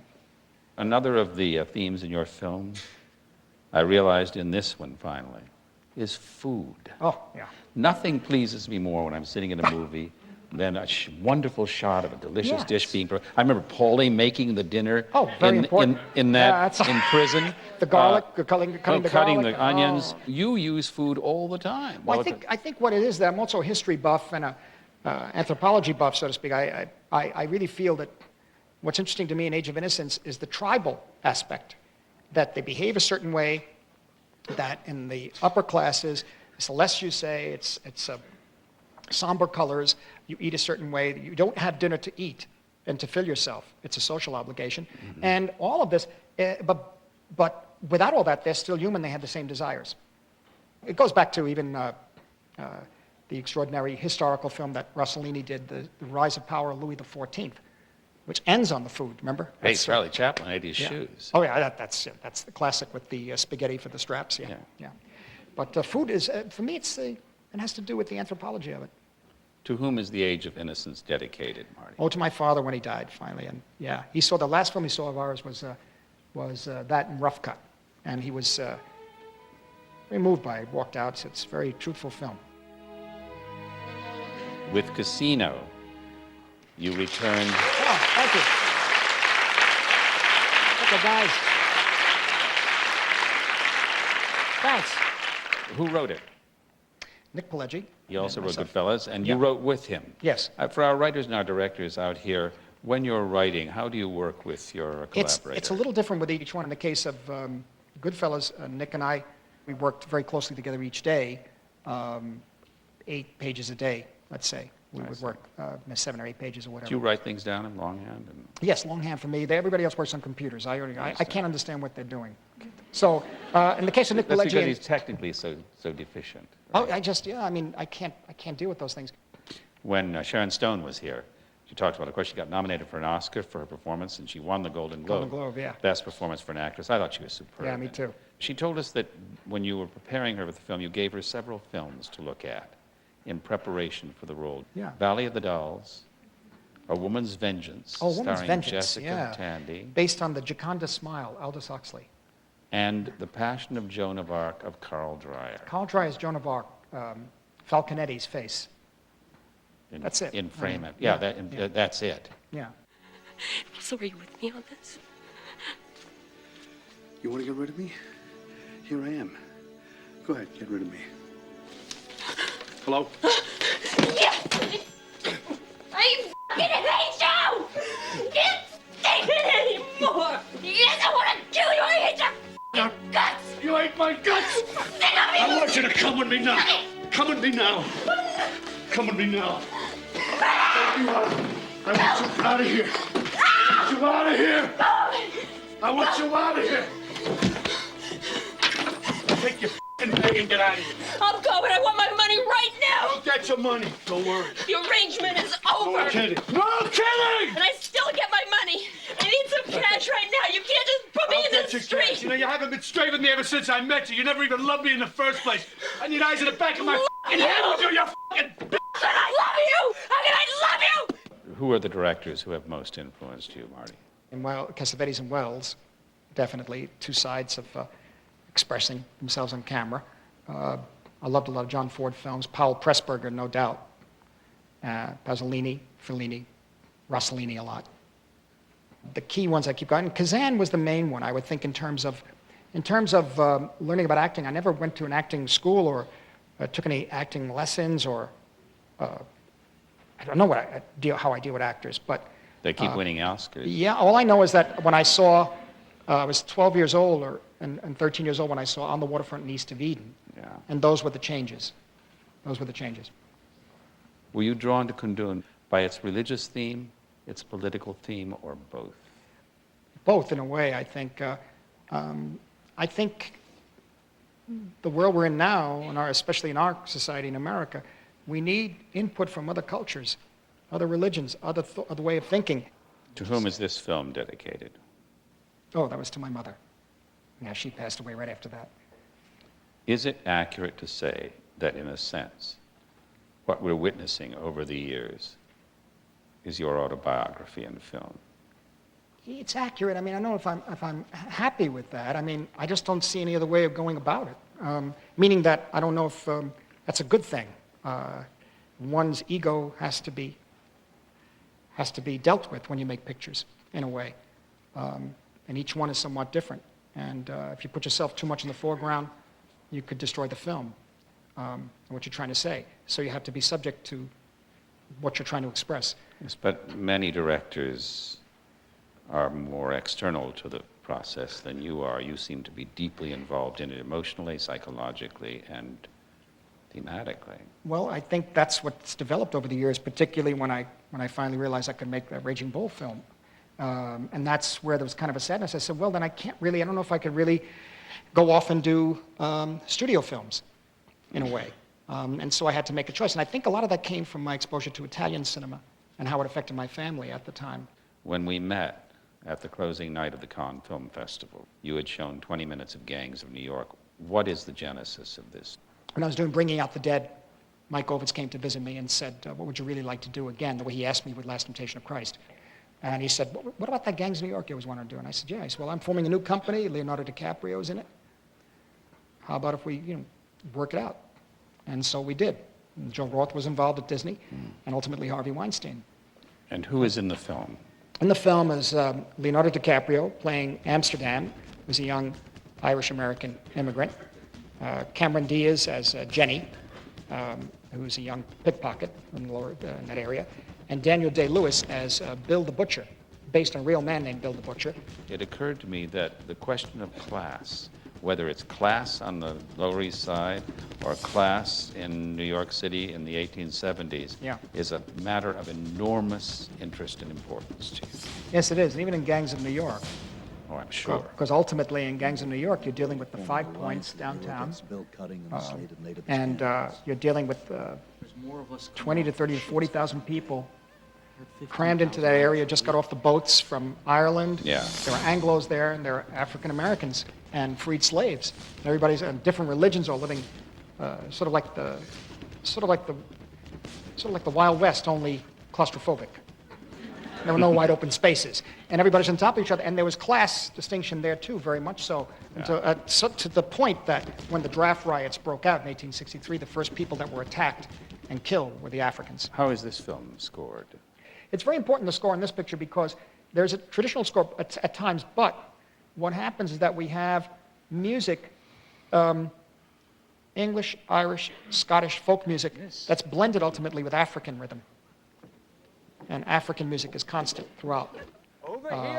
And it becomes, of course, American music. Open it. Hold it up. Into the mirror.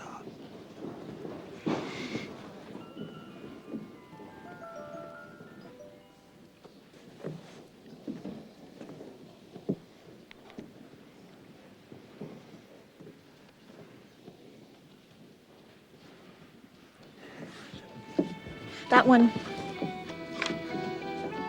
Our queen has chosen. What do you think you're doing? I'm dancing. I said, why'd you pick me? That's none of your business. Would you mind telling me? Oh! Sorry. Not much of a dancer. Just try to keep calm. I've never been to a step-in Ken before. It's best not to look down. You can hold me tighter if you like.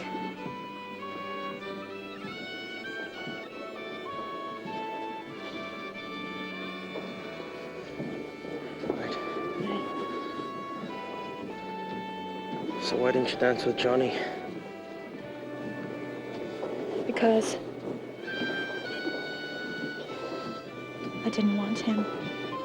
Gangs of New York, we did a lot of Russian montage in the 1920s. I just gave it to the second unit directors, drew shots, and said, "Give me that." And Vic Armstrong was he does James Bond films, and he understood the different speeds of the camera. He said, "Well, if you want that to happen, I can do that at 48 or 36 or 120." And it was fantastic. And I said, "But it has to go from here to here, and there's got to cut to this," and just these little bits and pieces, putting together montage.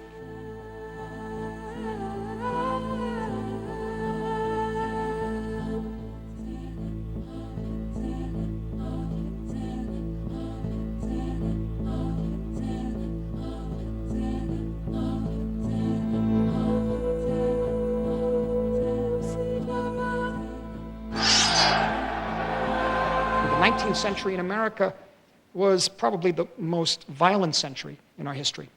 The Civil War and the riots in the streets of Boston and Philadelphia and New York. And so a lot of this was, a lot of this action with the gangs was politically motivated and racist, very racist, very racist. And literally, the Irish were considered anathema to these people. And it has to do with fathers and sons and the birth of a city.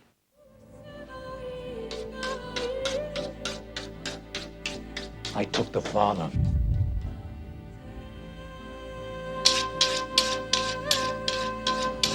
Now I'll take the son. I come to say goodbye. So I'll be finished tomorrow. No, it won't.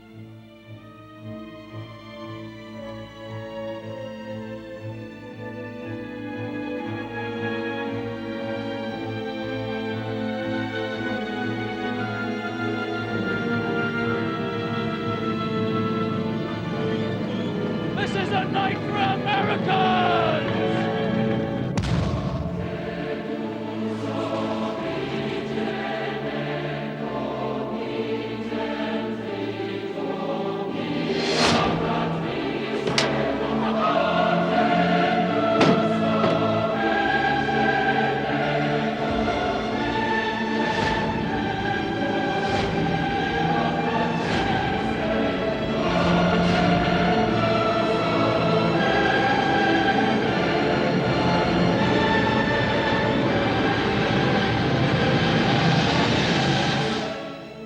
begin our classroom session with the questionnaire by the great Bernard Pivot, who is the best person who ever did a job like the one that I try to do.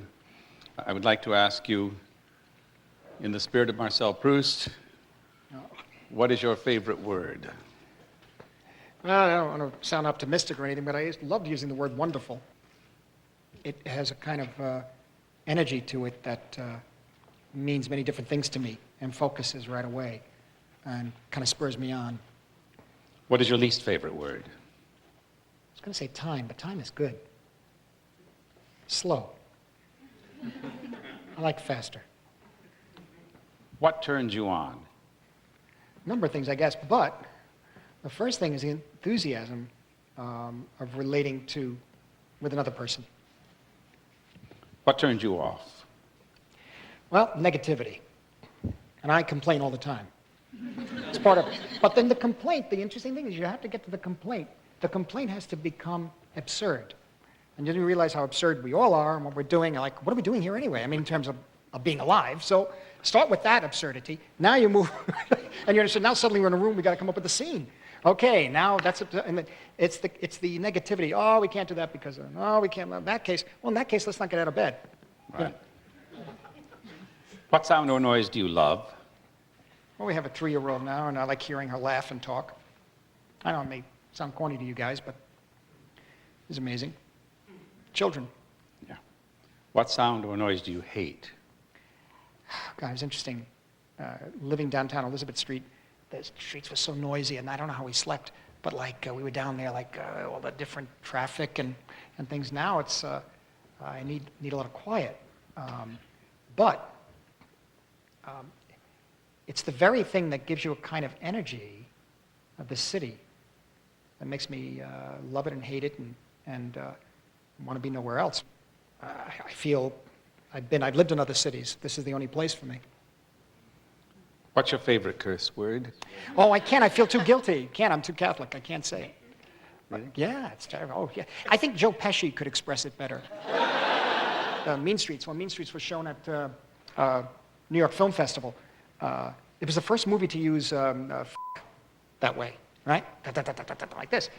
And not that, I guess that's quite a dubious achievement kind of thing. But Joe Pesci's use of it is very interesting, and how he is able to make it like music and break up syllables with it. It's very interesting. What profession other than yours would you like to attempt? Well, it was music. Would have to be music. Yeah. Do you play an instrument? No, never did. Can't read music. What profession would you not like to undertake? Well, certainly one thing, not a studio head. That's for sure. If heaven exists, what would you like to hear God say when you arrive at the pearly gates? Oh, it's an interesting one. I think the trick is, I think God will be easier on me than I'm on myself. So maybe say, it's okay, come on in. Maybe. Maybe. Here are your students. Come on in. All right, kids.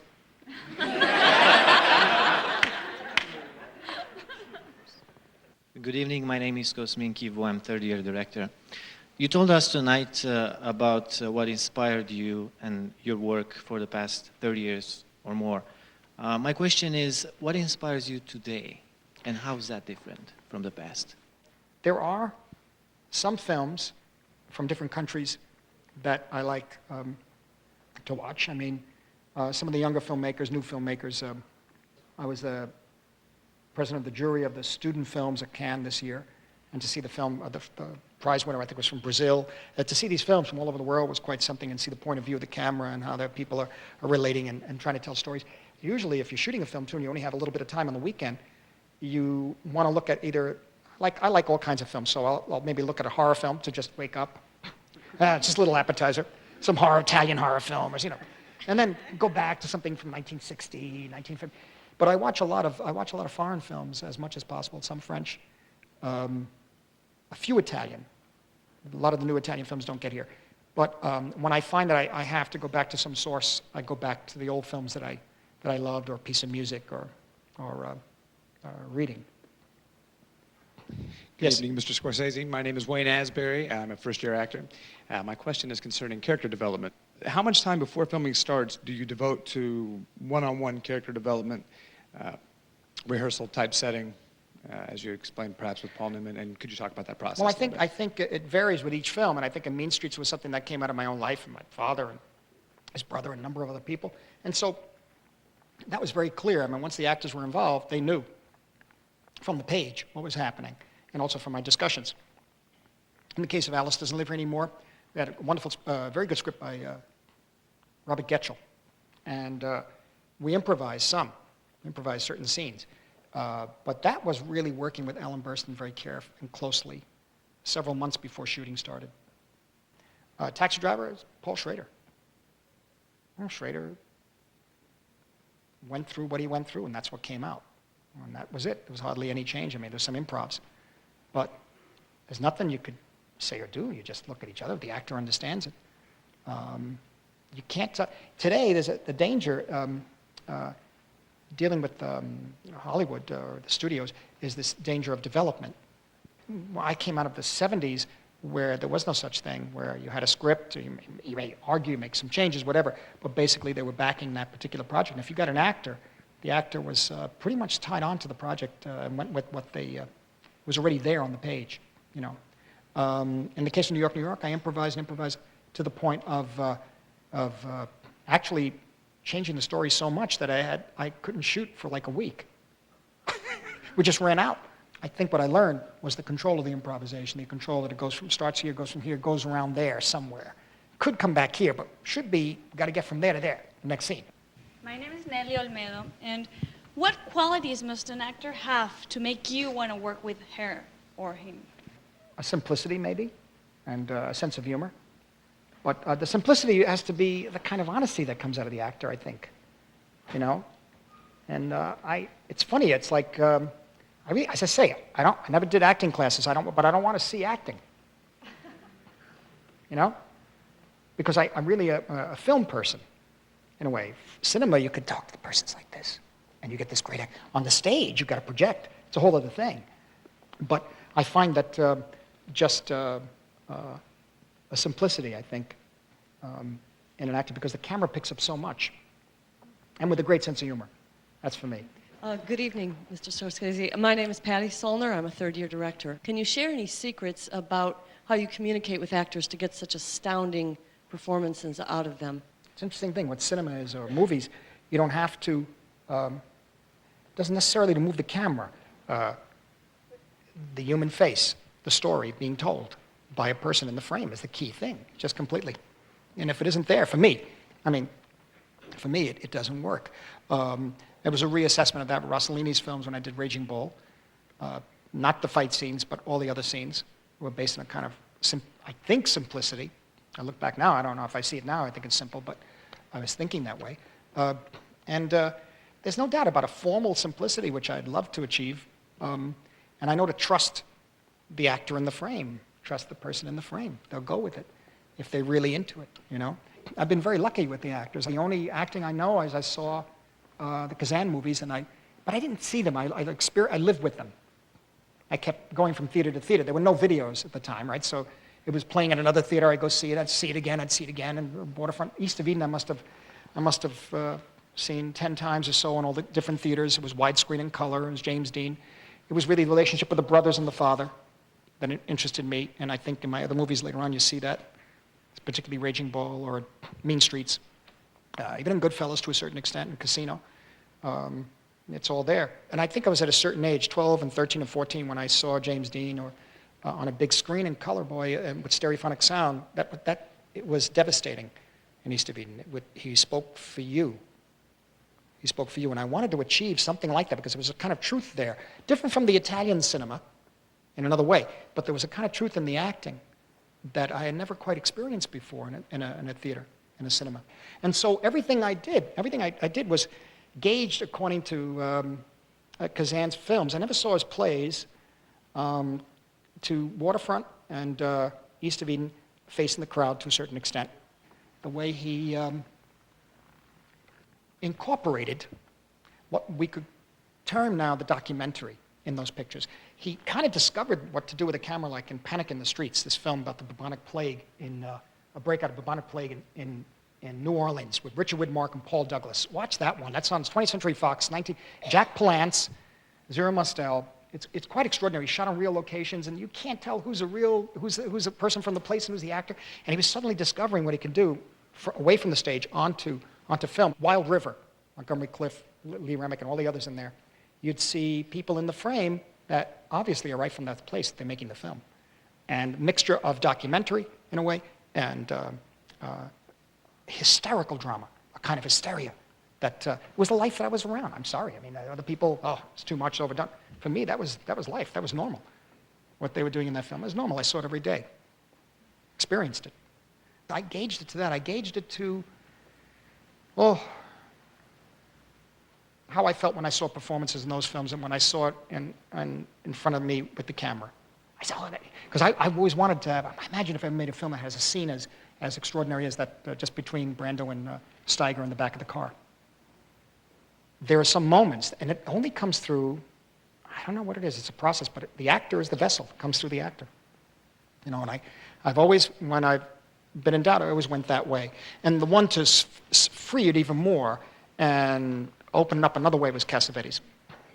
My parents didn't have books in the house. They were, garment district workers. They didn't have books. And so in school I had trouble reading, but I read, for some reason, somehow in the late 50s, I was able to read. There were 4 books that really hit me. It was The Heart of the Matter, Graham Greene, A Portrait of the Artist as a Young Man, James Joyce, and the key one was Notes from Underground. Notes from Underground. You know, I think the first line says it. And I said, that's me. That's the way I feel. I feel just like he does. When I went to NYU in 1960, when I walked 6 blocks to down Houston Street to the west side, it was like going to Mars. I simply couldn't. I saw movies and I saw 12 Angry Men, and that's the American process. And but I was living with people who were not part of that. You know, my mother's side of the family reminds me of the family you would see in La Terra Trema in Sicily. The mother who's embracing all her sons, Vigio, Vigio mio, when they come in. My father's side of the family, very strong, very hot-tempered. My father always wore glasses. And at one point, he said, his glasses, it happened because my eye is bad because my father slapped me in the head when I was about 5 or 6. I said, why? He said, out of respect. And those values are the most important values. There's no government, there's no church, there's the family. Simple as that. And their obligations and responsibilities to each other in the family.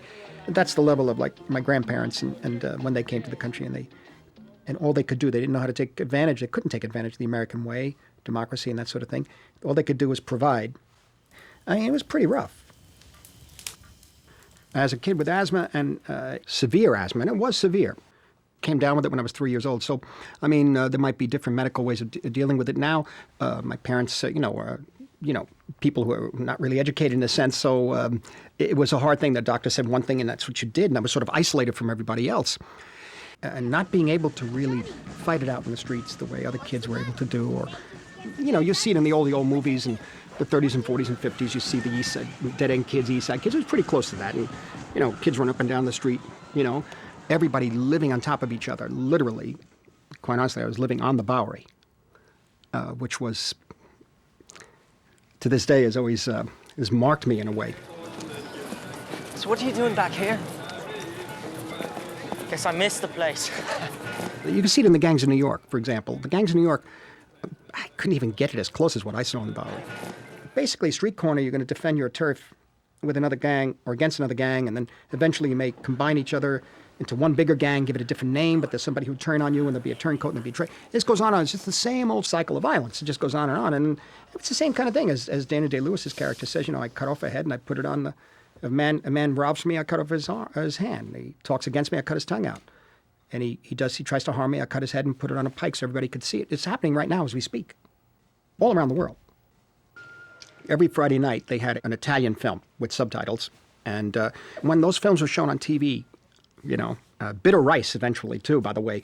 And anyway, we'd see these films, and I must say, it sounds nostalgic. My grandparents sitting around crying, but it was not nostalgia. It was not nostalgia. It was a hard, bitter truth, and the solemnity with which this was viewed and the solemnity with which this was discussed by all levels of the different generations, the older generation, my father's generation, my mother's brothers and sisters, I knew that was the world. That's the real world. That's the human condition is that.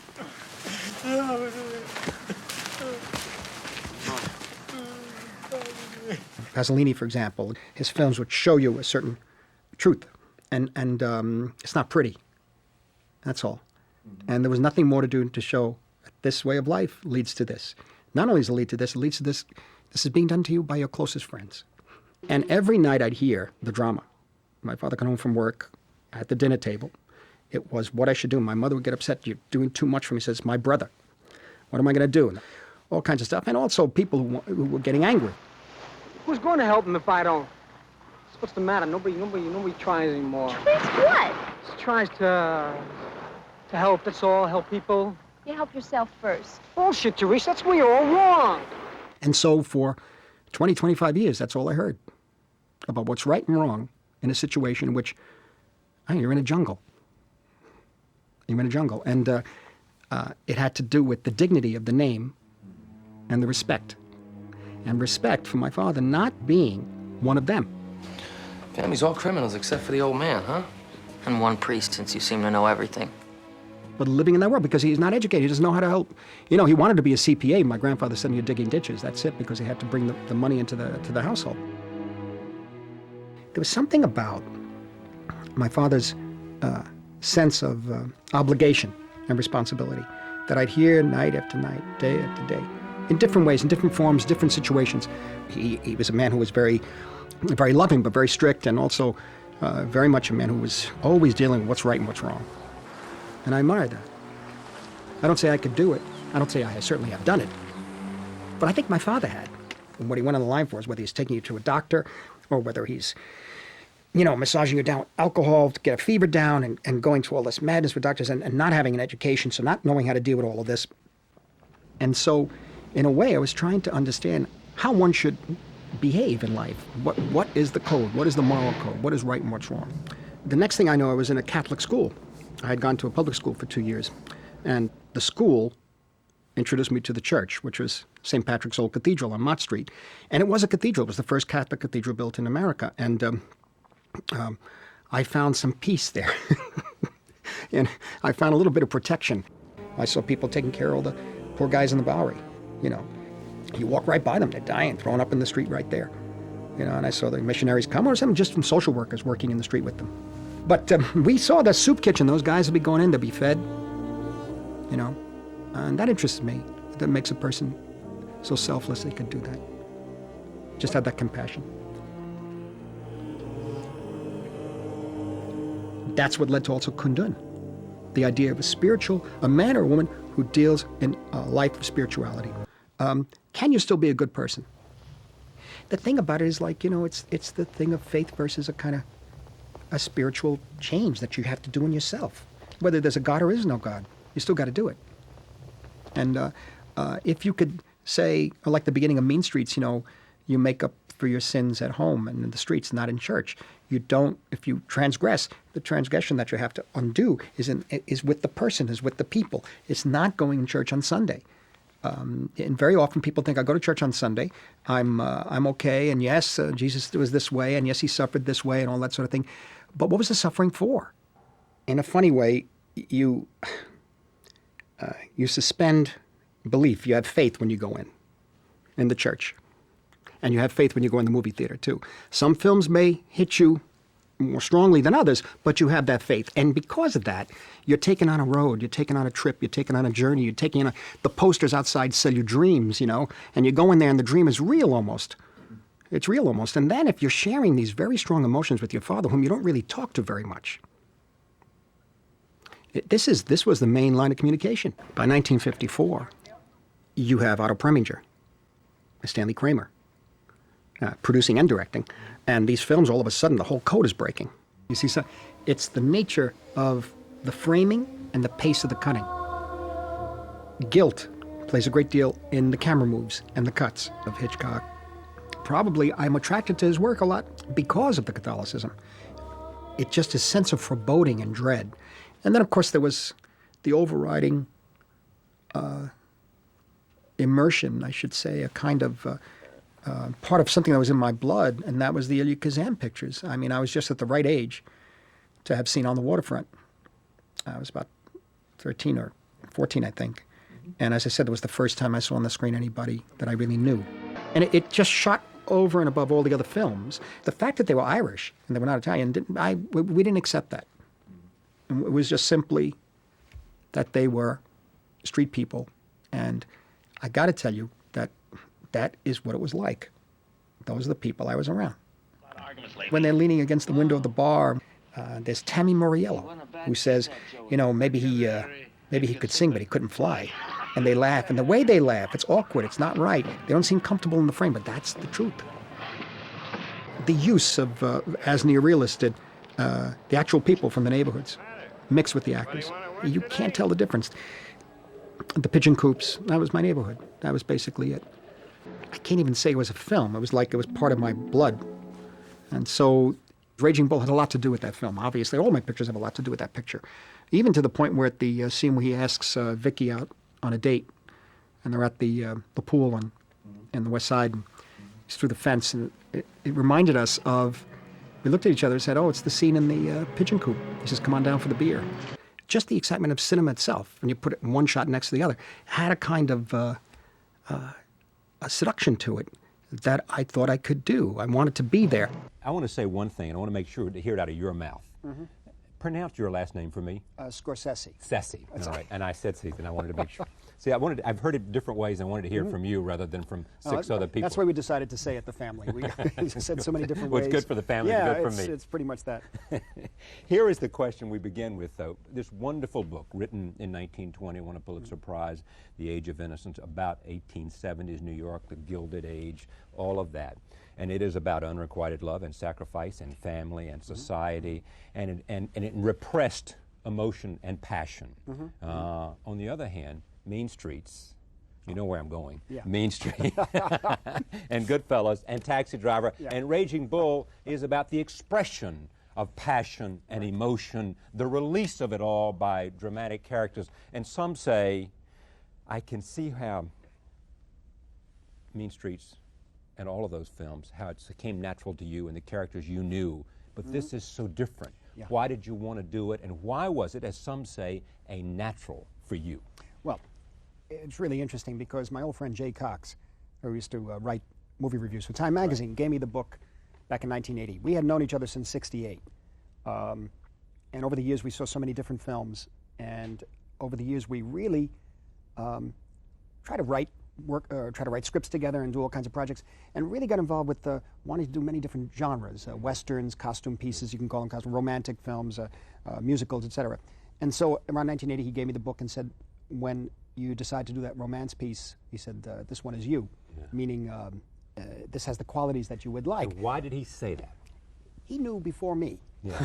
Apparently, everybody else knows before me. I'm the last one to know. Because the only way I can approach it, I can tell you this, when I finally did read the book, because when he gave me the book, I was finishing Raging Bull, and I was going into King of Comedy, and in a sense, Raging Bull is a picture that is spinning. I mean, it's like a vortex of emotion. I was very much into that state of mind. And so it took me a while to sit down and read the book. But when I did, I reacted immediately to the passion of the love story between Archer and Ellen, and especially the fact that it's unconsummated. And especially, therefore, the tension, the dramatic conflict, the tension. Naturally, maybe because when I read it, it was 1987, January, and I'd gotten older. You know, or maybe it said something to you in your life or something. It said something, but I reacted immediately to that. And I must tell you that I've read other books, and I love the books of Thomas Hardy and other types of classical literature and 19th century English literature. But this one, I said I can make into a film. Now, what those reasons were at the time, I couldn't articulate them. And it had to do with the emotion of it. It had to do with wanting something that we're not going to get. And then had to do with the sense of responsibility, obligation, sacrifice. But those are themes that you have dealt with throughout your career. I mean, and closed societies you've dealt with. Right, closed society consciously. Right. I mean, that was something, that's where I grew up. And basically, I understood that from my father and my mother telling me stories or giving me examples. My father giving me examples of how to behave in certain situations in closed societies. And very much come from a closed society. So that's the other thing about the book. The way she laid out the society. The way she, it was almost like Margaret Mead in Samoa, you know. This is amazing. I said, look at the dinnerware, the china. The tribal. The tribal. She used the word tribal a number of times, and we use it in the film.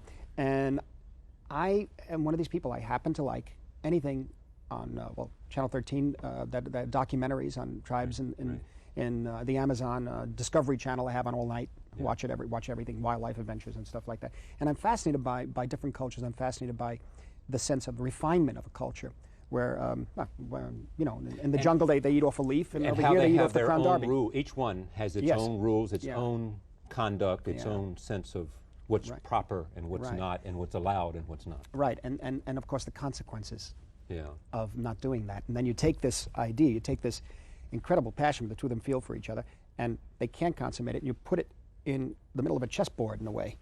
And there's the rules of the game. And they cannot do what they want to do.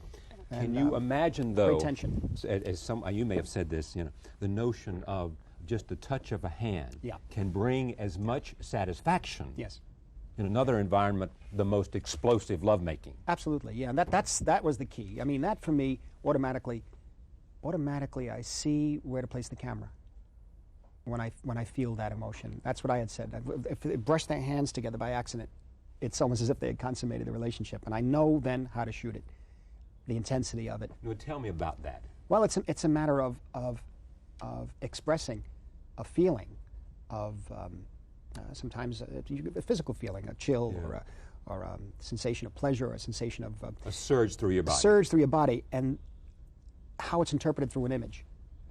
You know. It's where to place that lens. Because when you're making a picture as a director, you're taking a lens and you're showing the audience what to look at. Start with you, tilt down to here, pan over here. Something comes in, the story. And you're leading their thought process. You're leading their thought do process. So that is directing. And when I feel that kind of emotion, it makes it easier for me to aim that lens. And that's fun. Yeah, because you know where the payoff is. Yeah. The payoff is. And what's the final shot then? The payoff is the touching in a close-up. I think ultimately. Or is it the face? Yeah, the faces. Yeah, it's the faces, and the face is turning away. Yeah. Stay in the back of the head. Now, let me just talk about this. About a lot of things here. About you caught up in the story. You also caught up in the context of where this story can be placed. Yeah. Was any other driving motivations for you? Oh, yes. Because what were they? Well, you know, naturally, having had asthma when I was 3 years old, I saw so many films because they didn't allow me to play sports, and so I, to this day, know nothing really about sports, and I just, you know, basically, I have no idea. But my father and my mother took me to many films, and I became aware of many different kinds of films. When I started to make them, as I said, with Jay, we talked about doing a Western, we talked about doing different things. In the 70s, it was revising the genre, but now I'm not so sure. Now, there's so much revisionist work in the Western that maybe it's better to do the mythological Western again. I don't know. But in any event, here, when I became a film student, was the early 60s, and at that time you had the French New Wave, the Italian New Wave, British New Wave, and you had the New American Cinema in New York, Jonas Mekas, Shirley Clark, John Cassavetes, who was the clearest, the most independent of them all in that way. The underground cinema, Stan Brakhage, so many different things going on with cinema, and it all collided together. And one of the most remarkable filmmakers to come out, well, actually come out during the 40s, but into the 50s and sort of flower in the 60s, was Visconti, Luchino Visconti. And Rocco and His Brothers was a picture that had a great influence on me. Of course, we saw, when it came out in America in the early 60s, was a cut version, but it didn't matter. It was very powerful. Then The Leopard, which at first puzzled me because of its length. I didn't understand. I didn't know I didn't understand the social history of Italy and Sicily. I didn't understand what was happening. But after years of watching the film repeatedly, I became wrapped up in his approach to detail. And I remember what Burt Lancaster said when they asked him, "How could you play a count?" And he said, "Well, very simple. I just looked at Visconti, because he was the Viscontis of Milan. Yes, I just watched how he moved." And as I said to a lot of other people, that on Age of Innocence, they certainly shouldn't have looked at me. Yeah. So, it's not a world you knew. It was really not a world I knew, Or a time. offhanded. Yeah. But when you have people like Daniel Day-Lewis and Michelle, who did all that work, and Winona, and then you're surrounded with Alec McCowan and Miriam Margolis. And but you Sean did a lot Phillips. more, though. I mean, the attention, which is a hallmark of your work, the attention to detail here is extraordinary. You did an investigation into the book and found out who the characters were modeled after, and then went to where their homes were and their apartments, and what paintings were in their apartments, and how do you duplicate those paintings, and you had 500 recreations of paintings so you could create authenticity. Right. Why was that necessary? Well, it makes you feel as you're making the film, it makes you feel comfortable. You get to know the people. Most importantly, the pictures that were hanging in their houses told you about the people. It's character. It's all character. And then once you have that kind of painting in the house, and Sean Phillips is sitting there, and she's Mrs. Archer, and there's a painting of a cow on the wall. You know, it's not a painting of the Bouguereau. It's not a Bouguereau painting. It's a big difference. And she behaves a certain way, and it makes it it gives it a sense of a cushion in a way, a sense of truth that we were looking for. My researcher, I've said this a number of times, my researcher worked on this 2.5 years in advance. To make sure you had the detail right. Also, that helps the budget. It sent the budget way up, didn't it? Well, no, not necessarily. The budget on this picture was less than Cape Fear. Yeah, the budget is said to be around 40 million. Well, initially, basically the actual 40 million maybe with prints, advertising, and that sort of thing, but it was 32. Because you had been out and done your homework early on. Exactly. So when you came to the action, you were prepared. We knew what we were. At one point, you know, I had it all in the script with Jay Cox. We wrote it in. Dolly into the centerpiece of the Van der Leyden's table. Now, what the centerpiece looked like, I wasn't sure. So then a year later, my researcher had one meeting with me just on centerpieces. And we chose certain ones above others, and plates, how the oysters looked on a plate, what kind of plate the oysters should be on. And what kind of gloves did they wear? Oh, very and important. all of that stuff. Yeah, the shot of the gloves, that's very important. I mean, very often we don't explain what it is, but it's enough to know the fussiness of the ritual. Everything was a ritual. You love ritual. Yeah. Why? That's a good question. I think it comes from a background in the Catholic Church. I think as a child, I felt a good sense, a sense of real warmth and security at the Mass, watching the Mass, and protected. Yeah. And things were done in a certain way, and they are done in this manner, from 1 to 10, in order to be proper for. For this Mass to work, and in the case, it's followed through. I mean, there are certain things in my family, even though it's a working class family, there were certain things on the holidays, there were certain rituals that were attended to, certain rituals in the dinner, and that sort of thing, and it made it, it gave it a sense of order, and a sense of propriety. That was interesting. Speaking of the budget, I want to make this couple of things before we talk about casting. It is said that Daniel Day-Lewis and Michelle Pfeiffer gave up some in order for you to. Did they forego think so. some of that? I don't know. I have to ask my producer on that. I've forgotten. I think they did. But that's a credit to them if yes, they did, absolutely, in order for you to be able to make this kind of film. Because you have to understand, I think today the average American film costs about $27 million. So for Age of Innocence to go in at a budget of 32, costumes, horse and carriages, and that's it. Not too bad. Why did you cast Daniel Day-Lewis? Was he the obvious and only choice in your head? It was. It was the only choice. I saw him in My Left Foot. Now, you can't say, well, My Left Foot, there's a big difference, but what I saw in My Left Foot was the dedication, because I saw how difficult it was for him to do that. And so much so that after about 10 minutes of the picture, I had forgotten it was an actor. I thought it was suddenly suspension of, I just believed everything that was happening. But then at the same time, I saw him an unbearable lightness of being. And I liked the sense of romance that he had. And the way he moved into the frame. He floated, and he had a sense of a stature to him. And I got to meet him the day before he won his Academy Award for My Left Foot in Los Angeles. And I said, I want you to do this. And he said immediately, yes? No, not necessarily, but he talked, and we talked a little bit, but by the end of it, I believe he was convinced he wanted to do it. But then I met him again in England, and Stephen Frears worked on him. Harvey Weinstein worked on him from Miramax. From Miramax, right. They all worked on him, do the picture. So it turned out okay. Michelle Pfeiffer. Now Michelle, it's interesting because Michelle, oddly enough, I've said this before too in other places, but I saw Jonathan Demme showed me Married to the Mob, and I'm usually very particular about non-Italian Americans playing Italian Americans in films, especially if the film has a sense of authenticity, supposed to be authenticity about it. However, this was a farce. It's different. Yeah, Dean Stockwell having a lot of fun with it. All the people were having. It was a really enjoyable film. And I must say, I did not know it was Michelle. I just didn't know. I'd forgotten. I looked at the credits, but I didn't really completely forgotten. And then about a few months later, I saw Dangerous Liaison. Yeah. And I saw which everybody would imagine would be the reason you chose her. No, I saw the range. I saw the right, range. Right. I saw she had an authority within a wide range. And then Brian De Palma told me, Marty, she was in Scarface. I said, oh my, I didn't realize. Yeah. Goes way back. And what it is that she seems to change with every part. Yeah. And she's really, the quality of her face, it's someone described as luminous in this particular film, especially Age of Innocence. And she had that on the set. She had that. She come on the set, and she was Ellen. And so was Daniel, by the way. He was Archer. No question. Oh, yeah. I mean, we had...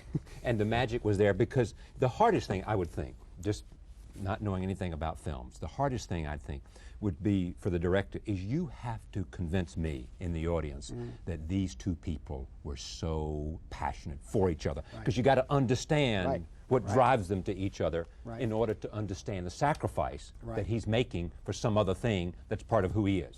Right, and very difficult, especially if the people are not allowed to express themselves. Yeah, exactly. And that was the hardest part of unlike Unbearable.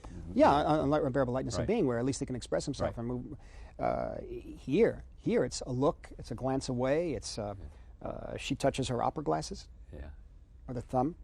You know, close-ups of that, close-ups of the fire, or those fire when it sort of pops, and that's close-ups of that. You know, those long discussions that they had where. They remember every word of it, you know, and then they remember when the fire made that noise, you know, the popping noise, and so so gingerly they had to be careful about how they spoke to each other. That's one of my favorite scenes, I think, is the a scene in the opera, in the not in the opera, but in the theater, when he goes up to the box and she talks about May being an Augustine, and do you think her lover would send her yellow roses? And what we did there, in order to make that excruciatingly painful for every each other hanging on each other's words. Every word was we dropped all the sound out completely, and we irised in on the two of them, an old-fashioned silent movie, irised in, and just separated them from everybody, sound and picture, and they hang on every word, and of course they. You know, they miss each other again. Yeah, all right. I don't know, we've got at least a scene here. This is from The Age of Innocence, Daniel Day-Lewis and Michelle Pfeiffer. Take a look.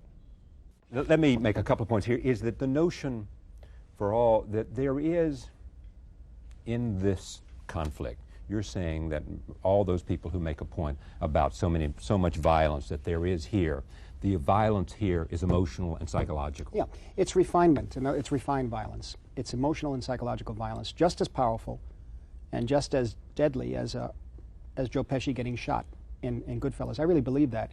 I remember it, and I've said this a number of times too, when my father took me to see The Heiress back around 1950 or 51. I was about 9 years old. And he must have taken me because it must have been a Western in the bottom half of the double bill. I liked Westerns. And in The Heiress, I remember watching the film. I didn't really understand all of it. I was 9. But one thing I did see, and that was Olivia de Havilland and her father, the relationship between the two. And this wonderful scene where Ralph Richardson explains to her in the drawing room that Montgomery Clift can't be after her to marry her for her ability, her beauty, first of all, because you're very plain, he explains, and also you're not very witty, you know, because he resents her for having lost his wife when she was born, and he really hates her. And he said, so therefore he must be marrying you for your money. He wants to marry you for your money. I'm not going to allow it.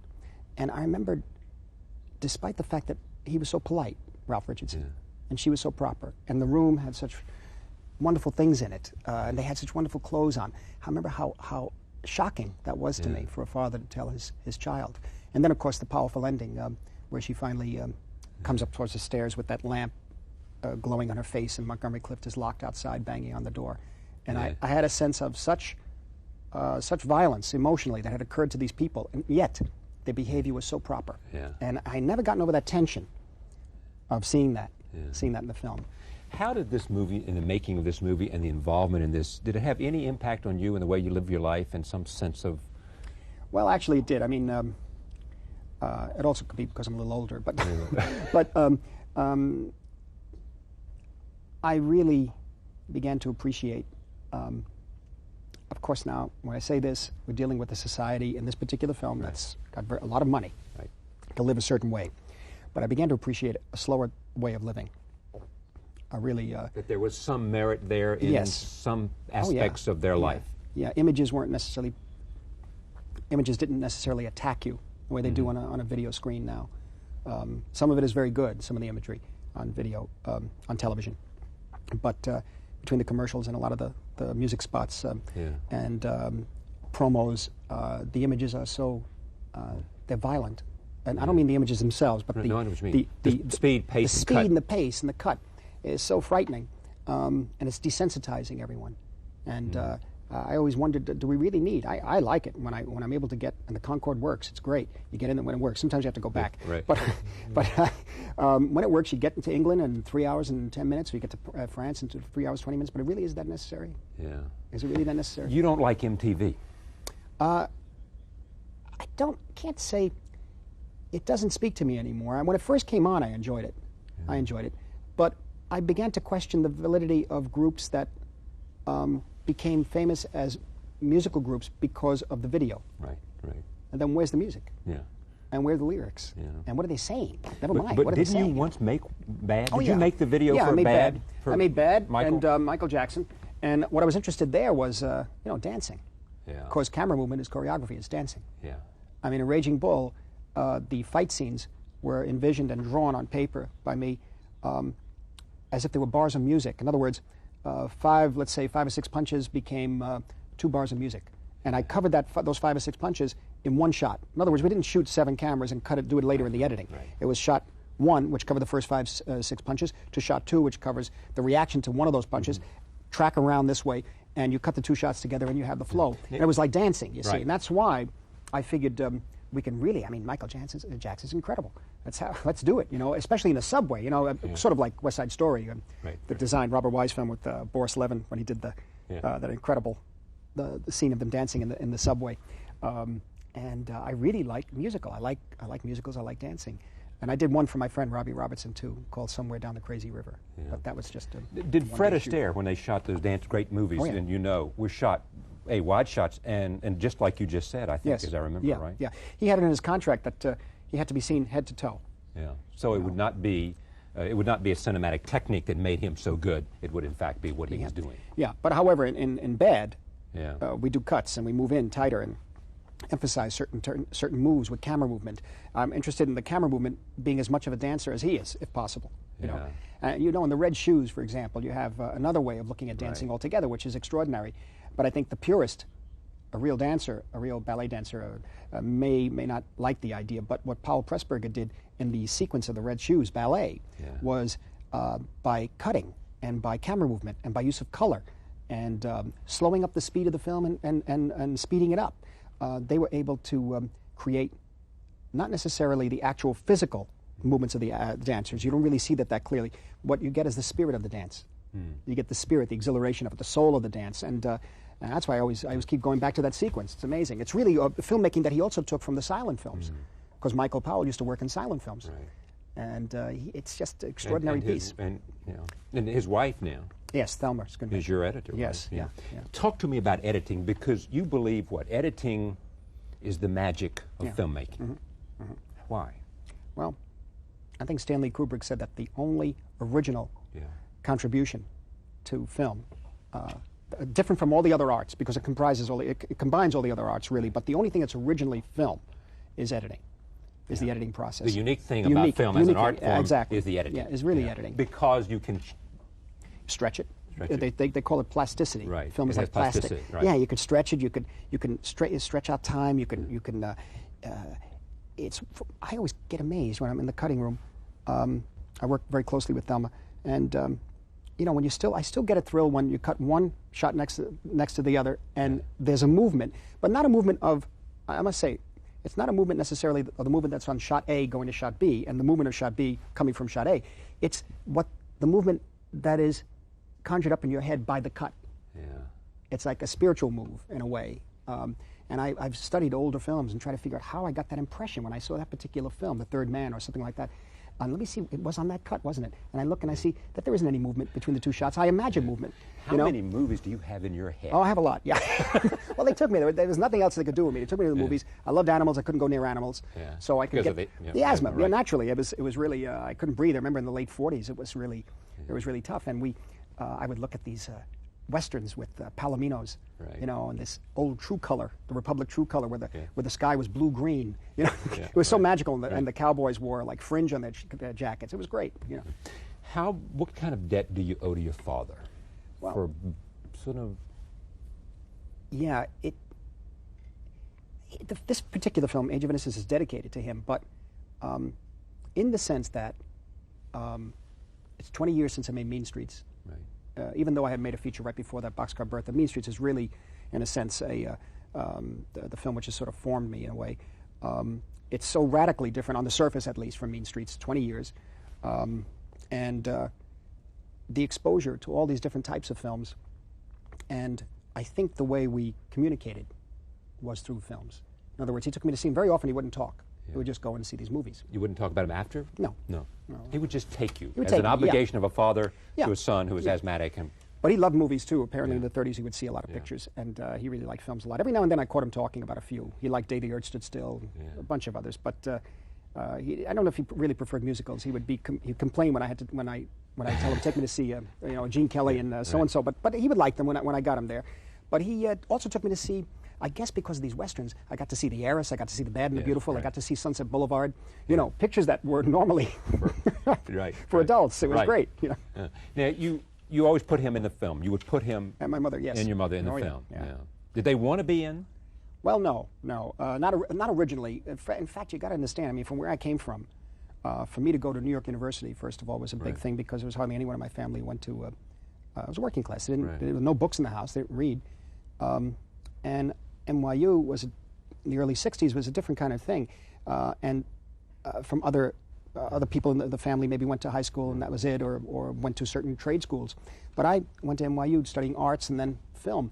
And for somebody like me to be able to make films and get to this stage, it's almost totally surreal. My father, a year before he died, when I think we were in Italy, and he was sitting there saying, with my mother, he said, if anybody had told me that we'd be here now with, I think we were visiting Armani in Milan. It was 2 years ago. I was doing a documentary.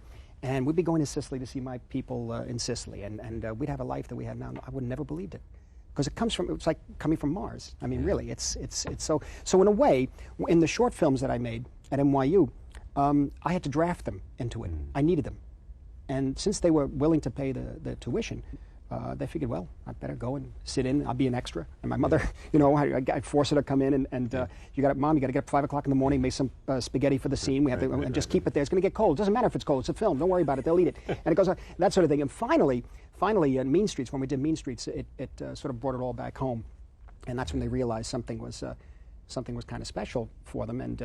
And since then, I was able to. Lucky to sort of have them around a lot, and I kind of when I'm making a film, I have them there on the set. It kind of it's like my roots. It kind of reminded you. Yeah, of your so you don't get you don't say it reminds you, and it kind of diffuses situations too, where I'll be going into the shooting a very difficult scene, and she'll be knitting out there, my mother, and as I go past the trailer, she goes, "Hi, how's everything going?" "Fine, Mom, fine." And she got a little bit angry at you, or was it anger? May not be the right emotion, when she found out that the scene she set with you in Goodfellas, when you came by.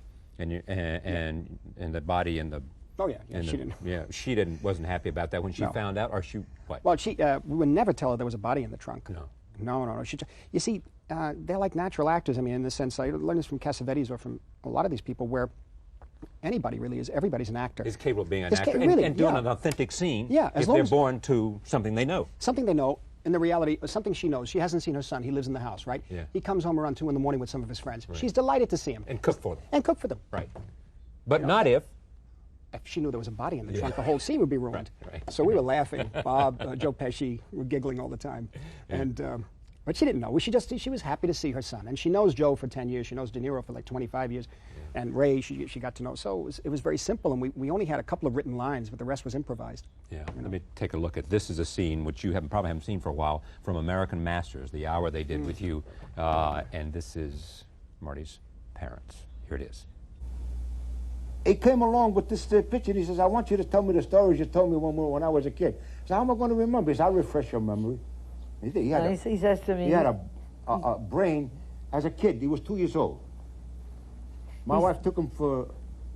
We took him for tonsils in Flushing Hospital. Don't tell him that. Yeah. So my wife says to him, you are going to go to the circus. I says to him, the nurse I said, the nurse is going to come, and she's going to take you to the circus. So he was thrilled.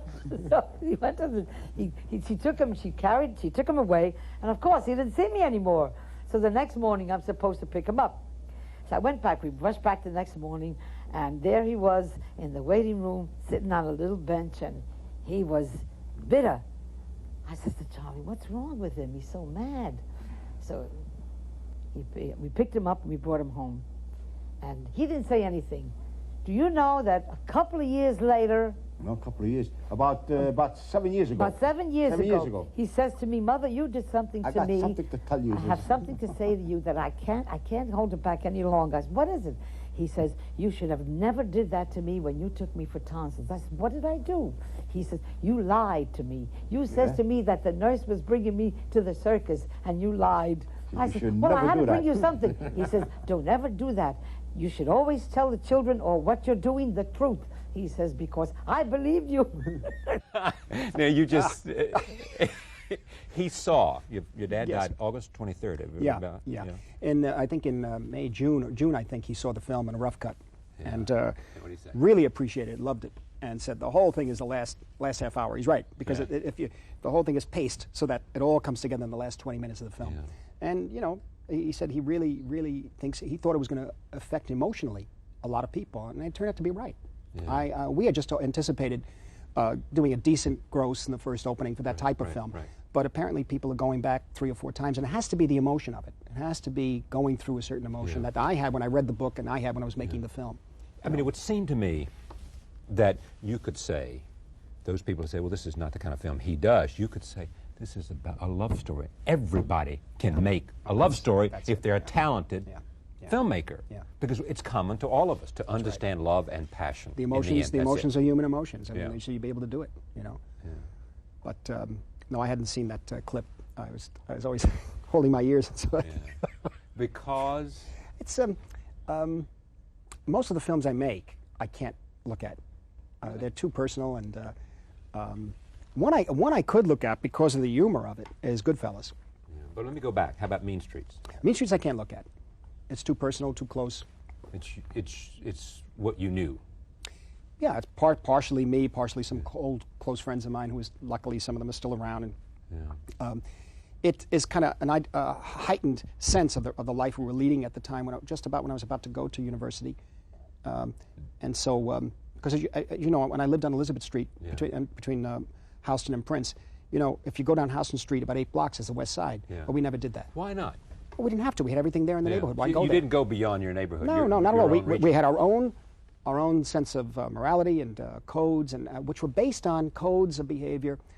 And I began to realize this in the late 80s, early 90s, when we went to Sicily to visit Cimina, the hometown of my mother's people, and Polizzi Generosa, the hometown of my father's people.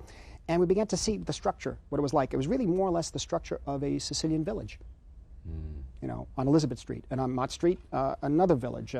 It's very interesting. 232 Elizabeth Street would be mainly people from Cimina.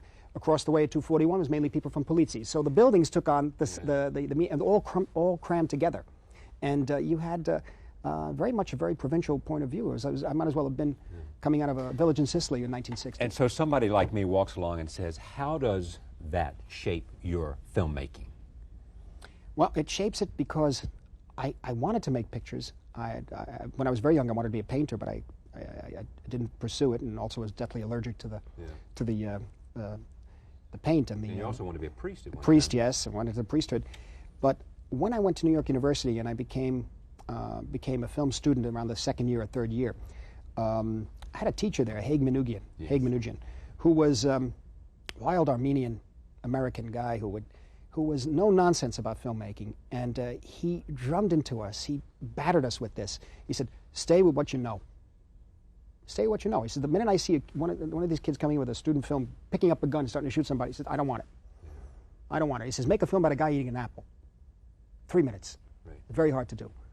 And he was amazing because he filled us with a lot of inspiration and forced us to dig deep in to, people have it, but then when they try to take it out, how do you express it visually? How do you express it with words and dialogue? And that's where craft and Yeah, style that's- and yeah. experience Yes, and, yeah. and all those other Yeah. things come to bear. And he was interesting, But yeah. it is the authentic, you know that story. You know your own story. Yeah. And therefore, At least it's I true know. from writing a novel or writing.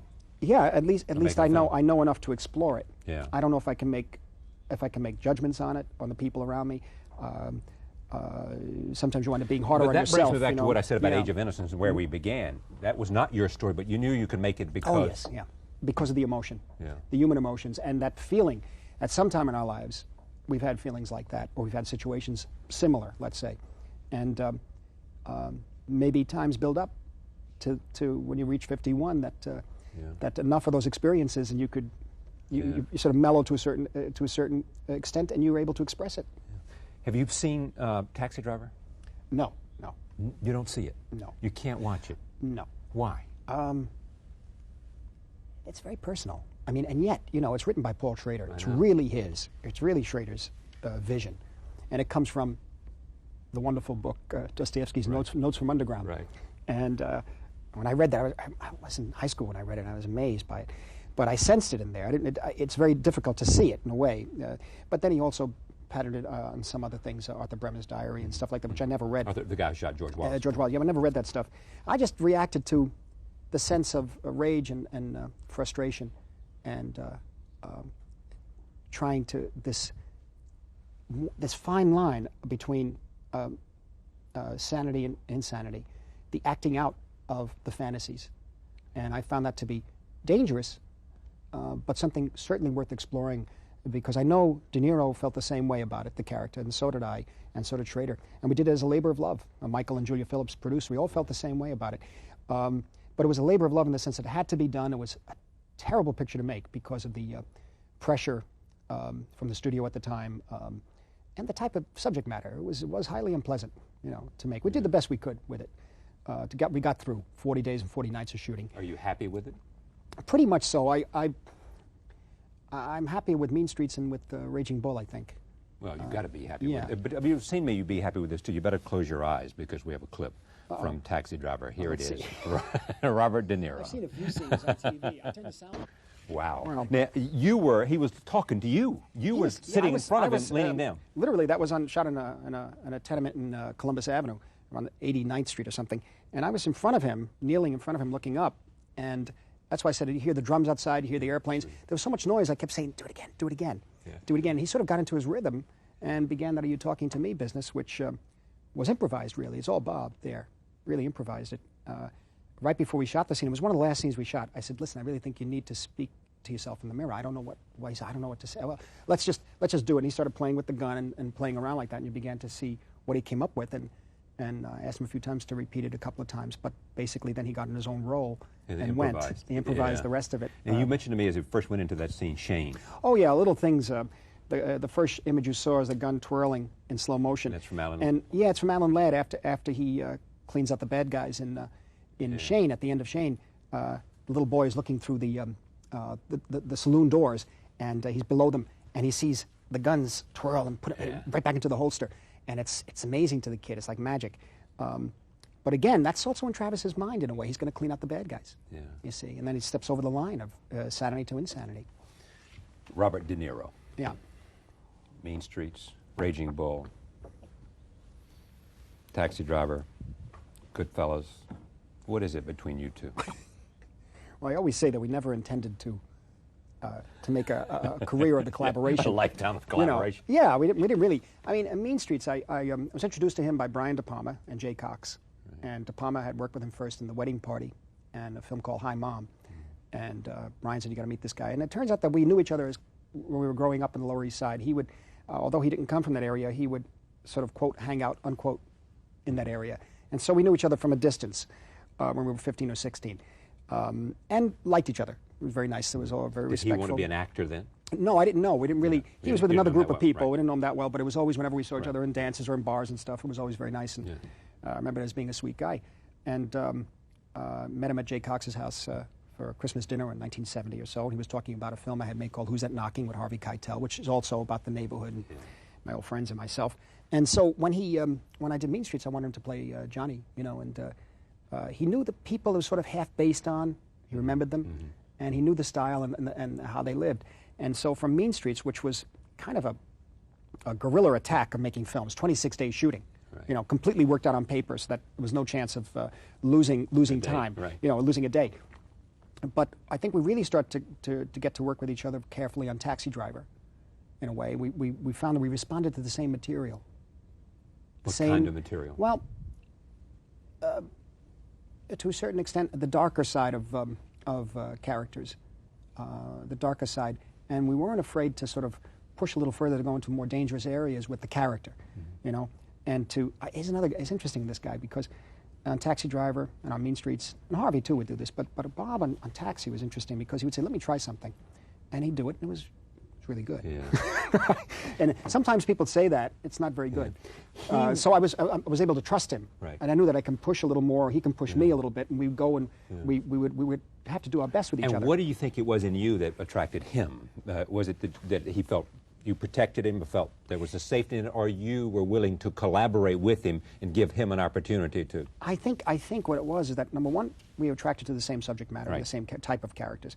And number two, I think I was able to, because I respected his abilities so much and how he could work with other people, I was able to create a pretty good atmosphere for him to experiment, and an atmosphere of what it's really all about, is about trusting. Is any doubt there's anybody better than he is, in your mind? Nobody. That's a, you know. No, I'm trying to make it easy, but is anybody better than he is my point. Not to say he's the best, but go ahead. I think for me, it's really, he has an ability to, if he understands something, meaning he understands character, plot, situation, feelings, emotion, he could go right into and get the definitive truthfulness of that moment. Yeah. And that's very rare. He has the same passion for detail you have. Yes, yeah. And we have a lot of fun with that. Raging Bull, we had a lot of fun with that. Actually, Raging Bull was the one where we really had the best collaboration. How so? How did it work? Everybody always talks about, as you know, they talk about the scenes and the authenticity of the boxing scene. They also talk about the transformation that he went through. Yeah, that was his idea to do Raging Bull, because he wanted to do a character where he would be able to change his body, actually, the way he did with Jake LaMotta. And it took me about 3 or 4 years to understand what I wanted to do with the picture, and where I saw myself in the picture. And was able to make it with Bob finally in 1979. We released it in 1980. And Paul Schrader had written the script. First, Martic Martin worked on it, my old friend who did Mean Streets with me. Then Paul. And then Paul, we made one more draft, but then we wanted to make more changes, and Bob and I went to a resort somewhere and worked on the script. And in that process of working on the script together and rewriting it, we made the movie. Yeah. We made the movie and just felt totally comfortable with each other. And what he wanted to say didn't interfere at most of the time, was the same as I wanted to say, and also if it wasn't, it didn't interfere with what I wanted to say. And it became probably the best of our collaborations. I've had the most fun, I think. Did he solicit your advice on The Bronx Tale? Not necessarily, no. Well, normally, very often I'd have him read something for me. I read his script a while back in 3 years ago in Bronx Tale. And then very often friends, you know, ask you to see their rough cut. Yeah. And that's a difficult process but it's a good situation, because when you look at their rough cuts, or you look at pretty much of a fine cut of a picture in the work print form, you at least have time to say, listen, be careful of that area. Yeah. Be careful here. So when they say, come and see my movie, it's all finished, what good is it? Exactly. If you really want my opinion, you know, it's not, either I'll enjoy it, I can watch it, I can go see it without you. You know, and who do you call on to see your rough cuts? It's getting fewer and fewer people. Why? Oh, there's a few friends. Well, the guy I used to call on all the time was Jay Cox, but on Age of Innocence, he was the co-writer. Yeah, so it was very difficult. So there are a number of friends, about 3 or 4 people that we grill. And do they change your mind about the work product? I mean, do they influence you to? More or less, what happens is that very often these days, they're almost too much trepidation about saying anything bad about it, so you have to be very careful. So I don't question. Thelma usually questions them the next day, calls them up. I see. And what she does is they praise the film, but she said, but is there anything you found? I said, well, there was one scene. You pull it out of them. She pulls it out, and if 2 or 3 of them talk about one area, and even if they say something totally different about that area, we know there's a problem in that area. Yeah. We know something should be looked at. If there's not a problem, then we should just look at that area. And that coincided with our previews and that sort of thing. And it really was a great guide, but it's getting a little hard these days. Not many people you can trust to see these things. One more question about De Niro, Cape Fear. He wanted to play that role. Oh, Max, They came and got you after he signed Absolutely. on. Was it Spielberg? Who was it? Steve and him together. They ganged up on me. Ganged up on you. Yeah, they really did. And you weren't enthusiastic about it, or you had to be convinced? Hated the idea. Why? Because it had already been made, or? No, not that. And, Robert Mitchum and the original, and Gregory Peck, they were great. Yeah. What I didn't like about it was when I was reading, when they gave me the script, what had happened was that Steve had worked on it for so long, it was his script. In other words, I can't do a Spielberg picture. He could do that much better than I can, obviously. I mean, he can have people running through the halls and then that great stuff he does. I mean, you look at Jurassic Park, it's classic American action-adventure filmmaking, but intellectually worked out. Right. All those shots of the dinosaur sequences, shots 1, 2, and 3, like I talked about the boxing scenes, he does it the same way. All those shots are drawn. Right. They're worked out by him. Basic storyboarding. Basic storyboarding, where it's shots 1, 2, and 3 are cut together, and they produce shots 4 and 5. And shot 5 produces shot 8 and 9. And it's very complex, and it's really a genius of what he has. And I think Jurassic is like one of the great examples of this. And so I approach that type of thing with two people in a ring or a dancing sequence. It's very different. With the dinosaur, I'm not going to be able to do it. I can't, I don't have the same empathy with it. It's a different kind of thing. So in the original Cape Fear script, it was more action adventure, more like something that he naturally, because he had been working on the script with Wesley Strick for a long time. So I said, no, I don't want to do that. I don't want to do this. And then he looked at me and said, Marty, why don't you change the script? I said, change the script. That's a good idea. I said, you see what was happening? I was finishing up Goodfellas, and I was busy. And I kept saying, no, I don't want to, And then finally, I'd finished Goodfellas, and we had a meeting with De Niro, myself, Wesley Strick, and a bunch of other people. They read the script. And down at the restaurant afterwards, Steve was sitting next to me, and I said, I hate that. I said, I can't do that. I said, you can do that. They're singing by the people. They're happy. The family's happy. I said, I can't deal with it. I said, change it. So then I realized the thing to do would be was it that he wanted you badly, or De Niro, or both of them? I think both of them. Yeah. I think both of them, because they saw things in it that I was not seeing, things that I eventually brought out of the picture, the religious aspects, all that sort of thing, whatever. But I really wasn't looking at it because I was so busy with the other film, quite honestly, and it was their project. It was a different thing. De Niro really wanted to do it because of the character. He was intrigued by the character, and he saw something interesting in the character for him. Yes, and he also saw something which actually turned out to be truthful, which actually the film was a big audience picture. Right. And something to make it, and we were just, as far as I was concerned, I was very lucky that it was a hit. It would generate a big audience. Yeah. Now, some would say that you made this film, Age of Innocence, in part because you knew that it would bring the enormous attention not only of the critics, but also it would be a film that Hollywood loved, because they loved Howard's End and all that. Is any of that true for you? No. It was a chance to go to another place in terms of showing a group of people, look, I can do this too, folks. I think to a certain extent, I mean, there are different kinds of pictures I'd like to make. Right. Ultimately, I'm trying to really be like a professional. But I don't mean that as a joke. I mean it like a real old pro could do. Exactly. Go on the air, Warner Brothers walks in the morning, Raoul Walsh picks up the script. Oh, war picture, great. Let's do it. You want to be that. It would be great if I could do that. Yeah. But I can't. I'm stuck in analyzing my own feelings, my own emotions. Constantly, I have to find my own way through these scripts. And it's not as pure, I think, as way these real pros did it in the past. And so, for me, I had to find my own way. And I said I wanted to have my own way with what they would normally call a costume piece or a romance film. And I was going to do it right after Goodfellas, but we slipped in Cape Fear. Yeah. You liked Goodfellas. I mean, and you can, and obviously you liked it. Yeah, but you can watch Goodfellas. Yes. Didn't you say you could watch that? Yeah, most of it. Most of it I can watch. Because what? I just enjoy the exhilaration of the actors and the filmmaking. In terms of like what Thelma and I It was the most satisfying? Yeah. Well, not necessarily the most satisfying. It was very truthful. Yeah. I thought it was very truthful, and it was no holds barred as far as that lifestyle is concerned. Yeah. You don't like these people too bad, don't look at it. But this is what the people are. Yeah. This is what they are. I don't want to glamorize them. You know what I'm saying? Right. You and Pileggi are now talking about doing something about your own neighborhood, your own your own childhood at some point. Yeah, we've been working on that a few years, and we're almost there.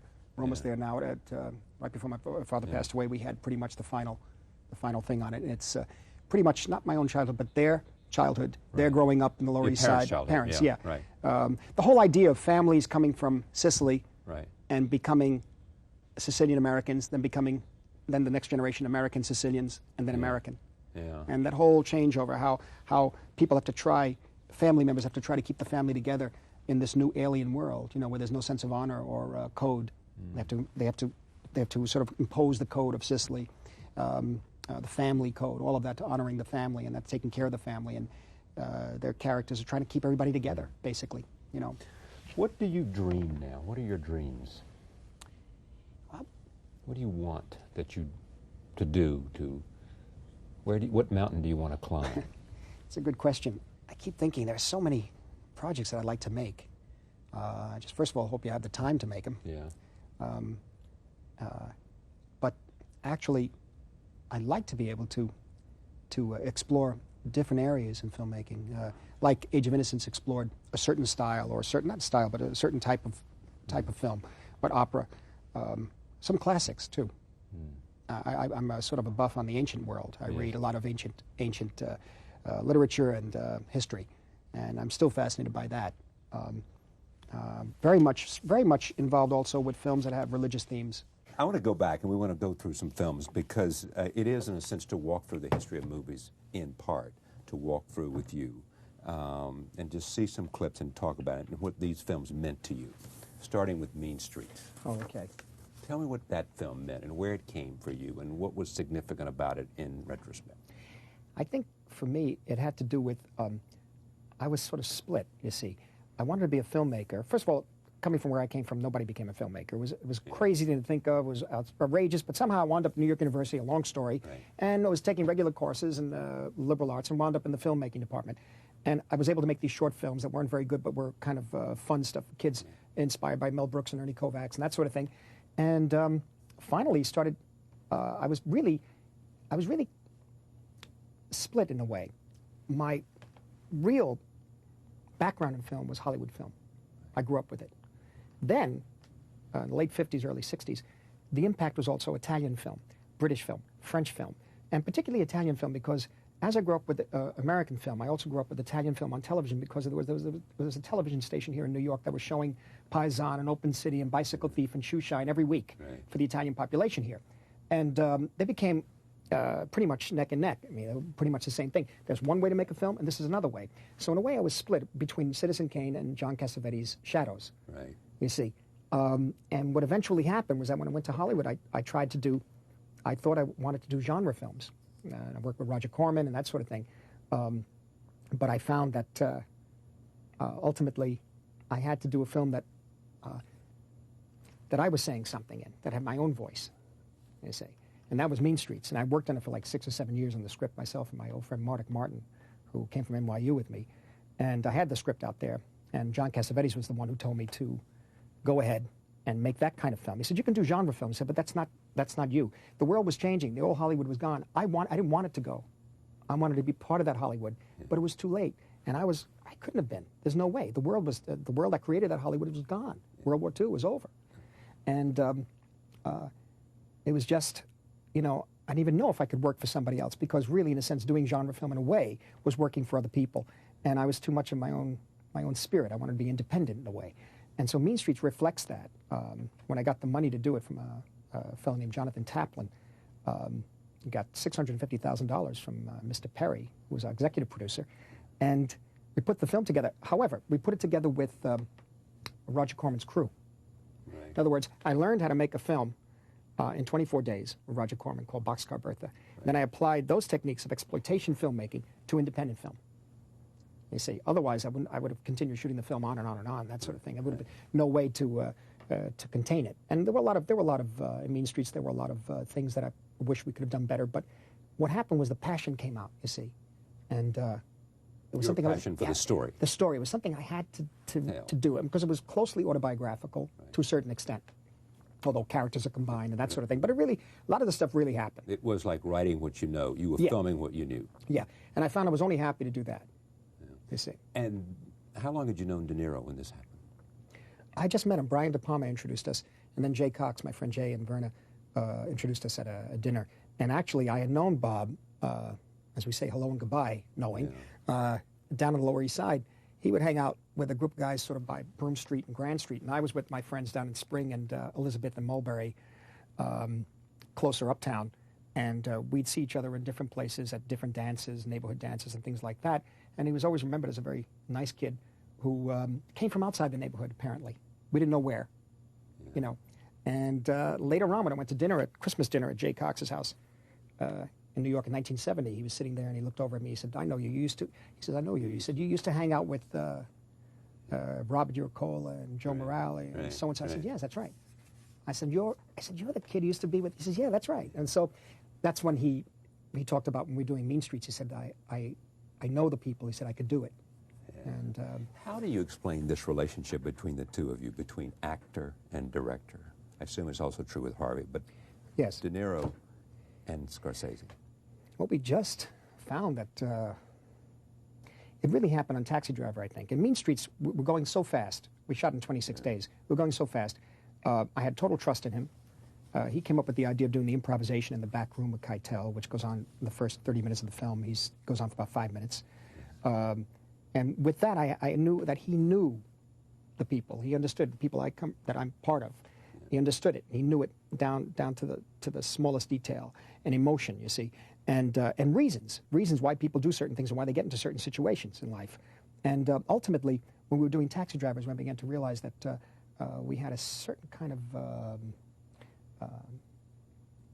of a spiritual brotherhood in a way, where we kind of felt similar ways about many different things, personal issues, personal life, behavior of certain people. I'm sorry to be unspecific, but it's got to the point where you could say something and you say, oh yeah, no, this person wouldn't go with that woman if his friend, we're talking about a part in the film, so see, they just broken up, the friend wouldn't go with the woman because it's too close to the relationship of the two men in this case. So things that we knew, coming from a certain world, were carried through into the outside world, really. And we wound up basically didn't have to say very much to each other. He just felt similar ways the way I felt about certain things, and also about a sensitivity to a lot of people, overly sensitive, both of us, to a lot of stimuli on a set or in a script. Are you like brothers? In a way, I think. I mean, I don't want to presume on him, but in a way, yeah. Keitel also. But Harvey, over the years, I haven't done as many films with Harvey as I did with Bob, it turned out. We just kept getting together, Bob and I. I mean, Bob generated Raging Bull, but it took me a long time to understand where I was in Raging Bull. Yeah, it took me a long time to find my voice in Raging Bull. I didn't want to do it, you see. You weren't, until you were prepared, until you found the voice that you wanted to carry the movie with? Yeah. In other words, I found what the movie was about. Okay. Let me see Mean Streets and we'll come back, because Raging Bull is next. Take a look at this. Mean Streets, 1973. Hard for you to watch that because your mother's in that film. Yeah, it's a little, yeah. But the whole thing is kind of hard, because we shot that in the Mulberry Street tenement. At 5 a.m. At 5 a.m. in the morning, because we blew the lights in the building. My mother was complaining. These people, that's when I had to confront my mother, actually. She was saying, come on, you got enough shots, you got a close-up, you got a wide shot. I said, Mom, mind your business. Get in the corner. Was it her idea to act in the films, or always your idea? Did she come and say, why don't you use me? Oh, no, we needed her. We needed her because we needed a woman to come up and help her. I said, Mom, you're going to have to do the scene. Yeah. You know, you're going to have to do it. I know that she was open, you see.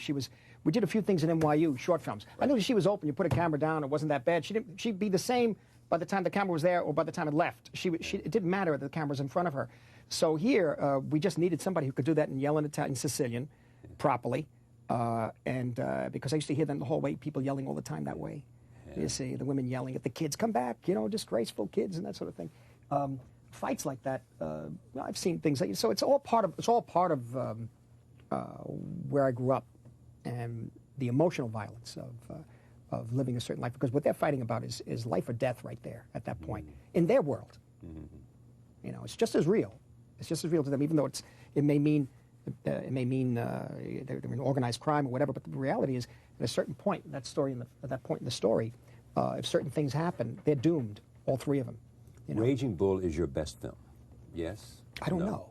You don't know. You don't know. No. Do you? You don't know. I don't know. I mean, I still, in my mind, movies mean to me golden age of Hollywood.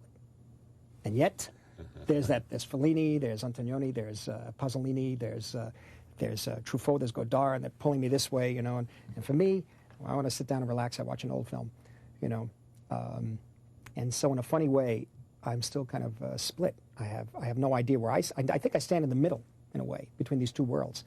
And I try to take a hybrid in a way, of all of it, you know?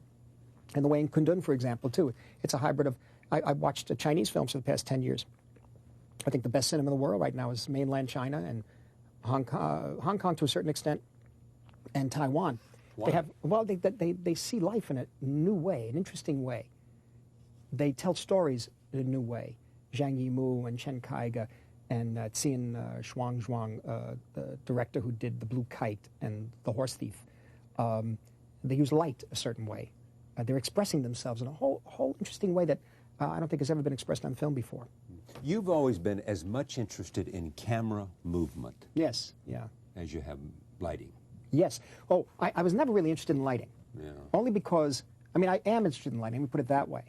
But I discovered a long time ago, not a long time ago, recently actually, about a few years ago, I discovered that I don't understand where the sun comes from or goes, because I grew up in downtown New York.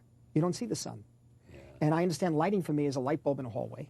Yeah. You know, a guy comes in and we turn the lights on and the scene begins. And so, as opposed to Steven Spielberg, I always talk about this. When Steve told me he grew up in Phoenix, Arizona, and I said, of course. And he knew when the light was coming up in the morning. So he saw a totally different sense of he has a whole different texture and where the sun light. is. Where the sun is, I don't even know where it is. You see, so imagine in Kundun, I was told. I know now. Well, did you have somebody smart talk to you about lighting? Roger Deakins, yeah. Oh, we knew we had very quickly we had to light the film as if it was coming off the glow of butter lamps, so that he understood, of course, and he did that. But of course, also the light outside, what time to shoot a certain scene. You tell me. I said, I know enough not to know. That's you know. Great. I'm smart enough to know I don't know. I don't know it. Yeah. All right. Roll tape. This is Raging Bull. There are people who still think this is, who think this is one of the great films ever made. Here it is. Wow. See the music. Yeah, I think it was Gene Krupa. No, it was a Benny Goodman piece. Benny Goodman piece, right. Yeah. The ad-lib there was from Joe, who said... Joe says, how many times I got to tell you? And Joe says, not too many more, because we did so many takes. Bob kept saying, hit me, hit me, hit me. And finally, Joe said, you don't have to tell me too many more times, because I'm going to do it. Yeah. And that's the way we, Thelma and I cut the picture. We try to, we go according to the script, but also when you have actors playing around like that, and it's kind of loose in a way, obviously, we try to intercut the improvs as much as possible because it has a lot for their relationship. You know. Where did you go to school to learn how? Not in terms of NYU, but what informed you about creating fight scenes, the famous fight scenes of this fight? Well, the fight scenes came from. I never saw a prize fight. I was uninterested in prize fights because I'll tell you as quickly as I can. I'll tell you why. On a Saturday afternoon, we were kids. We'd go to the movies to see a double bill, and if there was a big championship fight that had occurred and it wasn't televised, they'd show all 15 rounds from one angle in the middle of the two films. And everybody would be there. We knew who won the fight. First of all, you couldn't even see who the fighters were. It was all one angle. And it was very boring to me. So ultimately, I think Jay Cox, Brian De Palma, Walter Bernstein, they all took me to a series of fights over at Madison Square Garden. I saw one evening of 5 fights. And then later on, a couple of months later, I was doing research. Jake LaMotta and Bob took me another series of fights. And this time I was down in the front row. And I got some images from it, but I realized that I got an image, for example, of the sponge in the water being squeezed on the fighter's back and all the blood dripped out. I got an image of the blood dripping on the ropes. Those are the only images I got. That's it, of those 2 nights. The rest of it, I realized, when I saw De Niro, when he finally was able to put it together for me, along with Jake LaMotta and this guy named Jimmy Nickerson, who were the choreographers of the fight. Right. I had to look at all nine fights at Gleason's gym. And I just watched them, and I froze. I realized, my God, I said, this can't be handled any normal way. I said, this has to be like music or something. In fact, De Niro was in the ring, and he came out. He said, are you watching? I said, yeah, I'm watching all right. He said, well, come on, what do you think? I said, no, it's fine. Go. I realized the enormity of it hit me, and I realized, wow. I said, this is going to have to be covered in a very different way. And I said, the only way, like dance, like a dance scene. Like in New York, we did Happy Endings number, that big musical sequence with Liza Minnelli. That sort of choreography with the camera. And ultimately, I said, this has got to be like the Wild Bunch of boxing movies, like the Sam Peckinpah film. I said, it's got not because of slow motion and blood. It has to be choreographed. It has to be a dance. It has to be music. It has to be 4 punches to the ribs. The other guy, that's 1 shot. Yeah. That's like a bar of music. In other words, what I mean by 1 shot, I don't mean having 3 cameras in the ring or 7 cameras, and then you do it in the editing. That's selecting. It's not directing. It's like selecting footage. Yeah. No, this is designed, drawn, every shot drawn for every few punches or whatever moves that they made. And each fight scene had to have a different visual, a different way of going about it, a different. And the trick was to lock yourself in, totally lock yourself in his cage, meaning that what happens is that you perceive the fight the way he perceives it. So you're always within inside the ring. You never go outside the ring. Only once you go outside the ring when he's playing possum, sort of when he fights this man named Dortweel, where he plays possum, and then Every suddenly other time you see it you're in, as and you Jake hear it, saw and you it, hear it the way he hears it. So it's totally distorted. And how are directors different from actors? It depends. You know, in a funny way, you look back and you say, well, actors, I mean, directors, what is this? I mean, the reality is an actor actually can make a very good director. I mean, Orson Welles was an actor. Yeah. You know, John Cassavetes was an actor. You know what I'm saying? There's something about it. Almost sometimes you get some very good writers or directors like Joe Mankiewicz and Robert Benton and a lot of people, very excellent. But very often, what happened, there was a period there for a while where certain studio people felt that you don't need a director, you just need an actor, a very well-written script, and no problem. Well, the problem is then you're photographing the script. Yeah. There's something that has to happen in the image.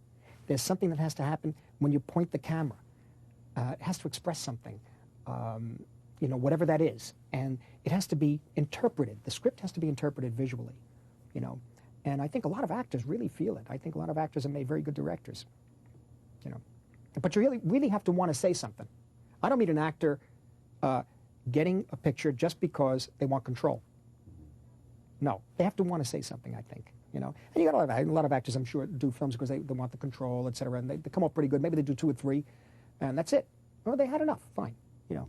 But there's another kind of, or Wells or Cassavetes, and I'm sorry, I'll probably remember more names when the show is over, but they were driven to do these pictures, you see, to express themselves with film, with acting. And you look at a Cassavetes film, it's all actors. You know, the camera work takes a back seat in a way, but it's very vibrant, very alive, you know.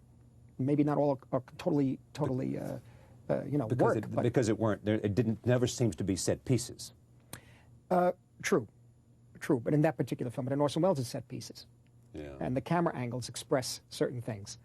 The editing expresses certain things, you know, and yet he's an actor. He's primarily an actor, you know. This is called A Personal Journey with Martin Scorsese through American movies. What directors have influenced you the most? I mean, who do you know? I mean, because there's so many. Yeah, I know. That's why that is so... But just, I mean, if you had to say, look, to save my life, I've got to name 5 people that influenced me greatly in their work and in their passion and in their creativity and insight into how to make movies. Well, I think the 2 I've been mentioning just now, Cassavetes and Wells. Right. Yeah, definitely. Powell Pressburger, Michael Powell and Emmerich Pressburger, the directors of the writers of the producers of The Red Shoes and Life and Death of Colonel Blimp. John Ford, Fellini, and Visconti. Yeah. And in appreciation, people like Renoir. Why do you say in appreciation? Well, I don't think I can make a film like his. I don't say, gee, I want to get an angle like Renoir. You don't see that in a Renoir film. You feel the emotion, you feel the human condition in a Renoir film.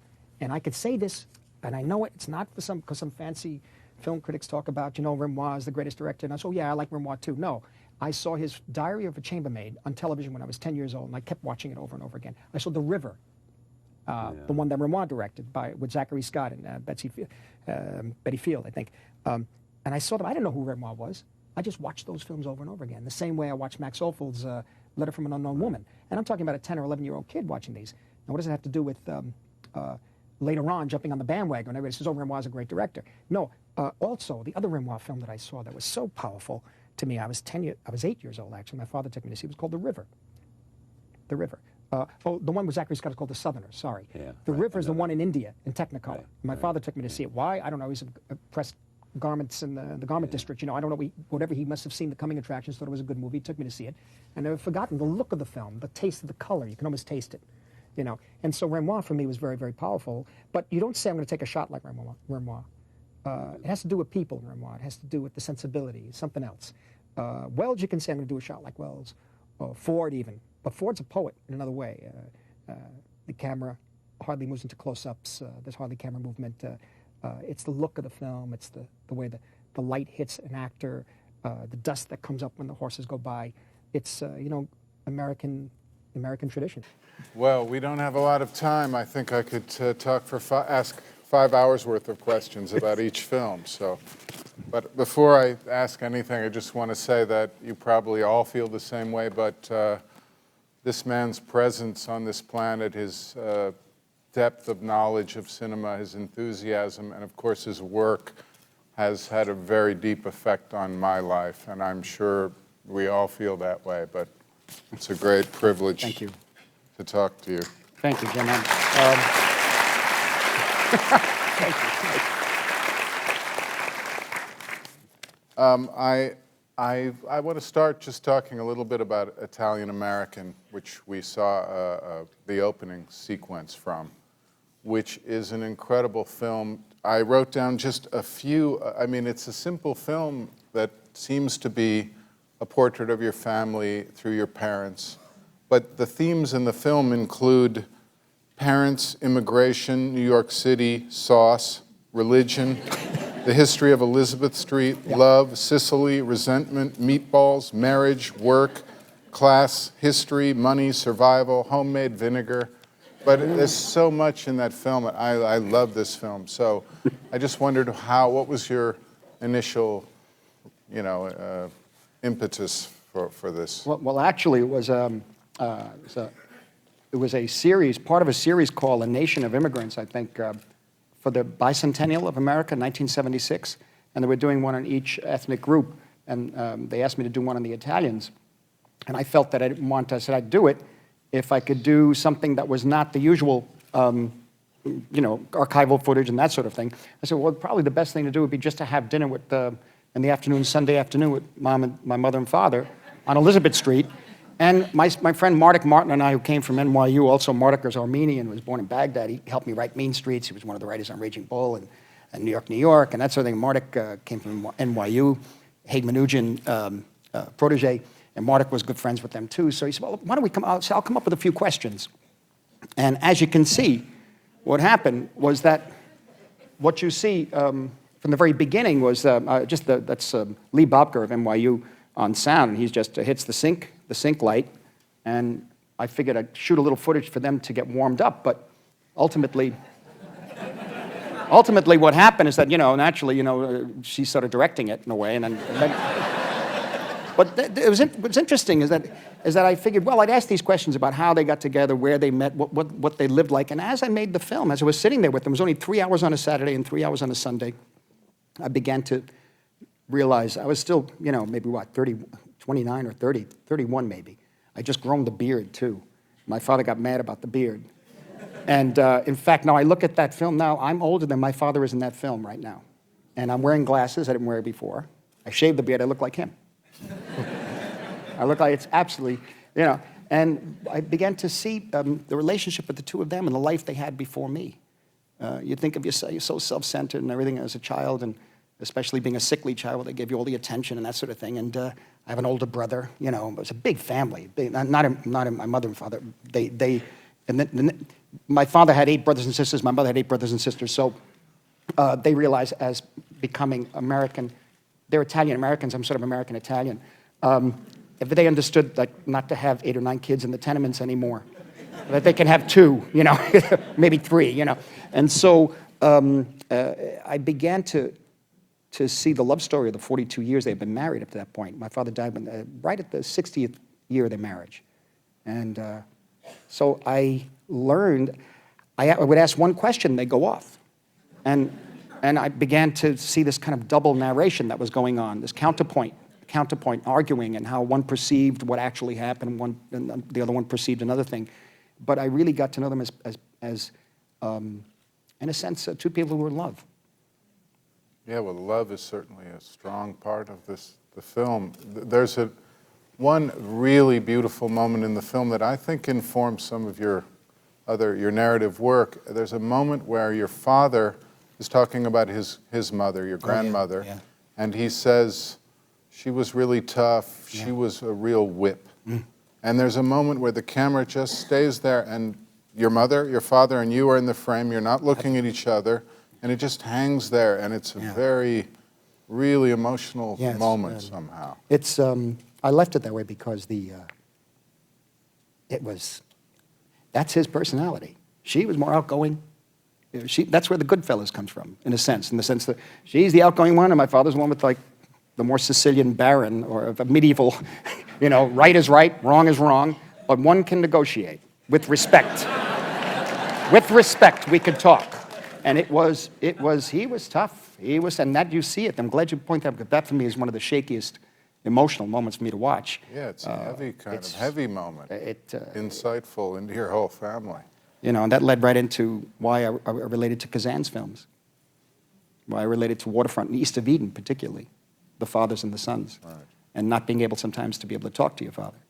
And the way James Dean is in East of Eden. Yeah.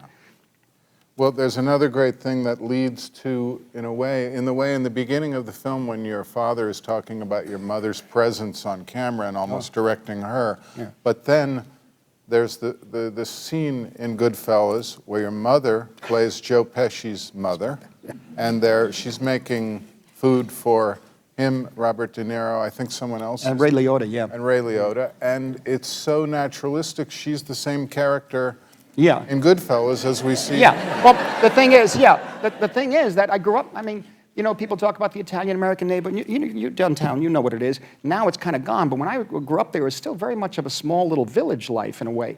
And a lot of the people are hardworking people. My mother and father, 40 years in the garment district working. But, you know, there was that element of organized crime. There was that element of danger at times. And some family members just not making it, just going off the wrong way and not winding up alive anymore. And that doesn't mean the mothers didn't love the sons the same way. And so she doesn't care what her son does. He's home. It's 3 o'clock in the morning. Let me give you some food. Where have you been for 3 nights? You know, oh, your friends, come on in. Don't worry, eat something, eat something. She's not concerned that they just beat some guy. No, she doesn't. I didn't tell her. I didn't tell my mother there was a body in the trunk. I just said, your son is home. He's home. Cook some food. Bob is playing an Irish guy. Give him some potatoes and eggs with ketchup. That kind of stuff. It was a whole thing. And then they improvised everything. The only thing that was written was, did you see my painting? Which was from Nick Pileggi's mother. She had painted. That was her painting. And everything else was improvised with my mother saying, why don't you settle down? I said, I do. Why don't you get a nice girl and settle down? Joe says, you know, I do. I get a nice girl every night. I settle down. She goes, no, I love you, Mom. And all of that went on with 2 cameras, and I just sat there. 2 cameras in a small little house in Astoria, I think, in Queens. And it's a very special thing. But she does love her son unequivocally. And it's an interesting insight, too, just in your approach to actors, to get that kind of naturalistic performance from people. But there's also another thing I loved is when they talk about your grandfather who had a mustache, a big handlebar mustache, and then he shaved it off when he was away, and when he came back, the children saw him, and they burst into tears. Which I loved. Well, they went away to work. He was laborers, you know. And I also learned from that film, too, that we have something strange in common. Both our mothers have fraternal twin brothers. Oh, really? Yeah, my mom, too. Oh, wow. But I could talk about this film forever because... But Jim, don't you think, though, I mean, what I learned there, though, was that you can hold a camera on a person, they talk, they tell the story. It's like the old person, I don't know, it goes back to, it's primeval. I mean, you sit the person around a campfire, tells you a story, and in a way, the camera doesn't necessarily get in the way, it's the person's face. And you fade out, fade in if you want, and all the great camera moves in the world not necessary in a way. And that freed me up, that film, for doing certain dramatic scenes in Raging Bull, actually. Some of not the fight scenes, but the dialogue scenes. That sort of freed me up from a kind of feeling we had to be more formal with tracking and that sort of stuff. Well, that leads me to another subject, which is style being something which delivers something emotional. I think another film that I've loved so much, My Voyage to Italy, which they showed excerpts from Rossellini's Open City, is such a beautiful film. People probably have seen it, but you must see this film. But you say, I think it's over the sequence of Visconti's Senso, over the Verdi opera sequence, you say, you're talking about the film particularly, but you say style is everything. And I assume when I watched this film several times, that really hits me because to me style is what differentiates, it's what is personal expression. Mm-hmm. But the style delivers something. And I assume you were talking not just about Visconti and not just about that film, but about yourself and your Mm-hmm. own work. Mm-hmm. And I just wanted you to talk loosely a little bit about style and how, for me, style, delivering something emotional equals a masterpiece of cinema. And then you get Taxi Driver and Raging Bull and Goodfellas and all of your films. So this is very, can I be a little more vague? I was going to say, Just, help me out here. But style being, all right, I'll move No, on. but the thing is, the style, again, it's exactly the point. It's the thing of, you can hold that camera, two people talking, two rode together, Jimmy Stewart and Richard Widmark, talking in the riverbank. I always talk about that scene. The camera just held and they talked, and suddenly it was like a documentary from 1870. You know, you got to know these two guys and what they were really thinking and what they felt like. And I learned that. I learned that. Then again, seeing a lot of the Italian cinema, I was moved by their style, in a way, emotionally moved. And I think somehow it filtered through the work of what I saw of Cassavetes, and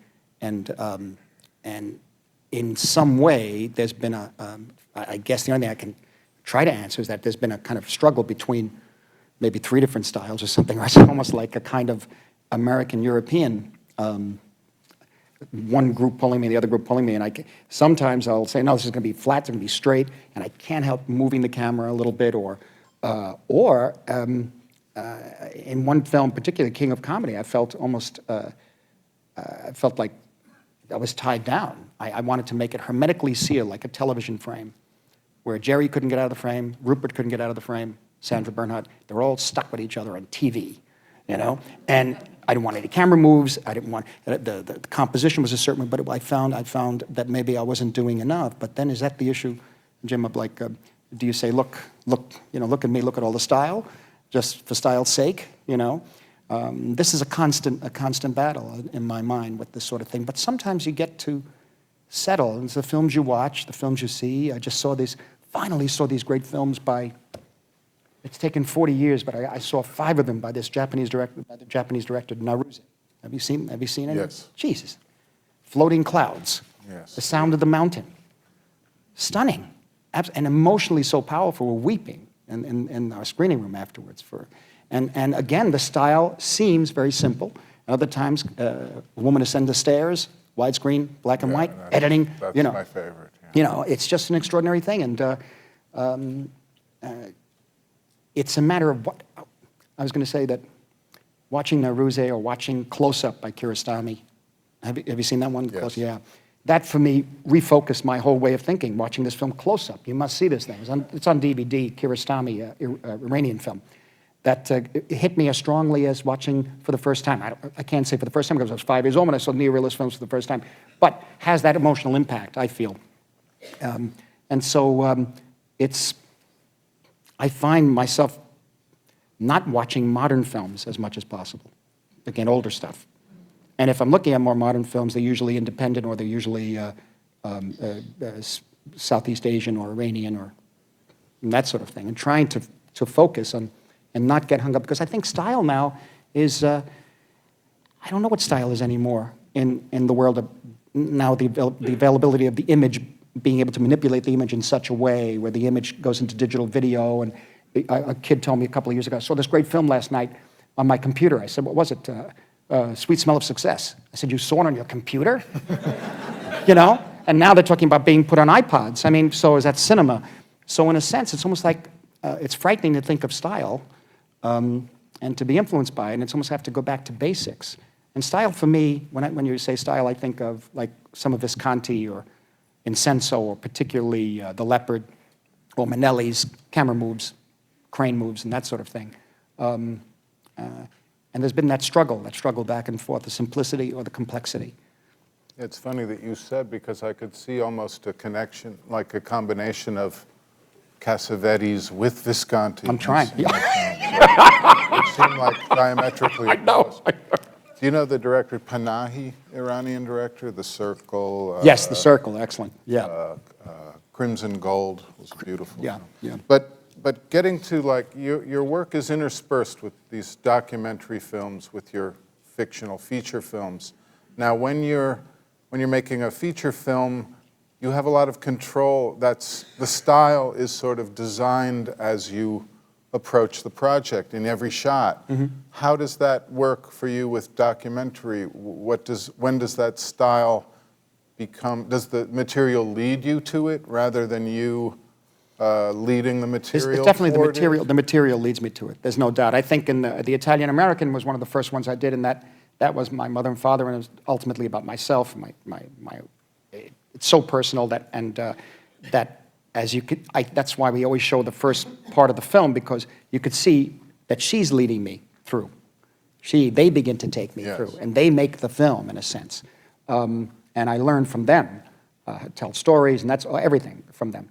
And then in the case of the other films, it's really the music which leads me. The music takes me, and in the case of Last Waltz or particularly the Dylan film, it's the obsession with the music, really. And the music begins to tell a story. In The Last Waltz, you had a basic story. It was Robbie Robertson's idea that, of course, it was the end of the group, the band, and they were going to have a final concert, and they were going to have all these other groups, wonderful people there, from Neil Young to Muddy Waters, Joni Mitchell, everybody, Bob Dylan. And I began to understand, at that time, I was just discovering this music. In other words, rock and roll, I still had my 78 of, Rip It Up or Ready Teddy, Little Richard, and Roll Over Beethoven on 78s, and Sun Records, I still have my 78s. So I didn't know where that music really came from. And it's been a long process of discovery, but in Last Waltz, Robbie was able to show his influences, the influences of the band. And that's how that film was structured, like a tapestry in a sense of this American music and where all the influences came from. In Dylan, it was something else. There was years of footage there. It took 4 years to put together. A wonderful editor, David Tedeschi, worked on it with me.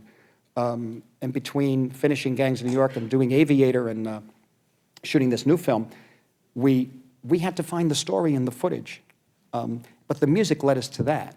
And then the music led us to the artist. And then what's the obligation of the artist? To himself or to others?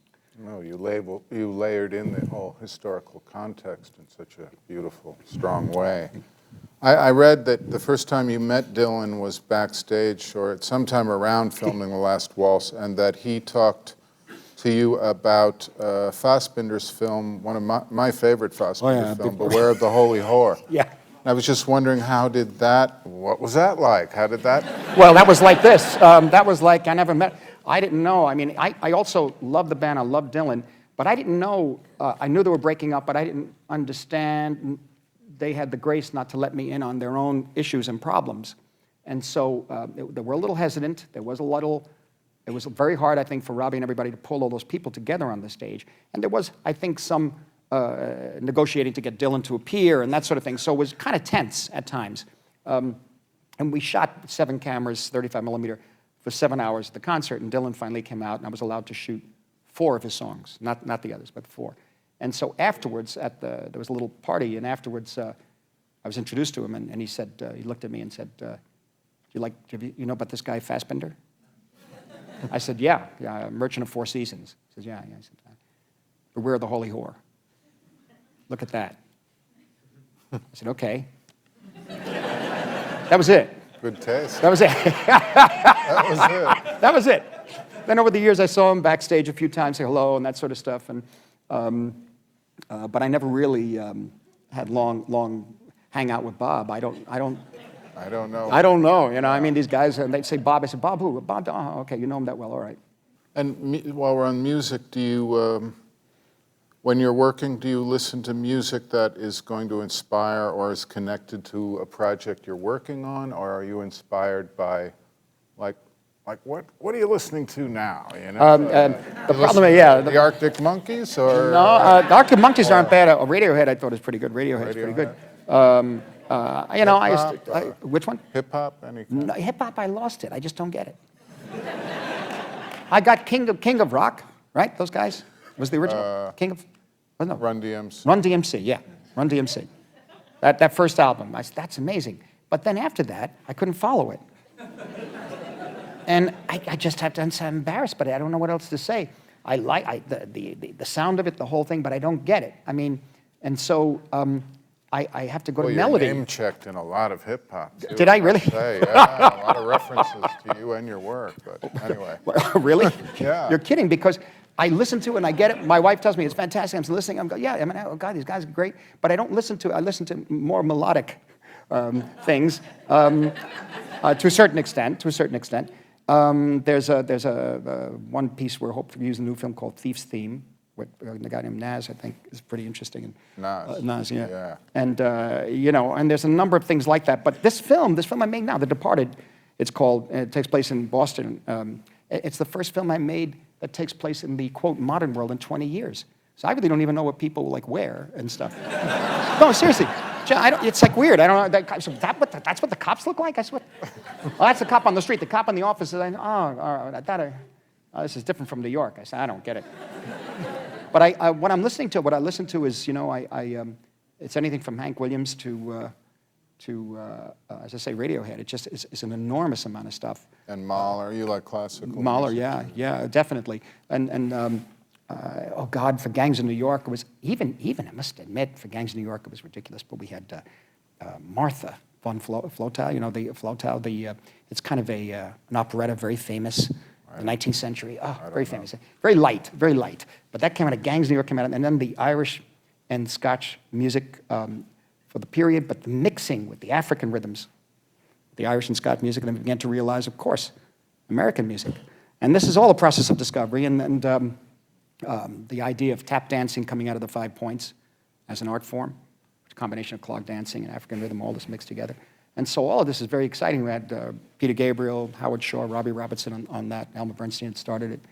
But the music was very important there. So, I keep going back to Dylan. I keep going back to Van Morrison, and for kind of comfort and a little bit about documentaries as a form, which is very, very loose in a way, but Godard said once somewhere something like, in the future, the nightly news will be reenacted.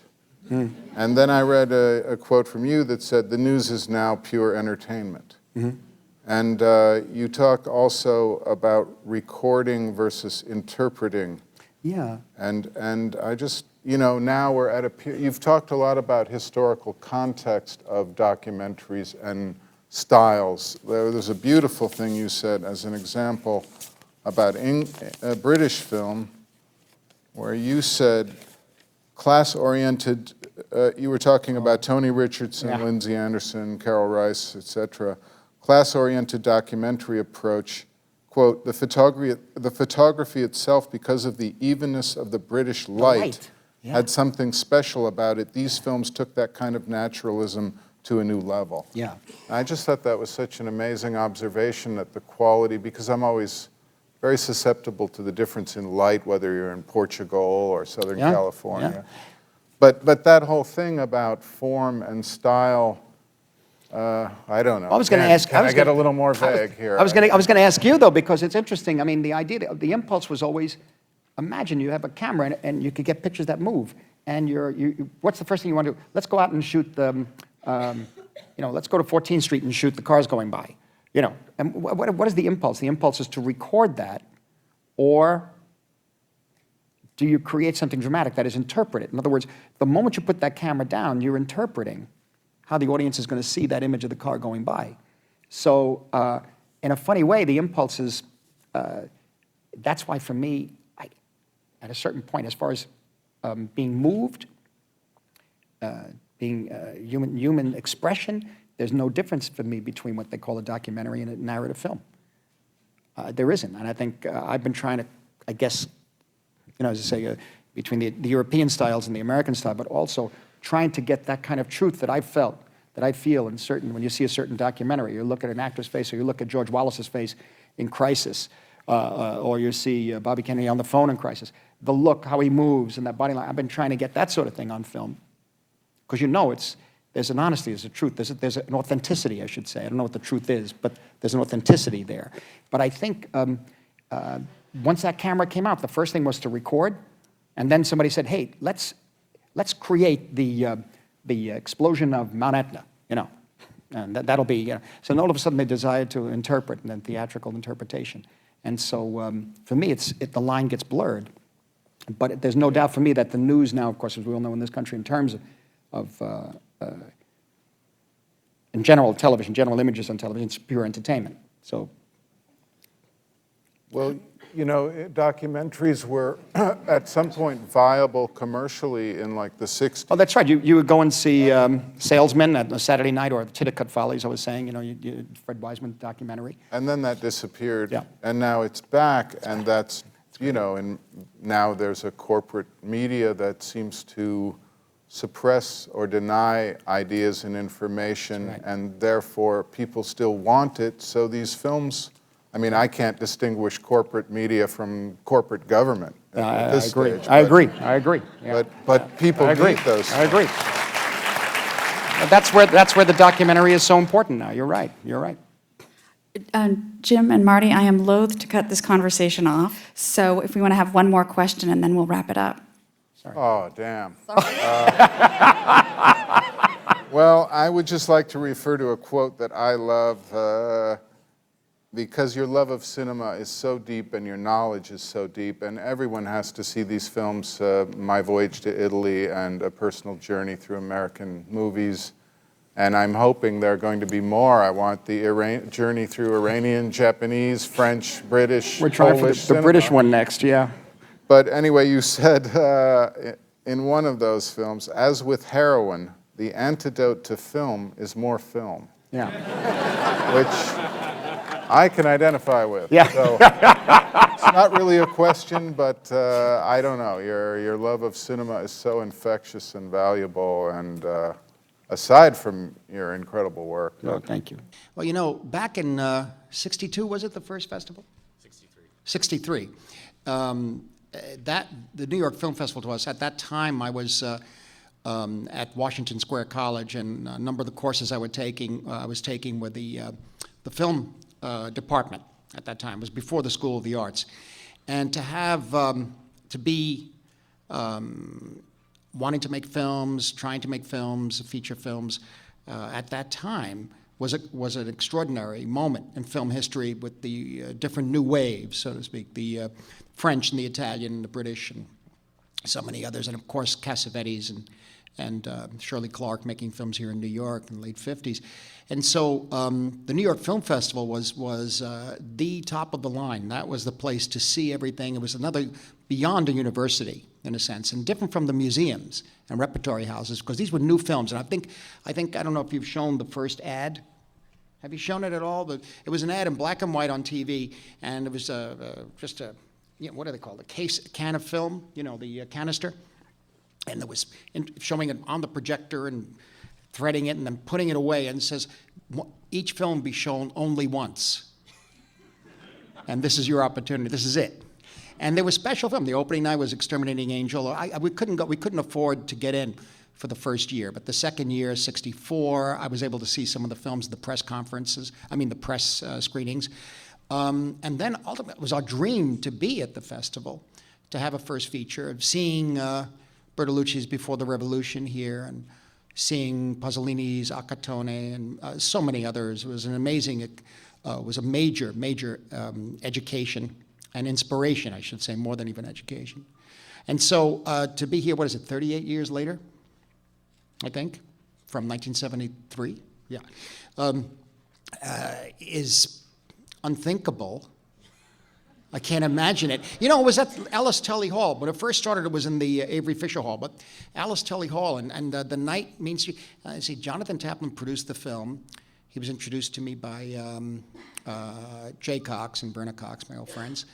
And when the film was accepted by the festival, it was one of the most extraordinary moments in my life, because this was the place to display the new cinema, you see.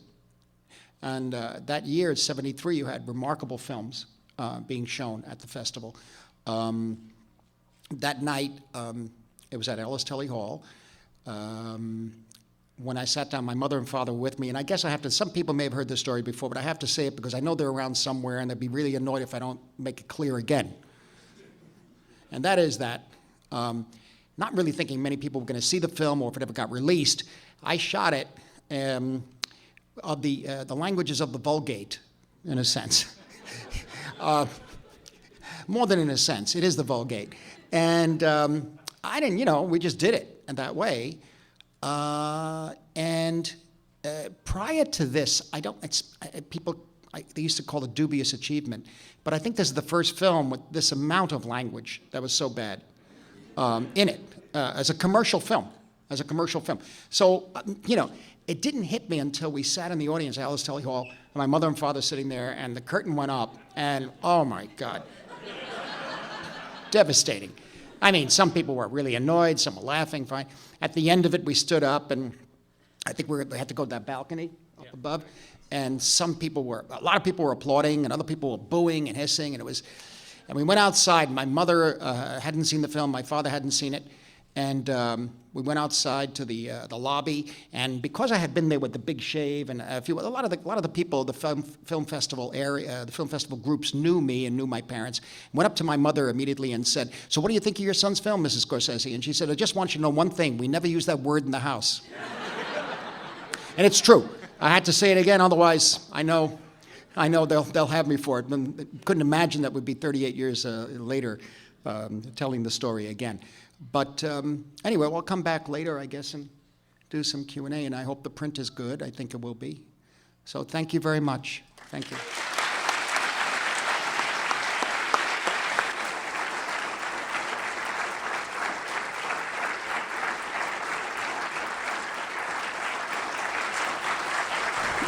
Martin Scorsese. Thank you. Thank you. Whew. Okay. So. Well, I wanted to begin at the beginning in a way and ask you to talk a little bit about sort of where you were psychologically in your career as an artist when you made this film. You had done 2 features, Who's That Knocking at My Door and Boxcar Bertha, and you were working as an editor. What did you feel about your position in the film industry, and sort of how did you arrive at the place where you were actually able to make this film? Well, it was a 10-year period of 63 to 73. I made a few short films at the school, got some notice on those. Had been flown out to California a couple of times to try to do television shows or whatever I was told to, but my interest was changing from films that were straight-out comedies to dramatic pictures. I tried to do Who's That Knocking at My Door, but that took about 3 or 4 years to put together. It was never quite finished in a way. And at the same time, I just worked as an editor wherever I could, as a documentary editor and that sort of thing. The main thing was always trying to get this film made, Mean Streets, or it was called, I forget the original title now, but Season of the Witch, yeah. The song Donovan, yeah, because the Walpurgisnacht, you know, the Witch's Sabbath, the feast always. If you live there, and I don't know if anybody here does now, and I don't know how they do it now, but literally everything is outside the window. So the band is playing, the orchestra, that's in your room. It's part of this craziness of the crowd. That it reminds me of the festival, let's say at the end of, I'm not making it a comparison with this film, but the sense of the crowds and craziness occurring, like at the end of Les Enfants de Paradis, and something about the malevolent nature of a celebration, of a festival, because inevitably something crazy happened. There was always a fight, there was always something going on. So, and I would see this, you were living in it because the lights were up on your fire escape, the lights. So it's originally the almost like a witch's Sabbath, almost like something really, on All Souls Day. And in any event, I tried to get this put together. It took me a few years to straighten out the writing of it. Who's That Knocking did get me. That and the doing some work on Woodstock, I was able to get out to California and to work as an editor on a documentary, a rock and roll documentary, another one at Warner Brothers. But at the same time, Roger Corman had seen Who's That Knocking at a change. The theater owner changed the title to JR. They kept changing the title because nobody liked it wherever it was shown. So that was shown at the Vagabond Theater. Corman saw it and had a meeting with me immediately a week after I was out in L.A. and asked me to do the sequel to Bloody Mama, which I said, sure, was Boxcar Bertha it became. But he disappeared for like 6-7 months, and then I was working as a sound effects editor for John Cassavetes on Minnie and Moskowitz, and Roger called again, and it was time to put this film together. That was 1971, I think, in the fall. And I learned a great deal on that particular situation. In that particular situation of Boxcar Bertha, we went to Arkansas, Camden, Arkansas, and shot the film in 24 days, which was very fast for me. And also, it was the first time that I had made a movie straight through. Who's That Knocking and all my other films, Big Shave. These were done when you had the equipment. When you can get the equipment, 3 months later, you had to match what you did. It was crazy. But here, it was every morning, every day, you went out there, and it was a discipline that I learned.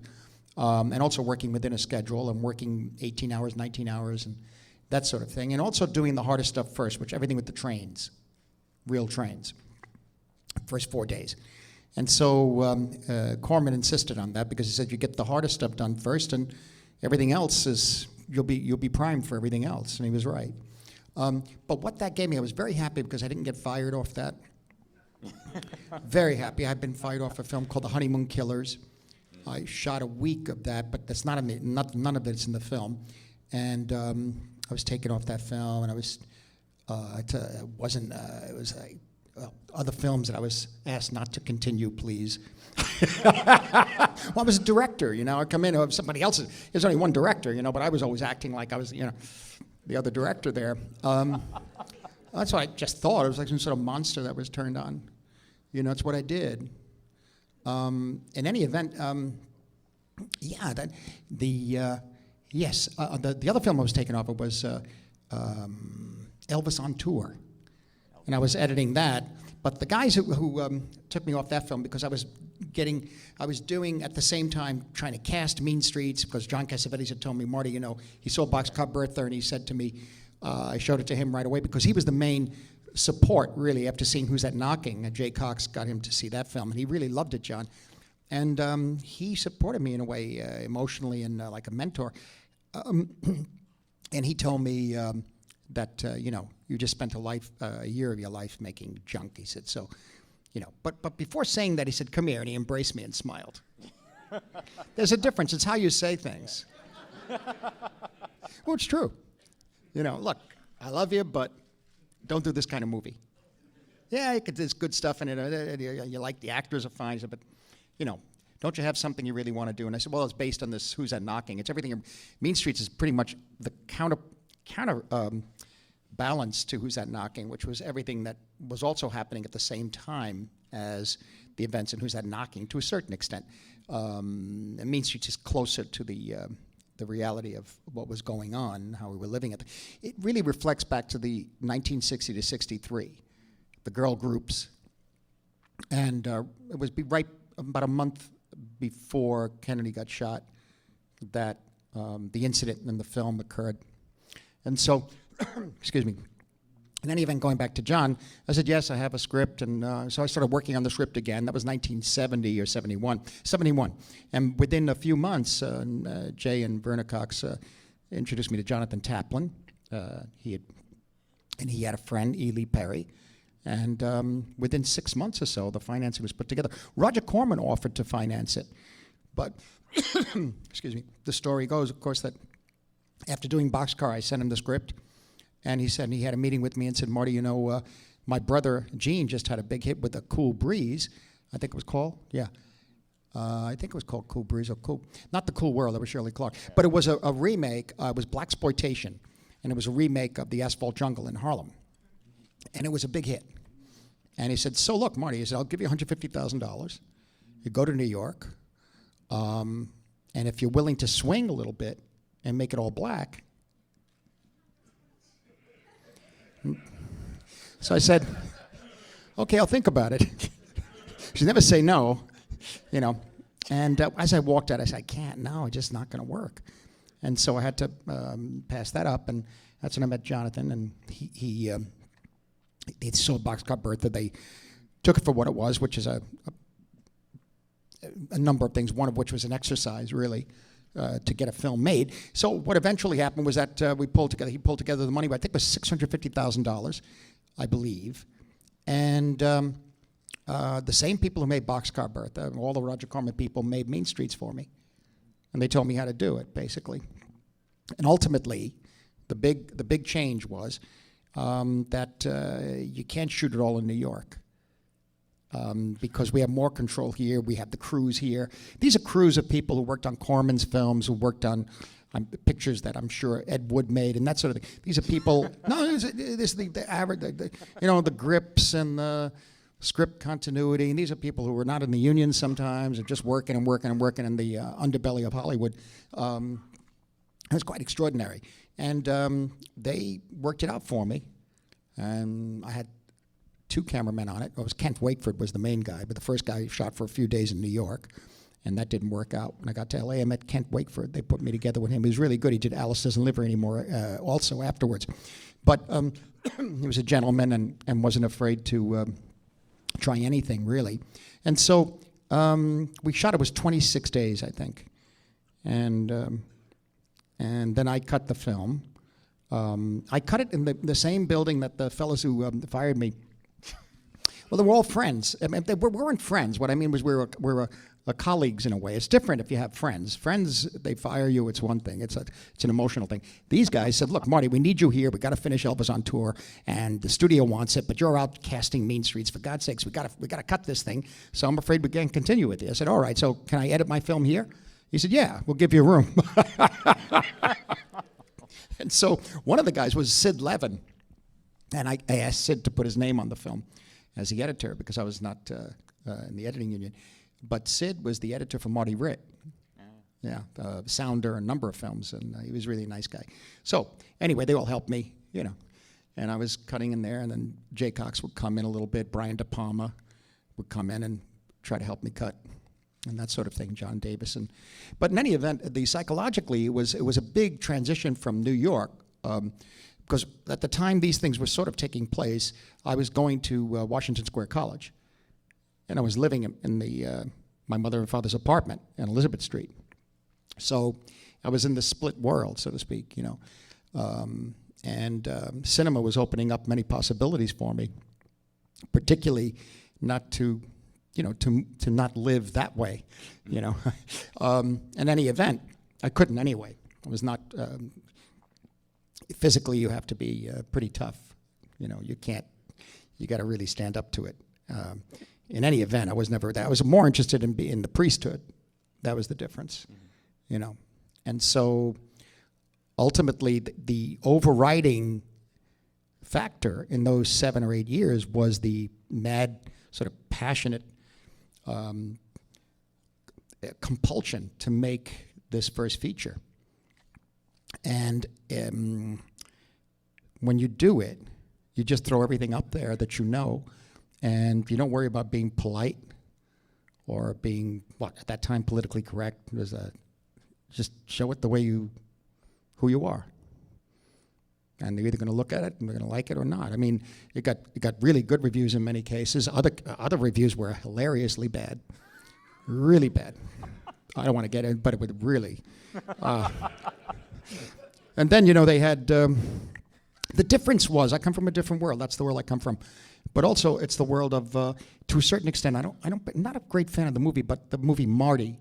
Mm-hmm. Marty has the sense of the home life that you don't see in this film. Yeah. You see, that has a truth to it. But it's for me, it was always a little a little much, that picture. But here was had pretty much of an edge. But I remember the Times, New York Times at the time, would have a policy where if a film got a good review, a week later they'd have a rebuttal. Or if it got a bad review, a week later they'd have a rebuttal for a good review. And I think we got a good one, because a week later, boy, do we catch it, Paul Goodman. The headline was, "Who cares about these people?" I said, "I do." And it was really scathing. But it's a different world, different time. I mean, it was all new to me. The closest, I guess, you have to understand that when I went to Washington Square College, it really was the first time I was part of the outside world. Prior to that, it was all Italian-American or Irish Catholic up in Cardinal Hayes. So when I went to NYU, Washington Square, there I was, the campus was Greenwich Village in 1960. You know, it was a major change. And you know, as I said, I bought my first pair of jeans after Woodstock.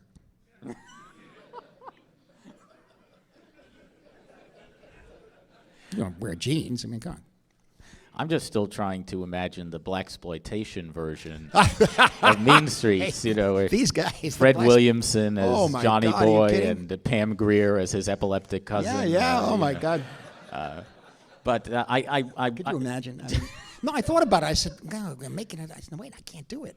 I don't know how to do it. I wouldn't be able to do it." You know. I wanted to ask you a little bit about your co-writer on the film, Mardik Martin, because you came from this world, like you said. You saw this kind of thing out your window, and your co-writer. Well, Mardik was born in Iraq, in Baghdad. Yeah, an Iraq-born He's Armenian. Yes, yeah. So this is clearly he's not Armenian. His he was world, great. My teacher was Armenian, Haig Manouchian, and so he put me together with him. And he spoke with an accent. And he lives in L.A. now, and he would be wonderful to have conversations and also to argue with and against and for, and really supportive in structure, and helping me shape the script for a long period of time. We did a lot of work together over the years. My short films. He was one of the first to work on the first drafts of Raging Bull, Mardik, and no, he was a great collaborator at the time. Well, you mentioned earlier that a lot of this iconic New York movie was actually shot in Los Angeles. What were the logistical challenges of doing that and still sort of having this seamless New York atmosphere? The key was that certain scenes were shot in New York, the rooftops and certain street scenes, and particularly the hallways. Try as I could, as I might, I could not find those narrow, the hallways I grew up in that I love, those narrow tiled hallways. I just couldn't find them in L.A. I found everything else. I found the alleyways were a little too clean, but we got, I'm serious, because they're also too wide. But there was that downtown L.A. If you go to L.A. now, it's all changed downtown. But Wall Street is still there, which was the Skid Row, and I grew up in Skid Row. I grew up on the Bowery, basically, with the alcoholics and the guys just, doing everything in the street. So it was part of what I know as a child.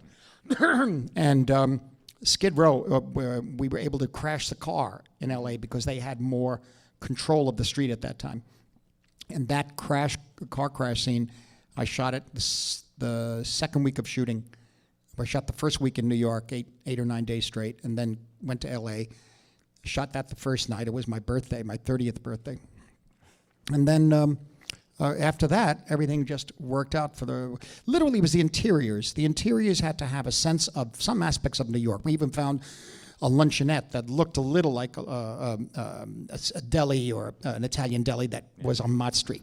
The exteriors are on Mulberry Street, on Grand Street off of Mulberry of the store. The same exterior of the uncle's luncheonette. Yeah. The exterior was used also in another film called A Double Life, George Cukor. Oh, yeah. It's where he meets the waitress, played by Shelley Winters in the film. But hardly anyone shot in that neighborhood. You couldn't bring cameras there at the time. The Godfather got away with it. They had a lot of Paramount Pictures behind them. They made a lot of money. But the neighborhood kid, we couldn't really shoot there. My father had to talk to a lot of people, pay some money to certain people and buildings, and was quite upset about it. But they weren't very forthcoming. And quite honestly, they wanted to be private. They didn't want cameras all around. Yeah. And so I would, if we were on the roof on Grand Street and De Niro's firing a gun at the Empire State Building, the window is in L.A. that he hits. And it's all done. The garage is in L.A. The interior of the car is in L.A. I don't know, the intercut with shots going over the Brooklyn Bridge. I mean, basically, it was all designed for one shot to go to the next to create the impression of New York, in a way. But there were details, like we built a little set for his apartment that he lived in with his mother and his father, his mother. And the over the door, on the lintel on the door, I guess you call it, in the corners, there were all these little designs, like a rosette.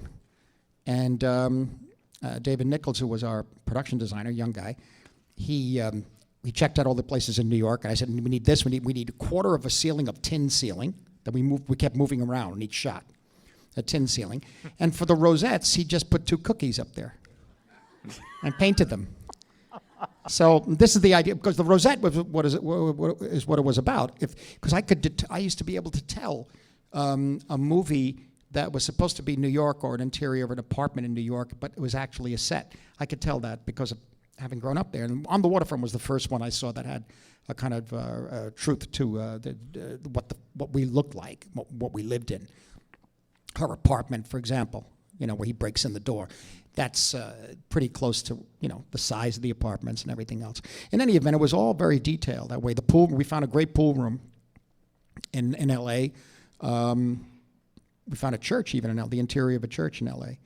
And so it was just a matter of sleight of hand, really. Before I turn it over to the audience, I just wanted to ask you briefly about the soundtrack to the movie. It certainly wasn't the first movie to use popular music, but well, you have. However, I think Easy it was, Rider, right? Yeah, and but Easy Rider's California. You could also say this is New York. You could say the Blackboard Jungle also, but one. Well, that's when that came on, when the logo came up and that music started. Well, many kids in the audience started dancing and rioting, and police came in, and that was it. Then the movie began. But there's a big difference. That was the Rock Around the Clock, yeah. But I think that was the impact of that was very strong. I saw that when I was about 12, very strong. But I think in terms of kind of creating an emotional temperature, this was the first movie to use popular music in that way. And I'm also just sort of curious because the soundtrack seems to break down into kind of 3 parts to me. You have the rock music that's sort of contemporaneous with when the film was made. You have the doo-wop that's maybe a sort of decade earlier. And then you have opera and Italian folk music. Song, folk songs. Italian. So can you talk a little bit about, sort of what each of those kind of styles of music meant for you? Well, it was literally the way you hear it, which was that particularly if there was a street festa going on, a feast, because you'd hear the band playing Fascetta Nera, or the Italian national anthem, or Tazza di Caffè, all these Neapolitan songs, some Sicilian songs, and they became part of your subconscious, because 2 or 3 times a year that was happening outside the window since you were a child. And so it really became, you knew the songs, sometimes you didn't know the names, but that became part of the scoring of your life in a way. That, opera to a certain extent, lots of Italian traditional songs, or Marianello, and all the great song that ends the picture, I think, is a wonderful song, or Marianello. That was the song they'd always play at the feasts for the good night song. Of course, there was some classical that we heard coming in through the airwaves. It was country western, there was popular music and rock and roll. So all this stuff would sort of go, weave in and out the windows, sort of, especially in the summer, as I always said, because the windows were open, the doors were open, there was no air conditioning, no fans. So everybody was like living in a kind of an interesting kind of dorm, in a way. People sleeping on fire escapes. It all sounds like very, very romantic, but actually it was pretty miserable. But it was kind of a thing. Everybody would walk around, and the men would be dressed with the T-shirts and big boxer shorts, but that was okay, because everybody understood it was hot. So, and the guy across the way in the same way, and if there was people, of course the doors were open, the windows were open, so whatever went on in the apartment, everybody heard it. And so if there was a party or some sort of celebration, everybody came in. If there was a fight, very often your friend next door would come in and try to separate them, or vice versa, settle everybody down, calm down. The heat got everybody crazy too. And this goes back to gangs in New York or any situation where people are living huddled in a beehive, so to speak. You know, when they got a fan, it was amazing. You got a fan. You can imagine now with the air conditioning, but at that time, that's the way it was. So the music was coming in from everywhere, whether it was Ziggy Elman and the Angels Sing, anything of swing or Benny Goodman or Artie Shaw, to Mascagni, Intermezzo from Cavaliere Rusticana. But it was constantly floating in and out. And so you go with the music. You just go with the music. And I would definitely see life that way because the score was very anachronistic at times. You know, if you were seeing something really awful, there was like Fats Domino singing When My Dreamboat Comes Home. And I can't tell you. You know, so you'd see these images. You're in a car. My brother had a car. He would drive us around the block. That was about it. And he moved out with the car because you couldn't have a car there. Yeah, it wasn't right. But you know, the music, I mean, we get to the music. The other films, of course, were, well, Easy Rider had that music, was 68, though, but that's another cultural, I didn't get it. I really enjoyed, but I didn't get it at all. And Born to Be Wild, I don't get it, you know, so it was like, no, I don't mean to put it down, I'm just saying that it's like, it was wild to see it, but I said, wow, that doesn't work for me in terms of my connection to life that way. It's a very different motorcycle. It's a very different thing. And, well, I did see at a loft of a filmmaker in 1965, I think, or 4, I forget, maybe 4, in Greenwich Village, a clandestine screening conducted by Jonas Mekas of the banned film Scorpio Rising. About 25, 30 people in the room in the loft. I never seen anything like it. You know, and that was the thing. He used music like that. We were told at NYU you can't use that music because you have to pay sync rights, and you never get the film release. So we're always tossed between, should we get it, you know? And finally, when Kenneth Anger did that, well, of course, it's a different kind of thing. That's not going to be playing at Cinema One, you know. So, but he didn't. Sure he didn't have to deal with the same things, and so it was the conflict of independent film versus. Films that could be made at studios, but they had the independent feel about them, whether it was Cassavetes or whether it was Billy Friedkin in terms later, and so in a way like French Connection too. So in a way, the Kenneth Anger was a very strong because it was so good. The power of it was so strong, and so transgressive. I thought, and so mind-opening for me. That was the one that I said, no, let's just do it. Let's do it. We had to pay. I mean, Taplin, they paid for the music rights. And as I said to you earlier, Phil Spector is still mad at me because he claims I didn't pay him for Be My Baby and the other songs in the picture. How could that be?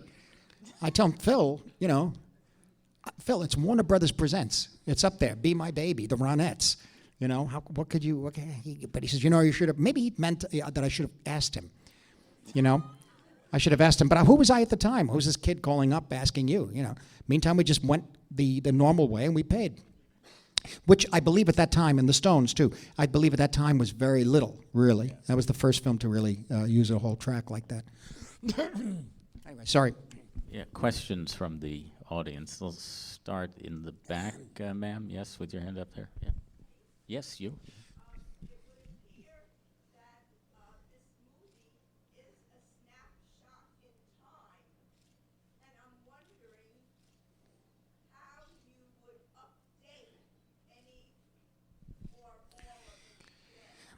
Interesting. The question is that the movie seems like a snapshot in time. How, what would you update, if any of it, if you were to make it today? Well, you know, the first response in my mind is that, instinctively, is that there's no way I could make an update of it today. I don't understand today. You take out the elements of drugs, you take out that element, and it's once you put the drugs in, you're in a whole new world. A lot of money, a lot of destroyed lives, and a different way of thinking. This is going right into Vietnam. It's a whole other kind of thinking that we were never a part of. And so if you have The Sopranos or whether it's, I just didn't get it. Beautifully acted, very, very interesting stuff. I would feel more at home with Boardwalk Empire from the 20s. Yeah. So I don't know what the same group of people would be. They don't live there anymore. That neighborhood's gone. It's a different neighborhood now.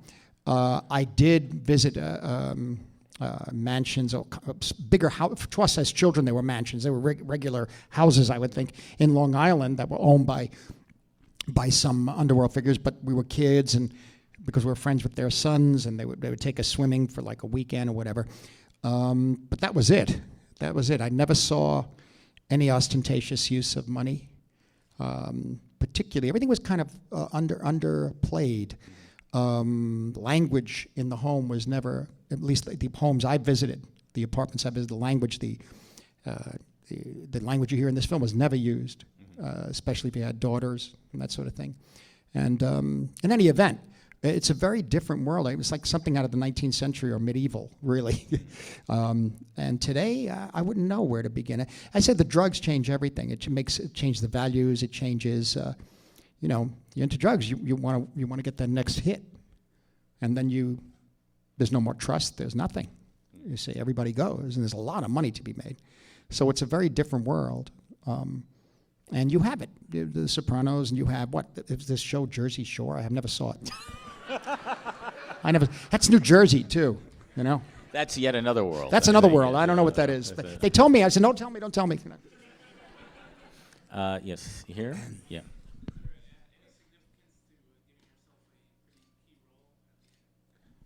Any Not significance really. to casting himself as the gunman at the end of the No, film? no. In many of these cases, we just don't have the people.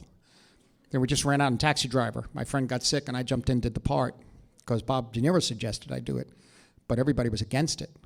And Bob said, no, Marty could do it.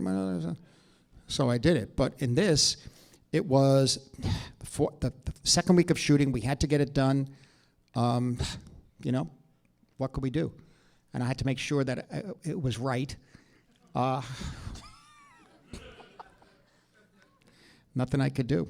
I couldn't trust anyone there. What about using your own voice on the soundtrack? Oh, intercutting my voice with Harvey's. Yeah, and it's a very personal movie. So the rhythm of Harvey's voice is my voice is very similar to his, I feel, at times. And we're very close, Harvey and I. And so we just intercut our voices. Really didn't really matter, I thought. Yeah. Yes, here.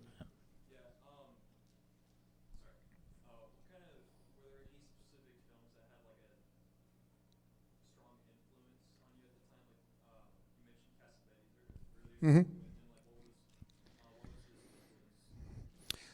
Well, Cassavetes, when you saw any particular films that influenced the pictures at the time, there was all of cinema that I had seen, let me put it that way, of course, builds to that first moment where you line up the first shot, when you look through the viewfinder, or these days now the video assist. But Cassavetes was the one to really push us over the edge in a way by doing shadows, and with the advent of the new equipment, the eclairs, pretty similar to what's happening now, only what's happening now is a complete redefinition of cinema, complete reinvention in a way. It's up to you. It's a whole new world and a whole new industry, or maybe not even an industry. I don't know what it's going to be. But everything's wide open now. But at that time, that eclair camera and the smaller Arriflex and all that opened up the way because the other cameras were very, very big and bulky, the Mitchell BNCs. I tried shooting with them. It was very difficult to get them in, even on this stage, you see. So when Cassavetes did that, and he did it so openly and honestly, and the style was in the making of the film in a way, the passion of making the film. So if you say, well, it was grainy, it looked documented, it doesn't matter. That doesn't matter. Oh, he paid no attention to production design. I'm sure he did, you see. But it's another way of looking at it. And he said, well, then we can do anything. See, we can do anything and get away with it. I mean, not get away with critics, of course, and the public, but we could get away with the style because we had to reinvent the style at that time. And so Cassavetes was the one who really pushed us to do that because I always said this.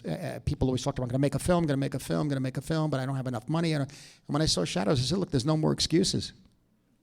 You know, you have video here, no more excuses. You've got something to say, and you're dying to say it. Use the video, you know. And the films that were very specific to me were Ashes and Diamonds, Andre Vida's film, one of the great films. I just came back from Poland, actually. Last week I was there. And Akatone by Pasolini, and Before the Revolution. And, oh, God. I Vitelloni, Fellini's I Vitelloni, about the young men who are still living at home with their mothers who are 32 years old.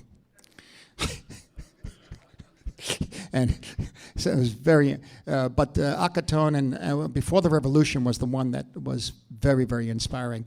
Ashes and Diamonds was, and still is, one of the most powerful cinematic experiences. If you ever see it on a big screen, show Vida's films here. Yeah. Yeah, we've shown them. Yeah. In the back, straight ahead, yeah, pointing at yourself. Yeah, that's. Yeah.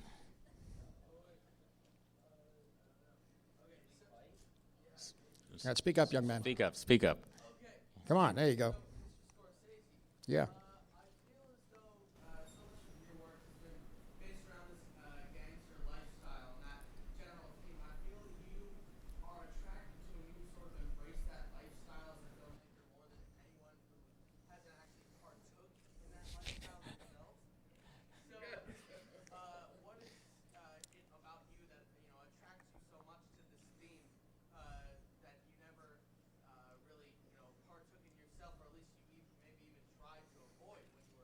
Pretty much tried to avoid, yeah.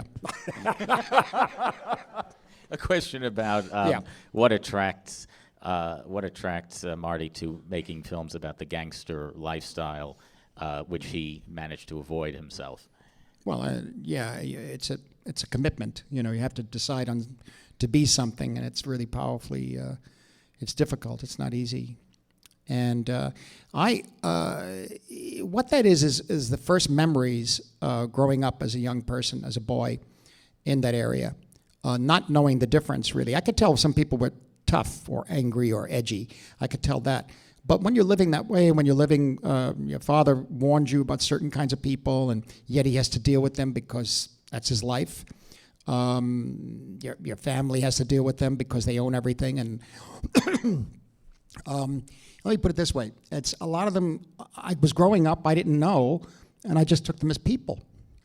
And so I found that over the years, I'm fascinated by, at the same time, being involved with the church, wanting to be a priest, hear the priests talking about love and compassion. All these alcoholics are dying in the street in front of you, and all these other guys are betting numbers, and there's violence in the streets. And for me, really, a lot of them I knew were basically decent people, but they were somehow the life and the circumstances forced them to do bad things. Not all of them. Some of them were really, really out there, you know, really crazy. But, you know, I knew them to be good, you know, or tried to be good. They tried to be, and they couldn't. They couldn't. That's how I perceived it. I mean, how I knew it. I didn't even make a judgment on it. I say it's just what I know. Don't forget, too, that that's only a certain percentage. The rest of it is like my mother and father were living there, and a lot of my friends, their mothers and fathers who try to live a decent life. But this is all around you, and it's part of a, you know, part of a little medieval community, like a medieval village, in a way, in a new world. And that new world, for me, I always tell the story, the new world was on the corner of Elizabeth and Houston. All I had to do was go left to Greenwich Village. And that was, you know, on the corner of Elizabeth and Houston, you got a sense of this place called America, because there were cars going back and forth, and this land. I always tell the joke about seeing, but it was kind of odd to see this president always playing golf, Eisenhower. And, you know, nobody played golf where I came from, so he was always smiling and playing golf. And I mean, be made funny about it, but it was like another world. And we were in that generation moving towards that world. And so when I went to the west side, 6 blocks to the west side, NYU, that in 1960, that changed everything in terms of my outlook. I think we have time for one more. Go over there, ma'am. Yes. Yeah.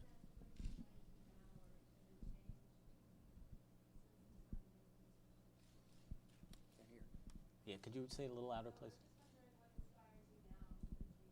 Oh, yeah, but the question about are you inspired by different things now than when you made this film? What inspires you? New films today, you mean? Well, I think, you know, I'm lived quite a while, so it's like an issue of, you know, you look around, a lot of the older films still move me and still inspire me, but the world around me has changed a lot. I have two older daughters, but one young one who's 12, and so that changed a lot. And the whole film, that film Hugo, comes out of that experience of being young with the child. The child doesn't know that you're older, you know. So, you know, you expect to do certain things and think a certain way. And that has been a big change, because not only is she so much a part of our lives, but also her friends. Yeah. And so that is a great inspiration. And of course, you know, frustration, inspiration, all of that sort of thing. And watching and trying to work out a program where they don't realize it's a program. Where we're just going to say, you know, watch a movie with Daddy. See, a cinematic sense of cinema history. You know, where you're not showing them, you're not preaching to them, but you're showing them bringing up Baby, and then you show Grapes of Wrath. You know, you have to balance it. So not on the same day. Not on the same day. I can tell you that. But they're, you know, and so they know ultimately that another kind of cinema existed, in a way and so a lot of the inspiration is coming from the life around me at this point in time. Some new films I see, some good films from Romania. Police Adjective is interesting, I thought, and oh God, there's a few. Watching some old Polish films, or some revisiting Andrzej Munch's films, Passenger and Eroica. And there's some extraordinary things I've seen, you know.